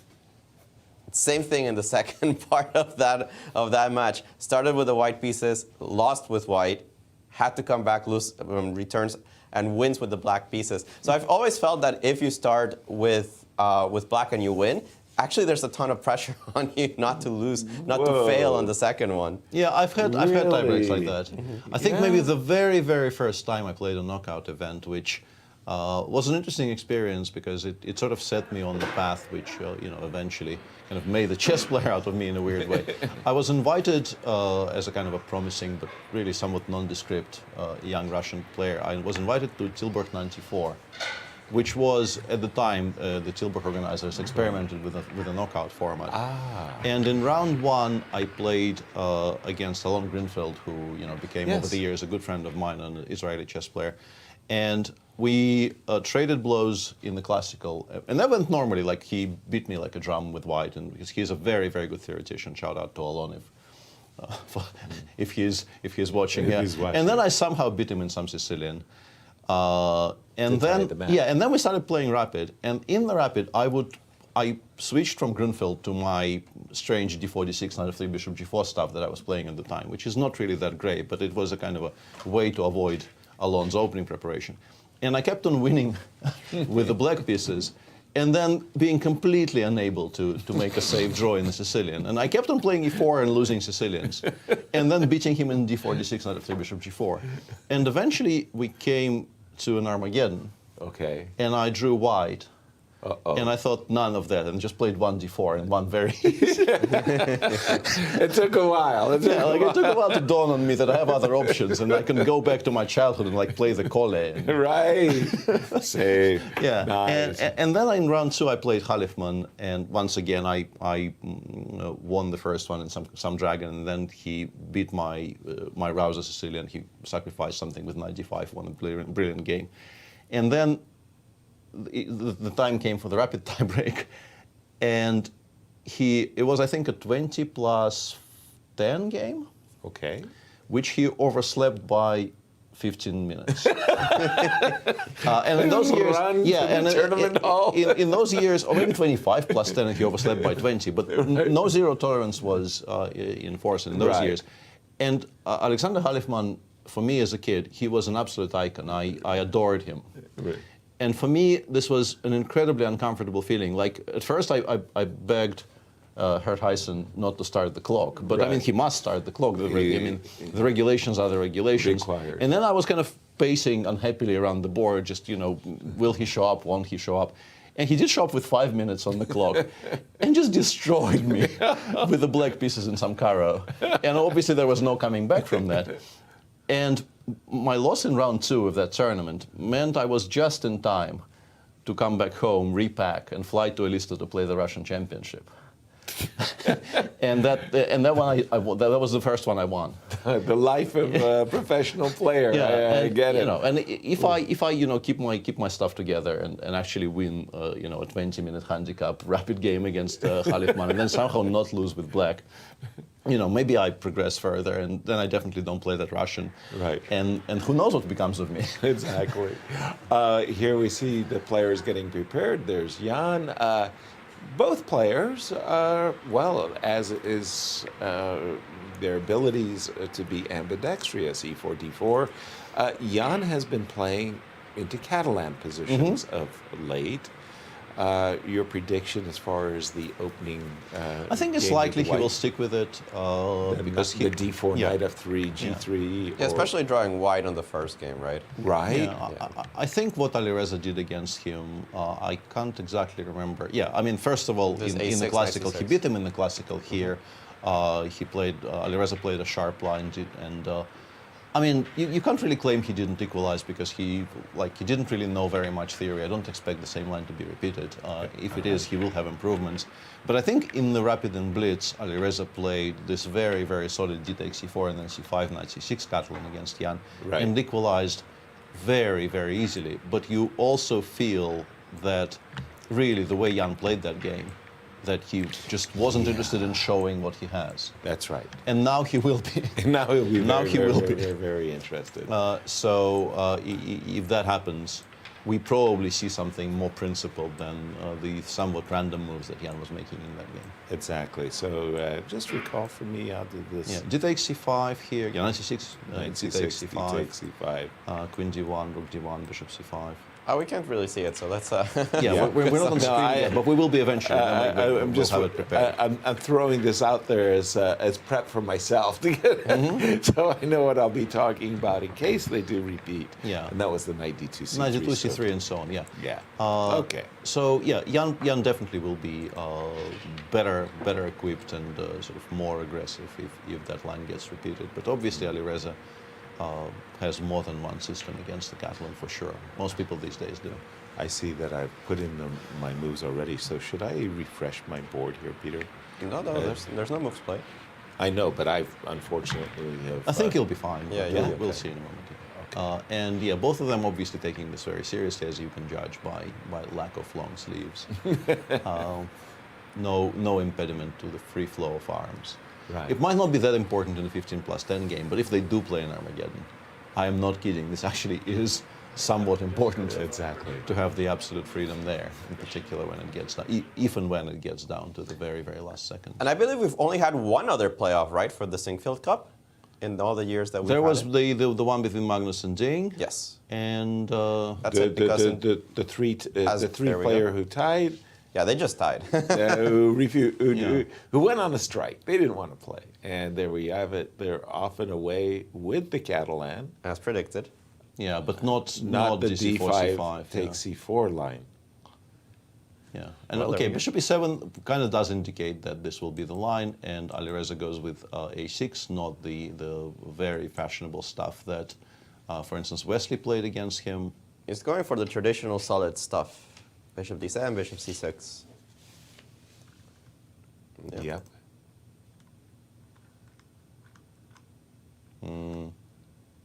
1 sec. Yeah, I just have to. Yeah, we're getting the moves a little bit late, but I think I got it. You got it. Well done. d5, but then I kind of got stuck, right? Yeah. Queen all the way to c1. Yeah, this is obviously still very much theory. For the time being, we probably should be okay. Now it's back online. This is a very topical line. Yeah. Very topical line. A6, A4, Bishop D7 is one of the absolute top responses to sort of the classical Catalan, and Knight C6 is maybe sort of slightly less popular. I think, on the other hand, I think this is what Alireza played against Magnus in that game. In Zagreb. In Zagreb, yeah. Right. So it's difficult to imagine Jan Not never having seen this before. Whether he repeated it just sort of in that hour and a half, perhaps, that he had between the end of his game and the start of this is unclear. But he plays E3 quite quickly. And Bishop B4 instantly played. Yeah, I think Bishop B4 is a very kind of a telegraphed response here by Black. Alireza says, my Bishop on E4 is extremely important to me. I am very emotionally attached to it. Please don't attack it with your knight on B1, please. Right. Specifically Knight C3. Knight BD2, Bishop D5 maybe is not such a tragedy, but Knight C3 would definitely drive the Bishop on E4 away from the long diagonal. So and he's telegraphing he that is he's just ready to C3, snap it, snapping on C3. Follow it up with Queen D5. I think Queen D5 or H6 H6 or Queen D5 C4 might. I mean maybe Queen D5 anyway. Queen D5 and C4 Queen F5. Queen F5, right? Yeah. Mm-hmm. And then Bishop F6, Bishop F3. Right. So yeah, this is a very concrete idea. Seems to have given Jan a bit of pause. Now, I don't know about your database, Alejandro, but Bishop B4 or novelty? No, there's a couple of games. There's a couple of games, okay. Yeah, including... the great Alexander Belyavsky has played this. With exactly. The The name that will be very familiar to you, Alexander Yanukovych. Absolutely. He's still working on theory, even now. Yeah, he's at the forefront of theoretical thought. Yeah, this is not an old game. It's a 2019 Yeah, exactly. game. Like, this is not. Yeah, this is very recent. H7, H6. Queen D5 looked very challenging. Looked there, challenging, mustn't but it? I guess something wasn't quite right with it. Even though, yeah, for me, I thought that was very much the idea. Right. Yeah, takes knight A5. And again, I have to say, for game 15, these guys are up to 17, right? I Yeah. mean, they are flying. Jan, uncharacteristically for him, hasn't gained very much time on the clock. But Alireza is up 2.5 minutes from his starting. And perhaps we could pause and talk about the structure for a bit, right? Right. Generally, you would say white is a bit better, I think. But black does have counterplay. The knight on A5 is very safe. I think, yeah, exactly. That's what I was going to say. That the pawn break you want is much more E6, E5 rather than C7, C5, because I think the knight on A5 does a very good job restricting the knight on D2, taking away some squares. Very much, yeah, we're very interested in placing the queen on C6, as Jan is indicating there with Yasser. An easy mistake to make. Absolutely, yeah. Very strong players. Right. Must be Jan. E5. Yeah, E5. Queen E4 played, stopping Queen C6. And black, just generally, you're trying to resolve the situation in the center to a degree, but I think you can also just play like Rook F8, Rook A8, B7, B6, and keep the tension, because for white to be better, white will at some point want to, start some kind of a push in the center. Majority in the center. And the pawn on E5, I think, does a very good job of making that difficult. Yeah. Placing the queen on E4, that's... Because now he's forced to do something about it, right? E takes D4 is such a strategical threat. Not taking twice on D4, but after queen takes D4, playing pretty much any other move. Yeah, Queen D5 is possible, but then after B6, we're really not doing very much, right? And then Rook A8 is coming. Well, even if you do provoke E5 before, it's not always going to be horrible. Exactly. Exactly. Although, actually, I kind of like the idea of provoking E5 before. Okay, let's have a look. At least I like it more than all the other ideas. Well, D4 takes E5 possible?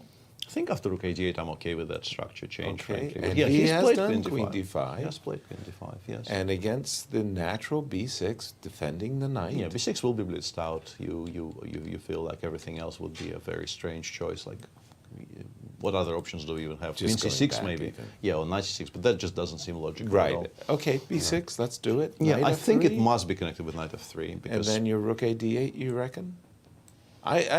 My plan was to take this pawn, Peter. Queen g6, like, I think I might be very, very okay tactically here with Queen g6. d6 on the board. Yeah. So my queen ends Has up to go to having- a2, and I play Queen e4 here. I think I'm then fine here. Yeah. You're very happy. You're more than happy, actually. Yeah, I think I'm okay. I think I'm okay. More than but I think the point has to be just to go back to a2 and try to provoke either ed4, cd4, which is okay. So Okay, he's just queen going back f3. to f3. This I don't particularly like. I think after Queen e6 now, or Queen d6 maybe. I don't know which one. I think e6 probably is more logical. E6, yeah. Just eyeballing these squares a little bit. Yeah, I feel like, we are definitely tempting white to go d4, d5, which I don't hate for black at all. It gives the knight on a5 very nice squares on both c5 and d6 once this happens. But Queen d6 gives white a tempo to play knight e4 at some moment, maybe. Somehow this looks like a cool Grunfeld for black. Yeah, this looks like a very, very comfortable position for black. I really don't see how this can be better for white. I don't know if it can already be better for black in any kind of a significant fashion, but yeah, I feel entirely safe here with black, I think, at least to begin with. And then I would start misplaying it horribly.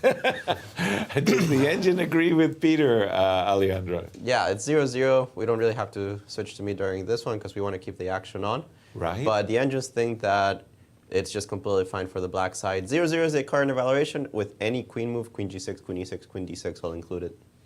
Queen e6, queen d6, queen g6. Yeah. All zeros. Yeah, as long as we don't. I mean, honestly, even if you play rook a g8, queen f6, gf, I'm not sure it's so horrible. But there's absolutely like zero reason to ever do that. Right, exactly. But yeah, it just feels like.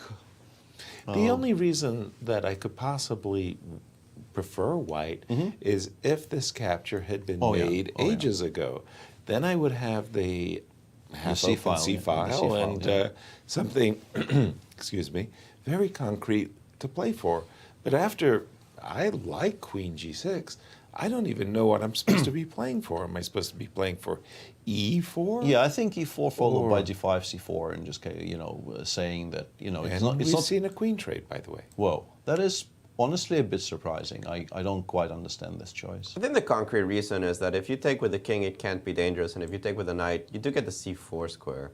Knight takes, knight c4. Yeah, I mean, I am taking with the king here. I think pretty clearly. I don't like giving the c4 square up. Then yeah, we're taking with the king. Black, I guess, goes rook a g8, and perhaps. The king is the most active piece, Peter. Yes. It's the furthest up the board. Yes. King takes and rook d8. And rook a g8. Yeah, I mean, I wouldn't very have done this as logical. black because I like playing with the queens on the board, but it doesn't really look at all horrible for black.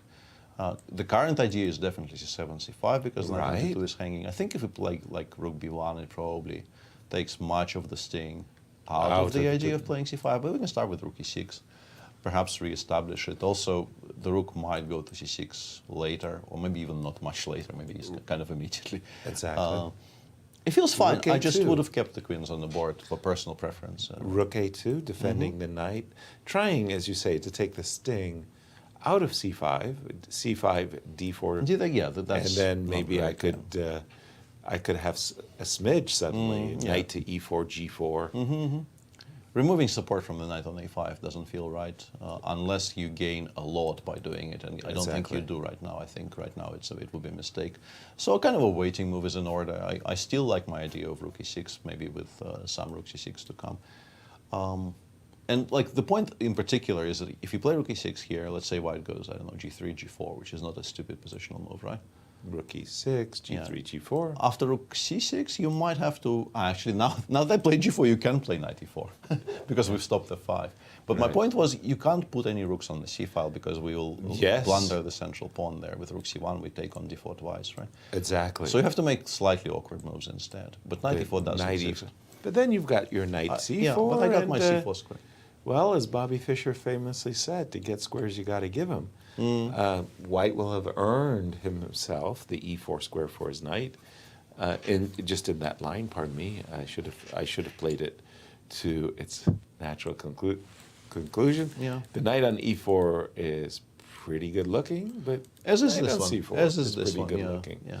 So Interesting that he hasn't played rook e6 yet, simply not because it's such a great move, but because it really feels sort of far and away the most natural one in the position.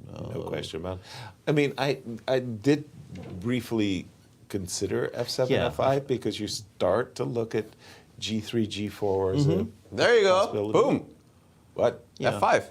Damn. Yeah, he does. Okay. He does, I guess, feel that he needs to grab some space on Right. On the king side. Do we ever play g3, g4 here? Okay, Jan says no shenanigans, please. Yeah.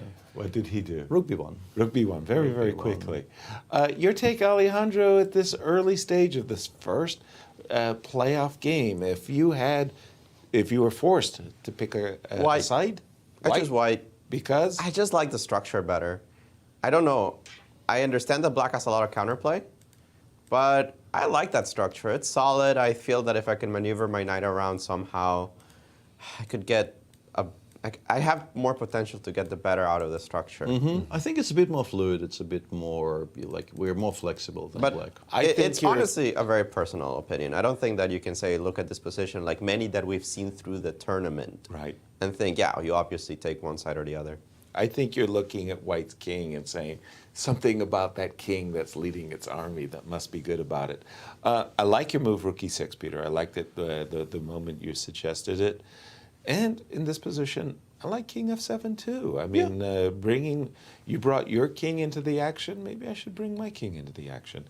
King f7, but rook e6 also. The question here prepping. is whether he feels he needs to have a specific answer to knight b3. That really is maybe the Knight only b3. idea what has. But rook d6. yeah, by rook the d6, way. rook c2 played so far. Yeah. Very quickly, I might add. Yeah. Yeah, some sort of maneuvering game going on here. Rook d6. I guess knight b3, like I didn't think knight b3 was doing very much. In particular, once black lands a rook on the 6th, because my point was if we play knight b3, and black goes knight c4, I wanted to play a6, a5 and pretend I'm attacking the pawn on a6. But I don't think I am really. You can even ignore it, or you can play b6, b5, and it's already protected by the rook on d6, and it will be very, very difficult to get to that black. Yes, it's a kind of a nice-looking knight on c5, but as long as there's a rook on the 6th, it's not really doing all that much. So yeah, Jan prefers just to make a quiet move for now. He's gone rook c2. I don't think he has a threat. He's for now just trying to establish pieces on the best squares and see where it leads him. Also, perhaps he's expecting the rook to land on c6 at some point, so he is preparing for it. Right, by just protecting in advance. By the way, if you're talking about knight trades, knight to b3, I'd much prefer to execute such a knight trade by playing a move like rook b4, knight c4, trying to trade the knights on my terms. Maybe I could finagle an advantage in that case.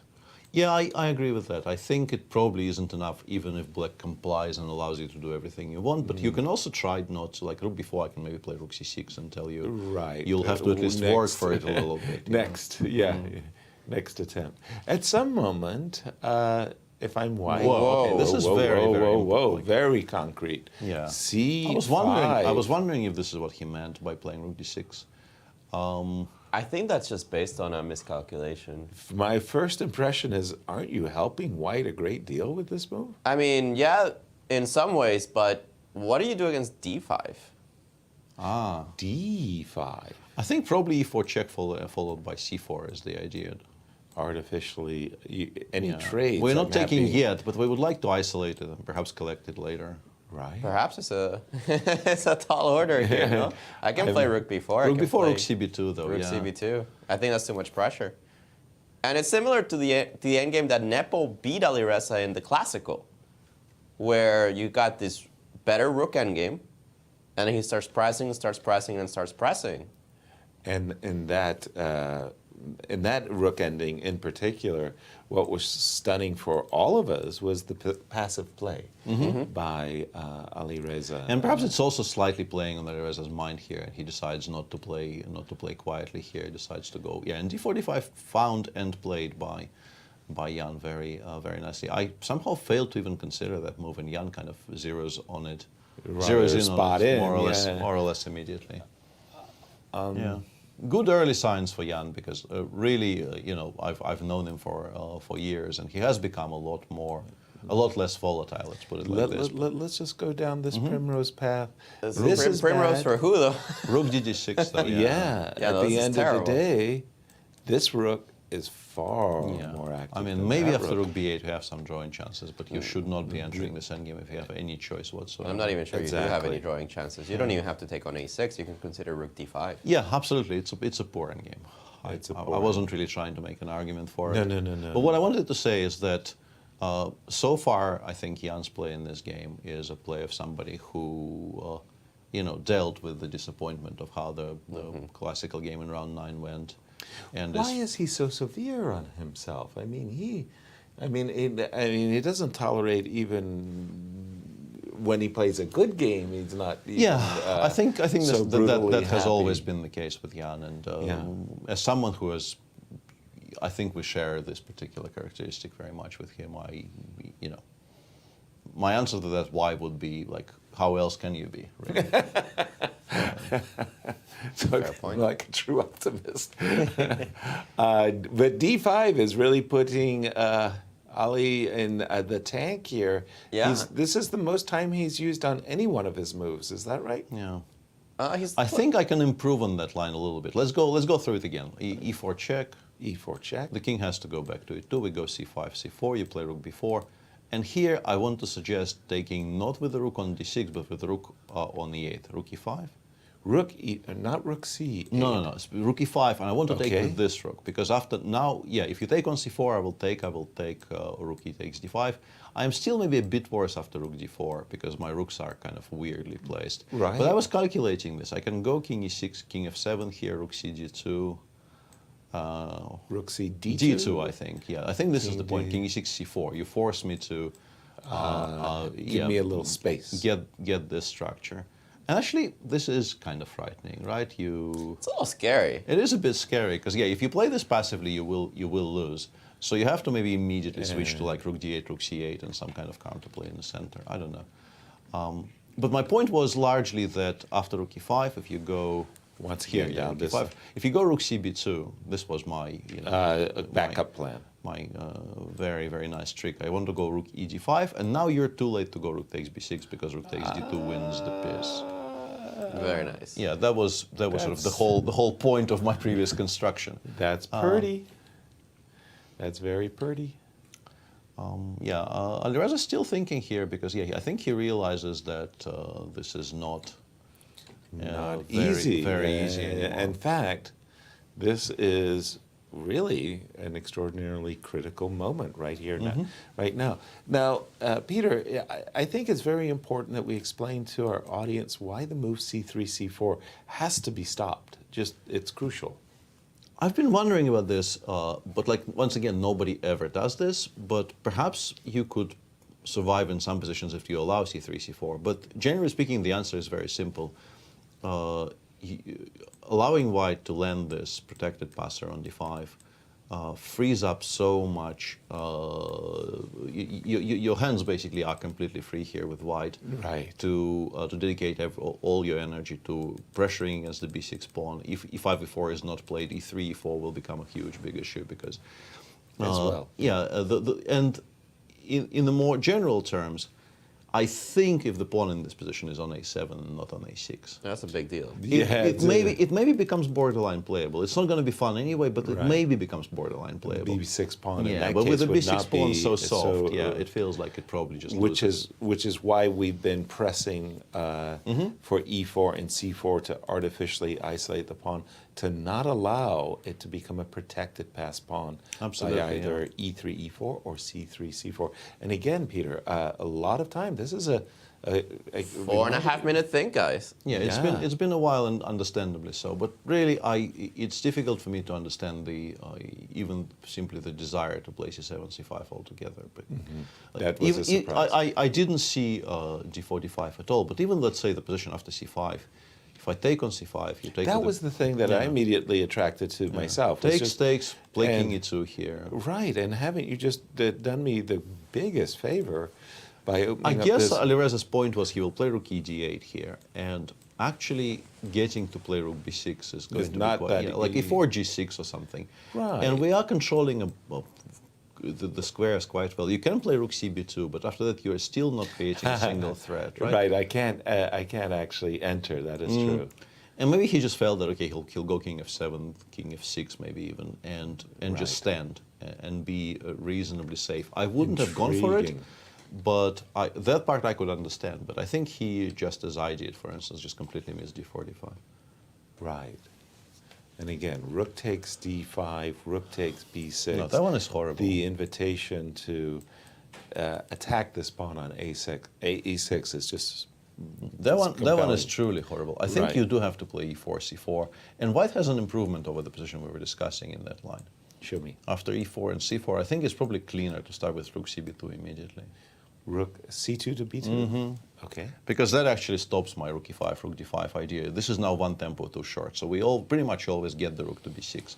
You can play rook b8, but you will not enjoy the experience of having to play rook b8. So you take on d5, we take on b6. At some point we need to remind Alireza it's no longer a classical tournament. Right. Down to 4 minutes. He has spent more 4.5. time on this move than he has remaining. Ooh. Well, he is facing very serious problems. So in a way, he's doing the right thing because I think he's realized by this point that if he doesn't find a good reply here, he might be in a tremendous amount of trouble. Exactly, Peter. I'm just going to have to say that I don't like letting the rook crash through on the b6 pawn. I'd rather you capture the c4 we take pawn. on c4, and then in the end I thought I go rook c6, but maybe it's not that much. I guess I start by giving you a check. You have to go back to g8. That wasn't the intention. I understand that. And then we will think. c4, c5 comes to mind. Rook c6 forces rook a5, I think, but that one is not that clear. That was not what I had in mind. Maybe I have to do something else here. Pause, break. Yeah, I think that's probably stronger. Waiting for knight takes so that I can recapture on d5. I can include some moves here, but maybe, like now with rook on b7, you will play king h7 next move, right? So I'm not really gaining all that. King f7, sorry. So let's take on c4. On c4, you will take. And by the way, we do. e4 check has been played, king e2 has been played, and now the big question comes. Right. So in this position, I will take on c4. You will take twice. I mean, a couple of captures. Rook d5, rook c6. Right. And c4 played already. Yeah. Yeah, they're That's catching what up it with felt us. like, that you have to go for this position. There's no choice. Rook c2 to b2, just exactly as you prescribed, Peter, on the board by Jan. I've got to say, Jan's playing this, finding that moment and playing rather d4, d5 rather quickly. Yeah. I mean, hats off. That was impressive. He spotted it really quickly, and he also clearly trusts his instincts and years and years of playing all kinds of formats. I think taught him that when he's playing well, he can actually trust the hand, so to speak. Trust the hand. This position after rook c6. Rook a5. Rook a5. I don't think I'm winning this actually, because I thought rook a5 I can play rook b4 and kind of keep things together, but you are trading a lot of stuff with b6, b5 here, I think. Gotcha. I'm not in love with this. All right. I'm not in love with this. Maybe at some point you throw in g4 though. But after rook c2, what do we have? No, keep going down the line. Rook b4, take. Rook b7. Rook b7 is the key. Rook b7, take on c4, take everything. Okay. And then we go g3, g4. And then we go g4. I just want to illustrate this. Okay. Because that might be dangerous. Yeah, it's not fun. I think I am kind of obliged to go fg and h6, h5. By the way, Alireza did agree to trade the b6 pawn. Yeah, but he chose a slightly different setup, right? Because he allowed rook d5 and then rook e8. This was the top engine's choice, by the way. Yeah, I saw that the engines preferred this. I was kind of surprising. And rook 1b2 was played already? Rook b1, b2, yeah. This is definitely not the position. No, definitely not. That was a mouse slip. We just go back. Wait a second. There no, we go. that's. We have a couple of moves. Rook ED4. No. Yeah. Okay. Rook B6 here. There we go. That's the position. Yeah, that is the position. Sorry, Very yeah, good. I lost it momentarily. So yeah, and as I can see, well, sort of understandably, you're really not supposed to give up the pawn on a6. I briefly considered making some kind of a waiting move here. Let's say king h7, just to illustrate. Okay. And then going rook a6, knight b3. Okay. But I think the issue with that is I will take on b3, and then I will go rook a6, b6, without giving up any control over the d2 square, and that doesn't seem enough. So Alireza does go rook d6. I think he went rook 8 d6 there, right? Yes. Rook 8 d6. Now you have an option. You could go rook 6 b4, hinting that c4 is weak. Right. But I personally am more attracted to doing the same thing, but trading off a pair of rooks first, just so there's less counterplay. Yeah, I think we want a pair of rooks off, because then the king will just be perfectly adequately placed, protecting the knight on d2. We don't need to do anything more about the knight on d2. So takes, and then perhaps find a way to activate our pieces. Rook b8, c8 comes to mind, depending on where the king goes, or rook b8, and then perhaps start preparing that very annoying g4 break. And that he agrees with us, takes one pair of rooks, and now let's see if he plays rook b8, which is natural, rook b4 also natural. By the way, the move rook d6 did come, blunder alert with rook takes d2. Tragic possibility. Rook b4 first, or am I hearing rook check and rook c8? Yeah, I mean all of these options are interesting. The immediate g4 comes to mind, but I'm not always so much in love with trading the pawn on e4 for the pawn on g4. I think black pretty much always takes on g4 and he accepts the slightly spoiled structure. But right. I think for black, every single pawn traded off the board here is a bit of an achievement. So rook b4, yeah, rook b4, rook c6 played. Yeah, so. Now the rook is passive, and we can actually, consider playing like h3 or By the way, it's not just that the fact the rook is passive. It's not that I'm going to go and attack the knight on a5, but in truth, that knight on a5 is horrifyingly It is a bad. very, very poor piece. Yeah. I start to think about h3 and g4, and maybe bringing my knight to g3. I may be playing a piece ahead. Well, I mean, the moment the knight leaves the d2 square, it will open up the b3 square for the knight on a5. h3, in the meantime, has been played, and I really like that idea because it asks black, how happy are you with me playing g3, g4? How do you want to meet it? Do you want to prepare and meet it with g7, g6? Do you want to play h5? And then perhaps straight take on g4 and play g6. There's a number of options, but they all result in black having a somewhat softened pawn structure, which will become a target. Alejandro, are the engines excited by White's strategy? Do they feel he has an advantage? And if so, by how much? Well, it was 1, but after g4, g6, it's only 0.3. They were not in love with the idea of playing g4. Actually, they prefer the move f3 right away.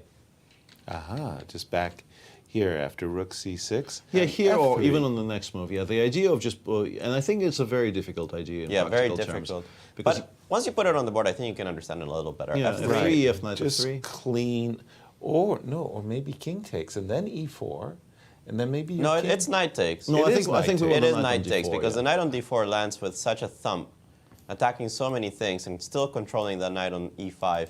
And for the time being, after pawn takes, knight takes, you still can't bring the king to the center. Yeah, I think it's very, very concrete because the f5 pawn is also kind of soft. If I play knight d4, if you play rook c5, you will just lose to rook b6. So you might have to spend a tempo here on something like g7, g6, which loses material as well if we want. Like g6, knight e5, you've already lost a pawn. And now, for example, now the position that we have on the board, let's update that one because Alireza doesn't have that much time. The engines do say, it's time. It's time to play knight b3. It just the knight is so terrible. Get that knight off the knight board. is so terrible. You can give up a pawn for it, and because of the structure on the king side specifically. Yeah, I think it makes a lot of sense. Knight b3. If you take twice, you already have to defend the pawn on c3 somehow. It's not easy to push it to c4 ever, and I can start thinking of king f6, king g5, king h4. And black is active. White simply is not. Right. Yeah. King f6 played first. I don't think that spoils anything at all. I also asked Jan what his intentions are with this move rook b8. I mean, that's a very good point. There is counterplay on offer on the king side. And I think this is where you begin to realize why it was perhaps so beloved of the computer to try and exploit the immediate concrete details of the position while the king was still on g8. Because now, I mean, it looks unbelievably passive. Like the knight on a5 will only have a move if and when white allows it. Right. The rook on 6 is also completely preoccupied by defending the entire structure. But it's only 2 pieces left on the board. Pawns are being traded away. And defensive resources are quite high. Yeah, check. Well, I mean, check. G6, I guess. G6 probably, right? Because King G5 F4 maybe is Or 4 or F3. Yeah, 4. Then I can maybe go back to G6. But I think F3 might be kind of unfortunate. That's clever, actually. Yeah, King G5 maybe you just go F3. Yeah. A huge time discrepancy here as well. Remember that it's only a 10-second increment, no longer 30, like they did in the classical. Time for F3. It's probably time for F3 anyway. Yeah, but it feels like maybe now Black can start just solving issues concretely. King G6 on yeah, the he board, played King right? G6. Yeah, Okay. F3. I think I'm probably playing Knight B3. I'm trying to get those knights off the board. I don't lose material tactically, I think, because the F check, I have King G7. Nice. So I will be F3, in time Knight to B3. trade a pair of knights. And I think the moment that that pair of knights comes off the board, Black just instantly generates a lot and lot of counterplay. So once again, we're expecting F2, after the move King G6, our live board, for some reason, hasn't been updated. Our analysis board is actually live.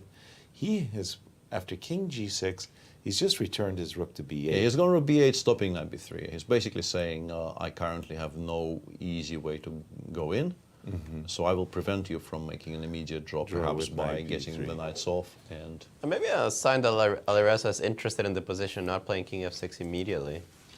He goes forward. Yes, G5, that's why what not? Why not? There's, like I said, I thought that I was thinking King H5 actually, and I was thinking that would force Rook F8, and I would go back to. And G6. also, yeah, specifically against the move that Jan played, you probably feel slightly safer with the king on h5 because EF knight f3. You don't like that it's a check. Precisely. It might not be all that lethal, but you don't like that it's a check. You would like to have a tempo to do something in that position. And Is now it it is time the for Knight B3? It's the time for Knight B3. The engines are adamant that you are okay if you don't play Knight B3, but this is the best time to do so. And Knight B3 played 0-0 according to the engine. Yeah, Right, there we go. because we always have this counterplay now in any straight rook ending. And suddenly, if you visualize that rook ending, like the rook on b3, suddenly, I mean, the turns have tabled there for sure. The rook on 6 is just so much more active than... The turns are tabled. Correct. I mean, you pulled that cheapo on me before, and I missed it, but that's pretty good. Rook the takes world is b3. turned. Rook takes b3. We can go king h4 straight away. We can also perhaps invest the tempo in rook c4. I don't But why? But yeah, but we don't need to. Yeah. You can imagine this is going to get looks like, vacuumed. yeah, there's counterplay now. Yeah, things will start coming off the board for sure, and yeah, the Take counterplay this with the one. outside passer is always going to should always carry us home as black here. You can play like fe4, rook b4, the immediate rook b4, but I think the black doesn't even need to care about the e4 pawn at all. Just trade. I think we take on h3, we give up on e4, and then we go Exactly. h5. Exactly. And we start pushing. Exactly. And You're not even down a pawn. Fe. no, we're not the taking board. on c3, at least not rook immediately. b4. Why not? Because rook e6, and then maybe you have to think. I see absolutely no reason to allow rook e6 attacking both h6 and a6. By the way, yeah, all of this on the board. If you play rook e6 here, I think the reason he is thinking is that a5 rook b6 exists. Otherwise, I think rook e6 will just be a very, very clean solution. But Exactly. a5 rook b6 is a bit annoying. True. Yeah, he's trying to figure out a clean way not to allow that. I'm pretty sure most sensible decisions here hold, but I very much like the idea of taking on h3, waiting for rook takes e4, and spending one more tempo on h6, h5. And now we are ready to take on c3 if we want next move, because rook e6 will not attack two of our... And as we say that, rook e6 play. But I think he's very concrete, because rook e6, a5, he does have rook e5. Yeah, he does have rook e5, or perhaps h6, h5. Yeah, it's just important not to blunder the h6 pawn. Like king takes h3, rook b6 would be lost. Yeah, Jan goes c4, king h3, c5, but yeah, that should not be much of anything at all. Well, yeah. It's time to... Rook c6 is a very, very strange choice here. I guess So it's still enough. Rook b6 is the issue, Yeah, right? like why are we allowing this? This is I wouldn't have been allowing this. Yeah, rook b6. It's still going to be a draw. Jan will drive the king away from. I guess you go g4 f5, right? You go because if you go g3, the rook g6 pushes it away. No, again. g4 must be played. Yeah, Right? it has to be g4 f5, and then you go rook c2 check and rook a2. And with the white king cut off on the back rank, that there's like experience tells us that these positions are pretty much never ever won. Yeah. And like you say, rook c2, king g1, rook a2, and then we start planning king g4, king f3. No, this is hopeless. This is just a this dead is draw. just a draw. Yeah, this is just a draw. So you have to count this as a bit of a miss by Jan, but probably not as much as we expected. Like he was better after f3 instead of h3. But I gotta tell you guys, for a 15-minute game, this is one of the best 15-minute games in a very, I want to say, nervy playoff. I mean, playoffs are always butterflies in the tummy type of thing, but the Sinquefield Cup in particular, it's just such a big money event. It's such a big tournament. And I think Alireza is showing that improvement, right? From the same game that he played against Nepo, where he lost because he was passive. Yeah. Right. And in this one, he had just understood what he needed. It's the activity. He needed to activate his king, activate his rook, no matter if he loses a pawn. And this is just much better defense. Absolutely. I think b3, perfectly timed, Peter. Yeah, exactly. I think, I mean, I'm sure he knew the concept of active defense existed even before that game he lost to Jan in the Sinquefield Cup. There are a few books recommended. But still, you know, it's an attractive narrative to say that we are watching somebody learn in real time. You know, and, I'm sure it's not entirely incorrect, actually, even if you have to assume he probably heard about that idea previously. He did play rook g6 check. Yeah, this is just a draw. That little extra nuance to drive the black king back, but unfortunately for Jan, it's not going to be enough. No, rook check I and don't think king it will. d1. No, it cannot possibly The be. rook behind the a pawn. Yeah, on the topic of big money events, I would like to be more sure about these things, but I'm pretty sure that the money is actually shared. So what they're playing for is pride and potentially a trophy. And, recognition. Your name engraved on a trophy. I don't think, recognition. And we're being told that there's an extra 10K for the winners, so it's not entirely. Yeah, I think they added that to this year's GCT regulations. Yeah. A lot of people complain, why are we playing playoff for no extra money? But yeah, extra 10K. Actually added to the prize pool if you want to look at it that way. Yeah, that is actually quite impressive from the organizers of the GCT, because they didn't need to do that, but they clearly understand correctly how these things work. And I think it's now time to play rook f6. Yes. And make sure I don't see king f3, king takes e3, land on the board. Yes, and he's done that as Nepo. Rook f6. And then king g3, king f3, and like, okay, Alireza doesn't want to win the pawn back, but because I think king g3, king f3 was actually winning the pawn back very comfortably, so he didn't even have to think about this very much. But obviously, like rook f5, king f6, you're like, we're not losing this position with black. No. We are not losing this position with black, or rook d5 check and then something. Doesn't really matter that much. And it was king c2 or king d2?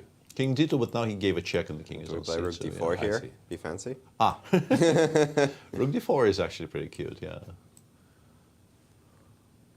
Yeah, but Alireza instead just says, and okay, rook d4 is basically a draw for. Yes, I think Jan plays d4, d5 next move. I'm pretty sure. No. Stalemate. Stalemate, of course. Oh, asserting dominance. Right. Very important to assert dominance. I remember talking. Such as it is. Yeah, with Viktor Korchnoi, and he was explaining that in the World Championship match in 1978, he was furious with Karpov for forcing this kind of stalemate. He really took it somehow as a personal insult, asserting dominance, as you said. No, I think you know these two get along fine enough. Yes. That this will be seen as a not a slight on Alireza's person. Right. Pretty sure it wasn't intended as a such. darn good game, Alejandro, for our first playoff. I mean, hats off to both players. I didn't see too many inaccuracies in all of that. I think Alireza survived a little bit of a scare after the move d5. I feel that d5 came on the board and he felt pressured. He just sat there. He thought for like 7 minutes on a 15-minute game. And he said, all right, this is my best. This is my solution. I don't see any real problems with it, or at least this is the least problems that I can get into. And he did pretty well. I mean, let's go all the way back to this position with d5. And we're thinking about a lot of different things, how to allow white to take on b6 because there's no longer a good way to avoid it. And after check here, he actually found the best way to do it. Rook cb2, take directly, and just play rook d8, hold on to the pawn. And it's a scary position at the beginning, but I think he understood that there were chances, and the moment that he was giving a chance to activate his king, he took it. Pretty good game here for both sides. Nepo putting a little bit of pressure, but far from enough. And how good or bad would it have been if f2, f3? Close to 1. Close to 1. Instead of playing h3 in this position, you could start with h3, it's okay, but it does think that after king f7, it is the time to play the move f3 in this position. It's 0.8, actually.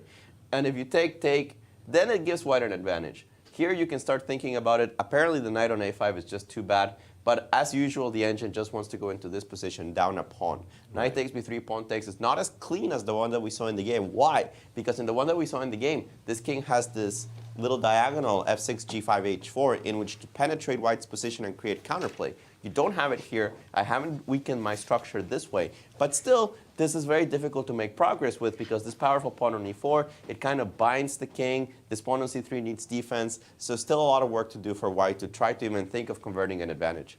Nice. Thank you for that. Yeah, and it's interesting how I think all three of us, and also Jan very clearly in the game, we were all instantly drawn to the idea of softening the structure up with h3 and g4. Right. And it's just a mistake because it gives black additional counterplay, which you have to kind of foresee way in advance. And in the rapid game, I think you sort of fall back on the patterns that you've learned, and the idea of undermining the base of the chain there, it just comes so naturally that I think Jan played h3 like within 20 seconds. Right. You don't hit the head of the chain. Yeah. In this case, the e4 pawn with the move f3. Whereas the idea of trading what we assume will be a target eventually, just is very, very difficult to assess if you're playing quickly. I'm sure if Jan paused there, he would have realized that at least the idea exists and perhaps is very strong.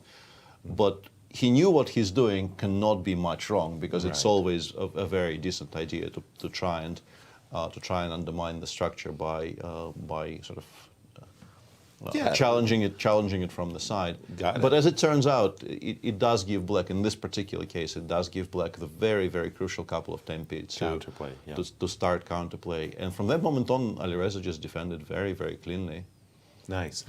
Now, Alireza, with the white pieces. I mean, it's a start. In some way, it's not an Armageddon game, but I mean, in some ways. And it will start very, very soon. It starts in 2 minutes, yes. Yeah, and this is very good by the organizers again, because I've seen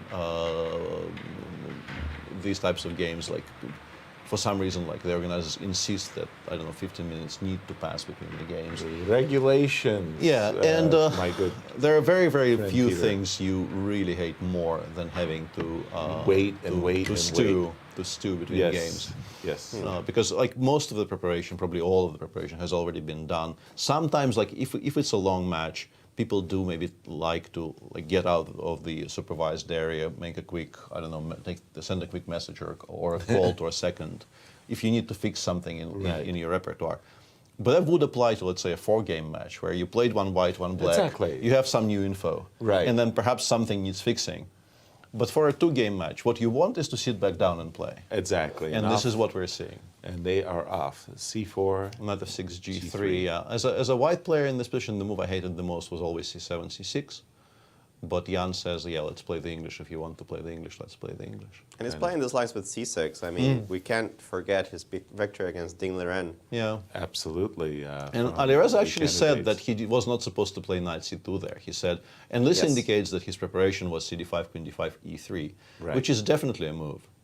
I'm pretty sure he will just play e3 here now. Yeah, it's actually... He pretty much flat out stated that knight c2 was a mistake. Yes. Which is not a mistake. It's not a mistake. It's not a mistake. He just didn't remember which move he was supposed to make. Right. I mean, e2, e3 was the way I always approached these positions, because the strangest thing is I never liked my opponent playing for the queen h5, bishop h3 ideas. Yeah, there it is, yeah. And he's corrected himself. And this was a very, very easy guess on our part, because we did listen to the interview, and he was extremely open about these things. Right. Perhaps he didn't expect that he will need to play this position again, I don't know. Right. Yeah, but somebody that might not have seen the interview is Ian Nepomniachtchi. It's possible, yeah, it's possible. But I mean, as a black player, Jan, obviously, the English is so much a central part of so many people's repertoires these days. Right. That I'm sure that he's looked at this very seriously, possibly from both sides even, because he also plays the English quite a bit. And e3 will not be a surprise. There's like 100 games from this position. Break it down for us. Black's idea is to maintain his pawn on e3. Yeah. White's idea is just equally as obvious. He tends to break it down. Yeah, I think, well, I mean, the first order of business is not blundering the e4 pawn, right? That is because very important. If you do nothing here, something like queen c3, knight c3, queen c2 will just win the pawn outright. Precisely so. So your first idea here is just to make sure that white can't attack it and pick it up. You can make it happen by playing bishop c5, or by removing the queen from the d5 square, or making the move that Jan has just made, which is quite rare. Do you know this book? Do you know this move? Well, I mean, it's clearly been played by strong players, as I can see on my screen, but it's a rare move. It's a rare move. It's been played by... Boris played it. Instead of knight a6. No, again, it was played against Boris. Yeah, it was played against Boris, by a very good player. Yeah. Is bishop c5 is the main move? I think bishop c5 and queen e5 Yes. are basically, it's an equal split, and you get this position anyway. This is the main position, whichever move order you get it by. And then you can play the immediate d3. I think I pretty much always played d3, d2, d3 there after bishop c5 and queen e5, because you don't really have to worry about bishop takes d4 very much. But there's other moves as well, yeah. There are some games of mine there. Oh, very good. As you can see. Okay, but knight a6. Yeah, it's a good surprise. The sideline variation has stopped Alireza for just a moment, because he... Yeah, d3 seems very, very logical, because in this position, it actually feels it might be useful for us to keep the pin for the time being, because it stops black from going e4 takes d3. If you start with knight c3, queen e5, I'm pretty sure that d3 here will be met by e takes d3, or maybe I mean apparently not. Apparently bishop g4 is also a move, but there's no more pin. Yeah, but so keeping d3 the pin alive makes, I think, a very large amount of sense. Now that you mention it, bishop g4. Maybe not here though, because d takes c4 is playable, right? Queen a5 check. Yeah, bishop d2 exists, right? I actually went through the entire line. I mean, queen d2 is playable, but we get compensation there. But bishop d2 really puts a dampener on the entire thing, right? Yes, because I was trying to get some quick castles on the queen side for black going, and it would be a Donnybrook. Move d2, d3. How you like them? Apples, Alejandro. Man, I'm way too tired to think. I'm going to ask the engine. Ask the engine. What the engine says plus 0.7, knight a6 is kind of a bad move. Really? Kind of a bad move? I think it's likely to be some kind of a semi-bluff. I'm pretty sure he is not ad-libbing here. If he is ad-libbing here, some kind of due diligence has been failed somewhere along the way, I would have to say, because beatings will commence immediately at 7 p.m. sharp. I mean, this is a reasonably central position. It's been played a decent amount of times by strong players. So yeah, I get the feeling that perhaps he just did not repeat this particular opening today, and he is now trying to remember what the file says. And what do you reckon the file does say? Because I can easily see from the body posture that Jan is actually in a tank now. Yeah, it's unclear. I mean, you're sort of drawn to the idea of trying to develop as quickly as possible, something like bishop b4 check, and then perhaps after you play bishop d2, which is what I assume you play. Right. I will play maybe that. even castling and going for something quick while knight c3 is not really hitting us as strongly. A bishop b4 check played. We expect bishop d2, and then you have to think. Okay. You have to think. There's You also some mentioned kind of fancy castle. stuff, like you can play knight c5 here, but By the way, d takes e4 I think seems my strong. database just went boom, like this would be a novel position. It's hard to believe that. it would Actually, be bishop novel. d2 appears to be a novelty, which is very surprising Really? to me. That's Yeah. the most natural move. Yeah, well, knight c3 has been played the 2 times that this position has been reached. One is Gelfand against Inarkiev, which was won by black. And then I assume in an open tournament, Sekro played Jan Timman by Jan in 2005. Yeah, knight c3. It's weird to me that bishop d2 has not been tried, because I Yeah, think you know, the very, very obvious and kind of ambitious idea of lending the full knight on c3, the knight that cannot be traded, Exactly. and then collecting more dividends in the center seems to be very logical. So yeah. Also, just looking at the structure quickly for just a second, I mean, it's easy for me to make a flippant decision that my bishop on c1 is no great shakes. Yes, yes, I mean, think- let me I get think rid of that as that well, yeah. bishop. Let me put my knight on c3 and really tickle that e4 pawn. Yeah. Pardon me, since bishop b4 check has been played, now Alireza is taking his time. Yeah, I think, as I said, like I would be shocked if this wasn't at some point looked at by Team Nepo, and he has some idea about this. And perhaps actually for Alireza, knight a6 came as a bit of a surprise because of just how rare it is. And once again, I've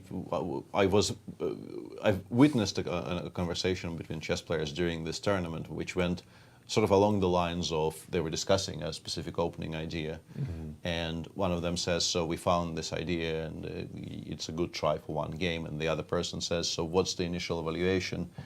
And the first person says like 0.8, when in fact the idea is from the black side and black does equalize long term. And the first person says, that's a very good find. And this is actually an interesting, the reason I'm telling this seemingly pointless story is that you value the ideas which are initially rejected by the computer much more than the ideas which are shown by every single engine. Right. Because those might not get analyzed by your opposition. By your opponent. Yeah, because if you find an idea which is playable, but which is like the machine instantly screams, do not do this. Right. It is sort of, it's worth its weight in gold in some cases because people will miss it. That was precisely in an interview that Fabi was having with Alejandro. That was precisely a point that Fabi was mentioned, that he oftentimes explores moves that are second and third, and even not really on the horizon because they're likely to be overlooked. Exactly. Yeah. As I was convincing myself that bishop d2 was the best move, knight c3 appeared was played, yeah. right on target, and knight c5 as well. Yeah, honestly, if this is the best black has, I am really, really not in love with it at all. Why? Because I think after d takes c4, you will have to take. Okay, he hasn't played d takes c4. He's played c3, c4, which I think is. Maybe not the most useful. Yeah, I would have taken on e4. I wouldn't have bothered with this, honestly. Even though there is, I think, only a very specific reason why it's not as good, I think. And I glanced at the engine, and now I know the answer. You specifically have to play queen h5 here. Nothing else equalizes, but queen h5 But comes queen h5 close. is a good move. Yeah. It's a very good move. You don't. Yeah. You want to both take on h5 and take on e4 at the same time, but you can't. Lots of chess say you only do one at a time. And he hasn't found it. It's not very obvious. Yeah, it's not Knight very takes obvious. d3 check. Yeah. So he's played queen e5, and now we have a very good version of sort of the kind of position I wanted to get, which is we'll take on e4. Black will probably take with the c knight. We will castle. I don't think we have to worry about c6, c5 too much currently, because even knight b5 I think is playable. Okay. And okay, castles here, and we want to play queen c2, bishop b2, and then push for f3 and d4. And if we get all that, I mean, obviously Then it's not a you've got your given. two bishops, and you're a happy camper. Yeah, but we are, we have a very, very large advantage if we get all of that in. And what do we have on the board currently? Yeah, so far takes has been played. Castles hasn't been played yet. I still expect it to happen, but it hasn't been played yet. Well, Queen A5 is such an annoying move. I think you have to castle. No, you do castle here. Yeah. We're not worried about c5 too much. I don't think we're worried about c5 at all. I'm almost wondering if I can just make a random move and Rook e1, even, yeah. But then black will castle. Like the issue. The issue is that he castle. The issue with the quiet move there is that black will castle and claim that this is a gained tempo. But a lot of the players in our audience would see that c5 move as threatening, Peter. Yeah, I mean, knight b5 is one thing. I mean, even knight b3 probably preserves some advantage, but I'm kind of... I like knight b3, actually. Yeah, and you're back to queen c2 and our plans, bishop b2 our plans ideas. stay the same. Like, if knight b3 is the best we have there, I'm sort of drawn to that idea because then at least I can visualize perhaps some pressure against the pawn on c4. Like, if I can play bishop b6 really quickly, and once you drive my knight away from e4, I can drop it back to d6 and attack the pawn on c6 or on c4. Exactly. I suspect it doesn't work. Yeah, after knight b3 specifically. Yeah, like knight b3. Let's say I go castles. Yep. Queen c2. Yeah. Either bishop b6 or bishop b5. Bishop b5 also is not that bad. Very I guess. sensible. Yeah, bishop b2, queen e6. Okay. And believe it or not, c5 is actually the novelty of the game. Somehow they transposed, or they. This is the Shakhriyar Niemann game. Oh, Perhaps okay. with the transposition. Yeah. With c5, so c5 on the board. Yeah, knight b5 is playable, but the engines do suggest the knight belongs on b3, which is kind of interesting to me because it really did not seem like anywhere near the best square. But you do have to play very quickly after knight b3. So knight b5 is fine strategically. It's that you do take on a1. Yeah. Knight c7, check, king e7. The engine just says, do your worst. Your knight's going to get trapped. So knight b5, yeah. If you don't take on a1, you're probably worse. But you can take on a1, play knight c7, king e7. And I guess if you take on a8, queen e5 becomes a topic. Like all kinds of things become a topic. This knight on a8 is not really... you start wondering, how do I rescue that fella? Not such an oil painting. But yeah, knight b3 castle is already played. And I think here white really needs to play very, very energetically, because if you give black the kind of the setup that we're discussing, maybe it's not so horrible. But you can maybe even play like very, very energetically, like f3 here. Let me just promote this variation to my. And again. And again. Where do I? Yeah, let me do this. Yeah. I think we start with f3 in this position. Yeah, this is what I meant. Yeah, I don't see why not. I just don't see why not. Use the time that you have, because queen c2, bishop f5 comes so naturally. Thank you. Yeah, I think the point is that we can actually play f3, knight d6, e4, just ignoring the c4 pawn for the time being completely. Like f3, knight d6, knight e4. Knight takes c4, and I don't know, bishop f4 or f4 e5. I think f4 e5. F4 e5 in particular is very, very attractive. I always like those pawn storms with just trying to kind of sweep black off the board precisely entirely. So, yeah. Yeah, I think if you give black like a tempo, I mean definitely two, but maybe even a good tempo somewhere here, and black gets to play either bishop b6 or bishop f5, queen e6, and kind of restructures the pieces a little bit. It becomes very playable for black, because knight on b3 is very, very restricted. If black, let's say, supports the pawn on c5 by b7, b6, and nothing bad happens to them in the center for a short while. Yeah, then what does your knight do on b3? Then black is just fine. So you have to be fast here. I liked your idea of queen c2 and bishop b2, just putting the bishop on but the long then diagonal. you will have to spend some more tempi solving those issues, right? Like if we continue that line, queen c2, bishop f5. Okay. Bishop b2. I have to play queen e6. Exactly. f3 found. Yeah, f3 found. Yeah, and here, I mean, knight takes g3 is a threat. If you have to spend a tempo on something here. I didn't know if I could or could not get away with f3. I have knight e3 there in the end, but yeah, f3 has already been played, so we can probably discard ignore this very safely. A 15 move. Knight d6 f3, played. Knight d6 and played. we kind of expect the pawn sacrifice with e4. Don't think it's forced. Yeah. But it is difficult to hold on to that c4 pawn now that queen c3 is on tap. Yeah. Like for example, if I go queen e2, I think just... Yeah, and there it is, yeah. F3, knight e6, e4 played by Alireza. Very well found. You don't have a choice here because bishop f4 is winning a piece. Yeah, if you don't play knight takes c4, your position is just straight up busted because, yeah, bishop f4 is a bit too much of a threat here to do anything else. So you must just close your eyes and take. Okay. Everything else is just lost. And then we go bishop f4. I think we maybe can play queen e7. I apologize. This is where you liked f4. Yeah, just open the bishop on g2, right? Yeah. And this is such a typical idea, and for example, the King's Gambit. Sorry, the King's Gambit, the King's Indian fianchetto variation, where you just give up a pawn. Right. But as long as you can get f4, e5 in, and the knight on f6 lacks a logical square, you might be doomed for a very passive defense for a long time. Yeah, it's just not going to be fun.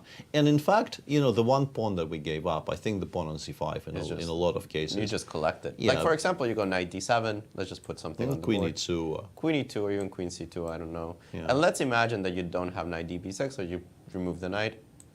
You just go bishop e3. You start attacking the pawn, and then rook ac1. And yeah, how are you going to hold it with your bishop on c8 and a rook on a8 and all of your pieces away from the game?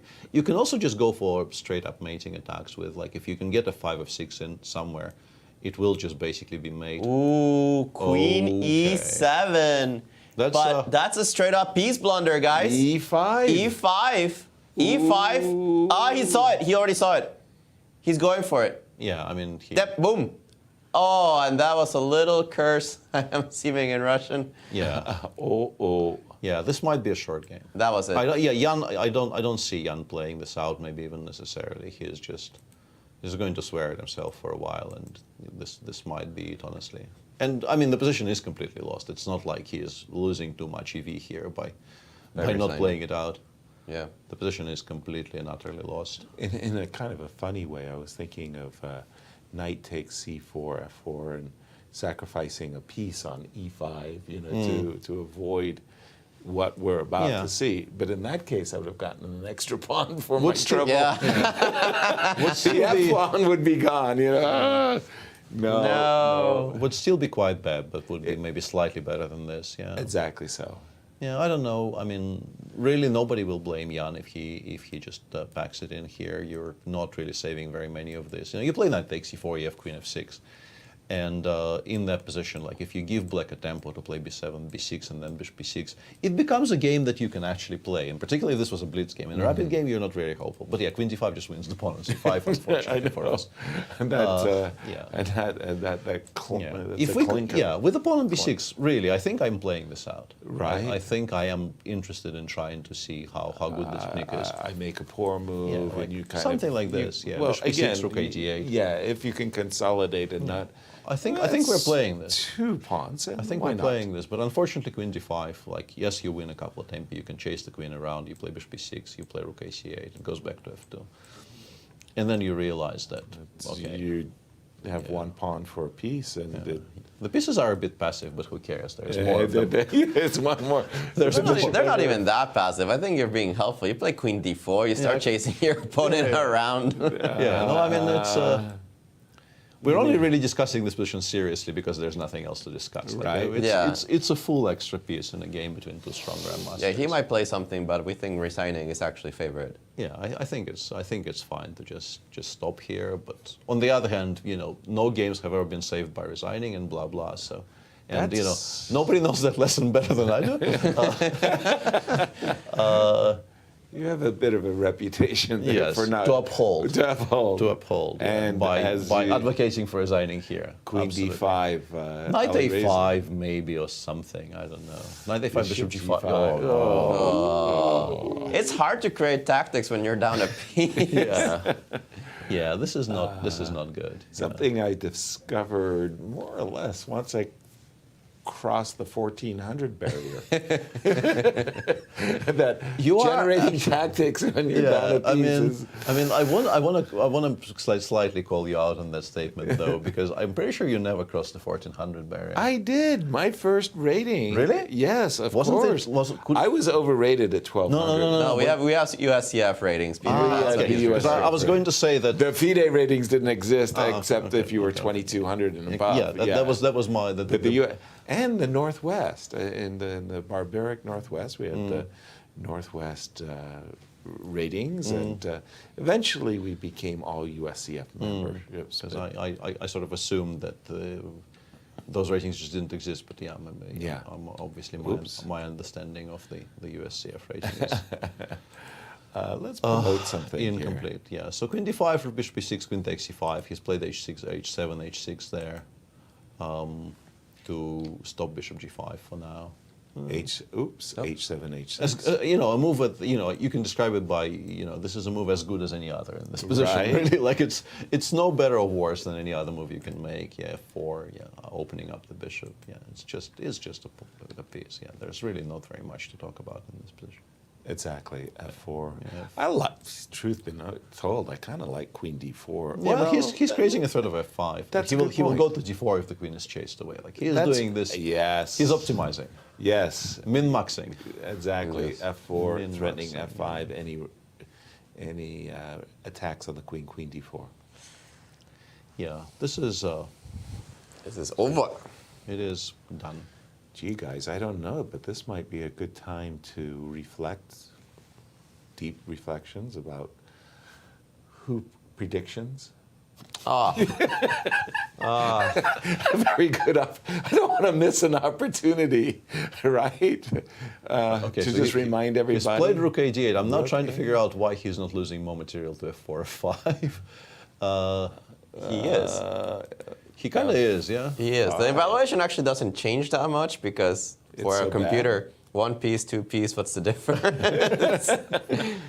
Yeah. But f5, b6, queen c7. Queen c7. Yeah, queen c7 or queen 7 in particular. Yeah, queen c7. It's time to pack it in. That will be 2 pieces. It's a bit much. Yeah. Right. Obviously, like most moves here, which don't blunder a piece in one move, are still good. But why not play f5?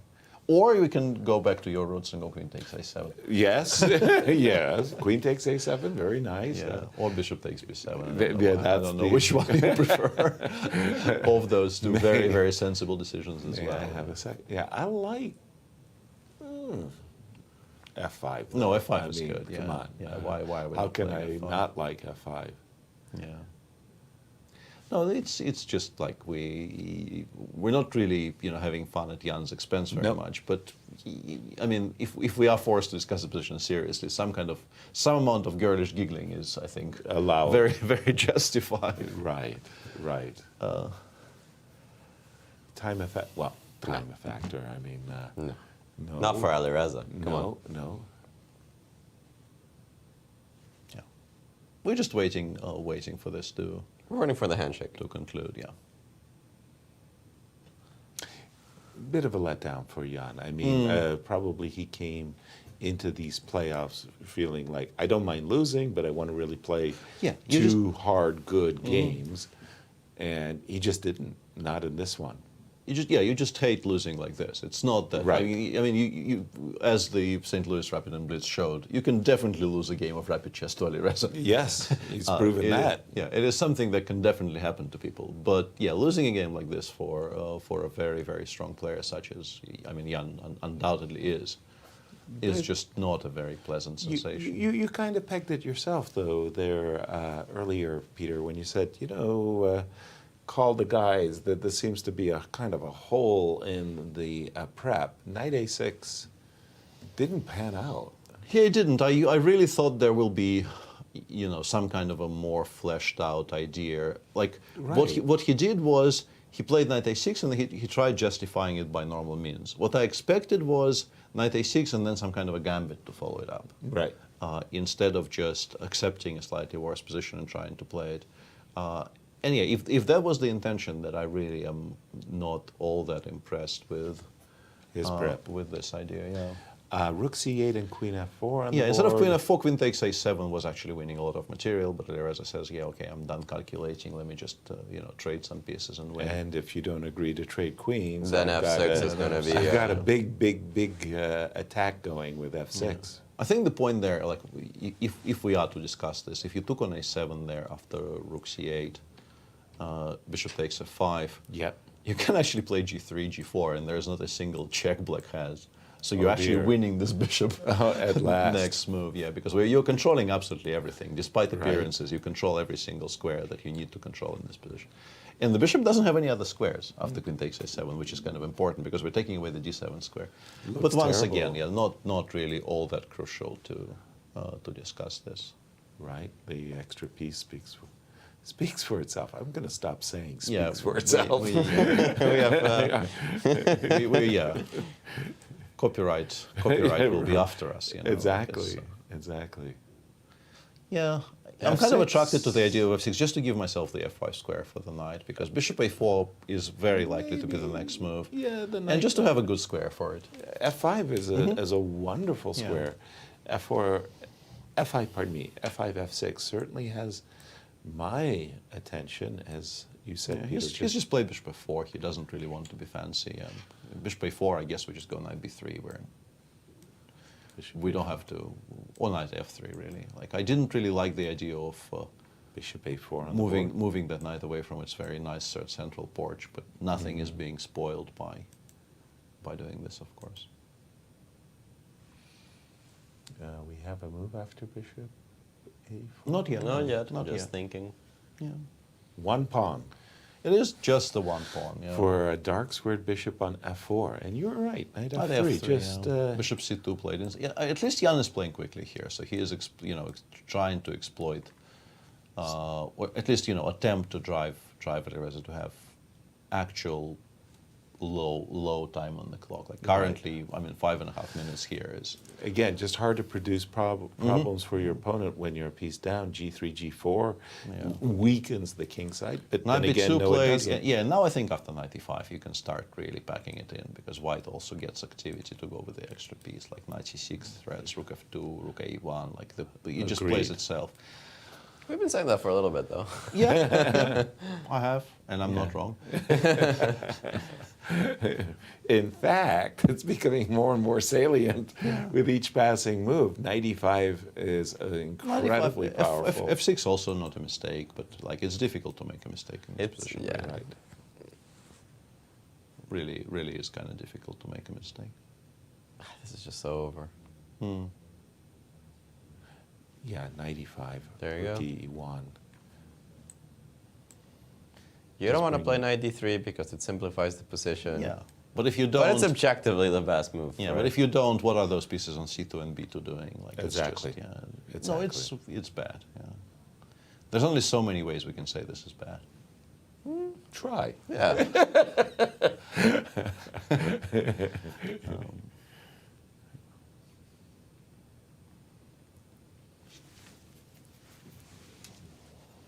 Riveting, guys, but there is really nothing to say in this position, is there? It's pretty bad.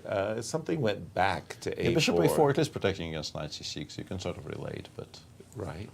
I mean, we can start offering more trades. Like rook ac1 looks logical, just to continue suggesting that that one day I might land on the doorstep there. Simply just removing pieces from the board is advantageous for us here, as the proud owners of the extra horse. Right. Extra bishop, actually, not an extra. More or less, 1,500 years, the accepted formula went ahead in material, trade and trade and trade some more. Rook a c1. Yeah, has been played. Yeah, Jan took on c1, and Alireza is now trying to figure out if he has to worry about forks if he takes with the rook, and then f6, knight d3 happens. The answer is no. The answer is no, but also you can take with the bishop and force more trades, I assume. Yeah, like it just doesn't. That was the reason why I was thinking about bishop takes. Just it's all about the trading game right now. Just hacking things off. He took with the rook. He did take with the rook, and there is just one trick in the position. One thing you shouldn't do here is play rook c7 just to play for the peanut gallery, because then fe5, bishop e5, rook d1 check, and you might actually regret your life choices. Becoming a professional chess player because you didn't just blunder one piece. Well, I mean, like, bishop f1 still exists, but yeah, like you should not be doing this. But apart from this, like pretty much anything else will be okay. He's gone knight g6, knight d3 is a response. Yeah, bishop d5 is almost made, but not quite. But you can just go rook c7. Yeah, the bishop's actually defended. Yeah, that was a good. And he has gone rook c7. And you're right, bishop d5. And there it is. That was it. We have a winner, guys. We do. He has won it all. St. Louis Rapid and Blitz, wins the Sinquefield, wins the Grand Chess Tour. I don't think this man's ever leaving St. Louis. Yeah. Don't give people, I would petition for say. Don't give people ideas. Right? Wow. What a month it has been for Alireza. Our congratulations to him yet again, the winner of the Grand Chess Tour, as you've just so eloquently put it, Rapid and Blitz, Sinquefield Cup, Grand Chess Tour. Yeah, what's next? I mean, the guy's not playing the U.S. Championship. Wow. And bravo Alireza. Yeah, those are exactly the kinds of ideas I didn't want you to give people. Right. Yeah, an extremely impressive performance by the young man, decimating the field in the Rapid and Blitz. Wow. And playing a very, very exciting tournament in the Sinquefield Cup, starting by losing to Jan in round 2, and then bouncing back in a very, very impressive fashion, winning some very sharp games. He had to run quite well to win them. You have to. Yes. I mean, no point sugarcoating the truth there. He did have suspect position in a number of those games, but look at the cross table Right. as the old story goes. It doesn't matter. The result is what matters. And Saw that just kind of like exhale. Poof. Thank goodness that is over. What a memorable, I was going to say memorable, memorable event it has been. The Sinquefield Cup, I don't know how it's happened, but over the decade or so that it's been played, we've seen it all, from the streak, the 7-0 Fabi, Magnus Carlsen, and all the great players that have played here, but somehow this one will kind of stick in our memories for, for quite a long it somehow time never disappoints. Yeah, you get tremendous chess. You get very, very good, interesting lineups, and people play very exciting chess here. And this year is no exception. It will have been, somewhat overshadowed by the off-board stuff this year. Let's honor our participants, Peter. Let's start with who, unfortunately, came in the bottom and tied for 8th. Yeah, there we have it. Shakhriyar very honestly saying, this is not great. He didn't call it a catastrophe. He was very clear. He wanted to make a statement that this is not a catastrophe, but it's not great, of course. Exactly. A very surprising low finish for MVL. Who I think Grand has Chess been Tour playing. leader comes into this event, and at least he clawed his way to 3rd place on the GCT, right? I think so. Yeah, he did. Levon tied for 6th and earns a bit below $20,000. Ties for 6th with Hans Niemann, I believe. Successful Grand Chess Tour for Levon.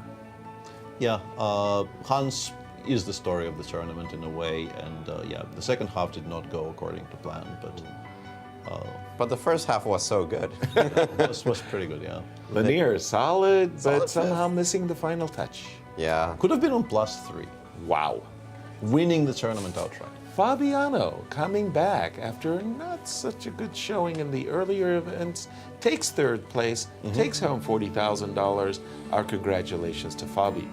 Absolutely, and he ties it with Wesley, who was, you have to say, one precise calculation away from winning everything. From winning everything yesterday. Will be disappointed with this result, but still a fantastic consistency in Grand Chess Tours over the years.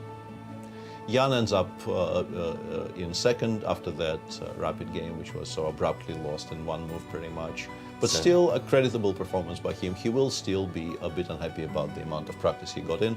He wasn't joking, and I think he wasn't wrong either. He played 4 theoretical draws in a row at some point. Goes home $77,500 richer.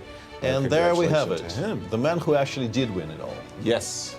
The 19-year-old from France, Alireza Firouzja, the 2022 Sinquefield Cup champion. Right. Congratulations to the young man. Wow. Very impressive. And once more is with Alejandro.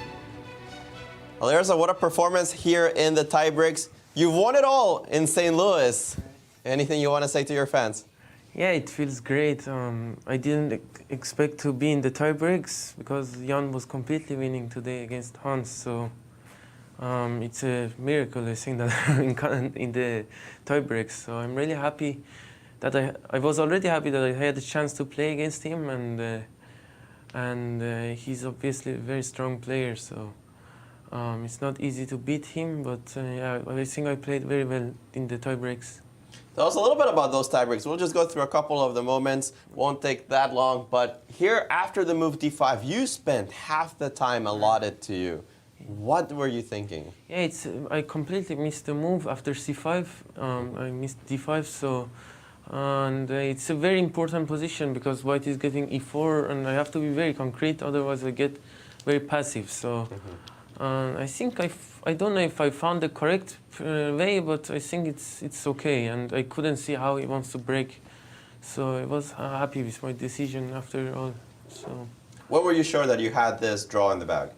No, it was very tricky because my knight is out of the game, and yeah, but I never saw advantage for him. But it's not easy, of course. Of course. In the second game, you play an idea that you wanted to show in the classical against Shak. You came in, you said that you had actually missed on the move order. It didn't seem like he was prepared. Yeah, he completely forgot the idea. I think the line is not knight a6, so. But I don't know if I punished it well, but I think it was interesting. I couldn't find a better way, so.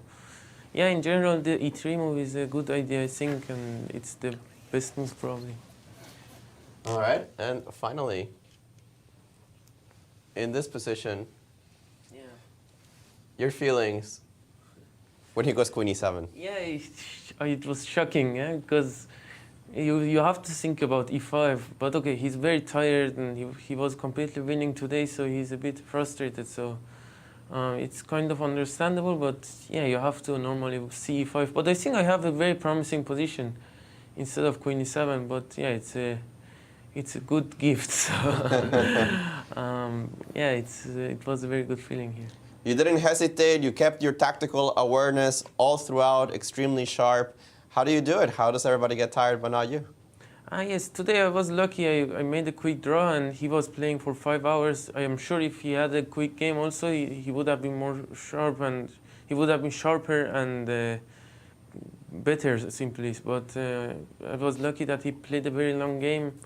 So, but in general, I think everybody played a decent tournament here. Okay, some players, of course, they didn't, but in general, everybody was in a great shape, I think, and we saw a very high-quality tournament. So, yeah, I'm happy with my play at least, and we'll see what happens in 960. Well, 960 is certainly a different beast. You ready for it? Yeah, it's my first time playing over the world 960, so it's a very interesting event. Of course, I'm looking forward to play Gary, and I have to take revenge because last year I lost in online against him, so we will see what happens. Guys, join us here with the winner of, well, everything here in St. Louis. Yeah, congratulations. Very well played. Really, really congratulations. We'll look forward to the Fisher 960 as well, Alireza. As we get ready to say our goodbyes, first of all, we do want to give a very, very big shout out. We make fun of all of the guys in the truck, the whole production, whether it be Firouzja, Kevin Duggan, everybody. We just want to say Spectrum Studios, you do a great job. We stand by every comment. Every insult that we've ever delivered, we stand by. None of that was ever, we will ever double in jest. down. Yes. Yes. Thank you all. Thank you for that. Thank you to the St. Louis Chess Club and Scholastic Center. You guys make coming in to the club each and every day a pleasure. Thank you, thank you, thank you to Tyler and Finn, who keep us on our toes and tell us 2 minutes. Come into the broadcast. To Alejandro. No, my pleasure. You were Pleasure wonderful. is absolutely mine. You guys were great. I always do love doing commentary with both of you. It's been many years that I do commentary with both, but it's been a while since I had the both at the studio at the same time. I had a blast. I'm exhausted. It was a great tournament. Yes. Great tournament to really be was, casting. yeah. So much drama. Let's face it, that makes it more fun. So much interest. Let's face it, it makes it so much more fun. But it's not over. We have so many tournaments coming up that it just feels like we're bleeding right next into the next one. Absolutely. In fact, one more time, let's take a look at the upcoming events. Starting with the Ultimate Moves. That's the trash talking. Go get them kind of one-day event that we enjoy here. That will be at 1 p.m. Central. Well, starts at 12:50 Central on what is it? Tuesday. Sounds days right. Days of the week are very difficult. Sounds right. They all absolutely blend together. And then 3 days in a row of chess 9LX with, as Alireza mentioned, with Gary coming in and joining this field. Should be an extremely exciting event. And then in October, the U.S. Nationals for both the Open and the Women's section are going to be played. And let's just save the best for last, Peter. Seriously, it's been absolutely wonderful. I love working next to you. For me, your calculations, your insights have been terrific. So thank you very much. I'm sorry we're going to be losing you, and you'll be a participant. I suspect, I liked you next to me. I suspect so am I. But when we're done with the 960, I will have wished that I stayed here. We'll keep the seat warm. Okay. We'll see how that goes. But yeah, it's been an absolute pleasure. And yeah, thanks for everybody who makes this possible. Thanks for everybody including me in this. Yes. And really come back. it. Promise to come back in your chair. That would be very nice. I'd love to. And to each and every one of you, thank you so much for joining our show. We'll see you at the next one. Good night, everyone. Good night.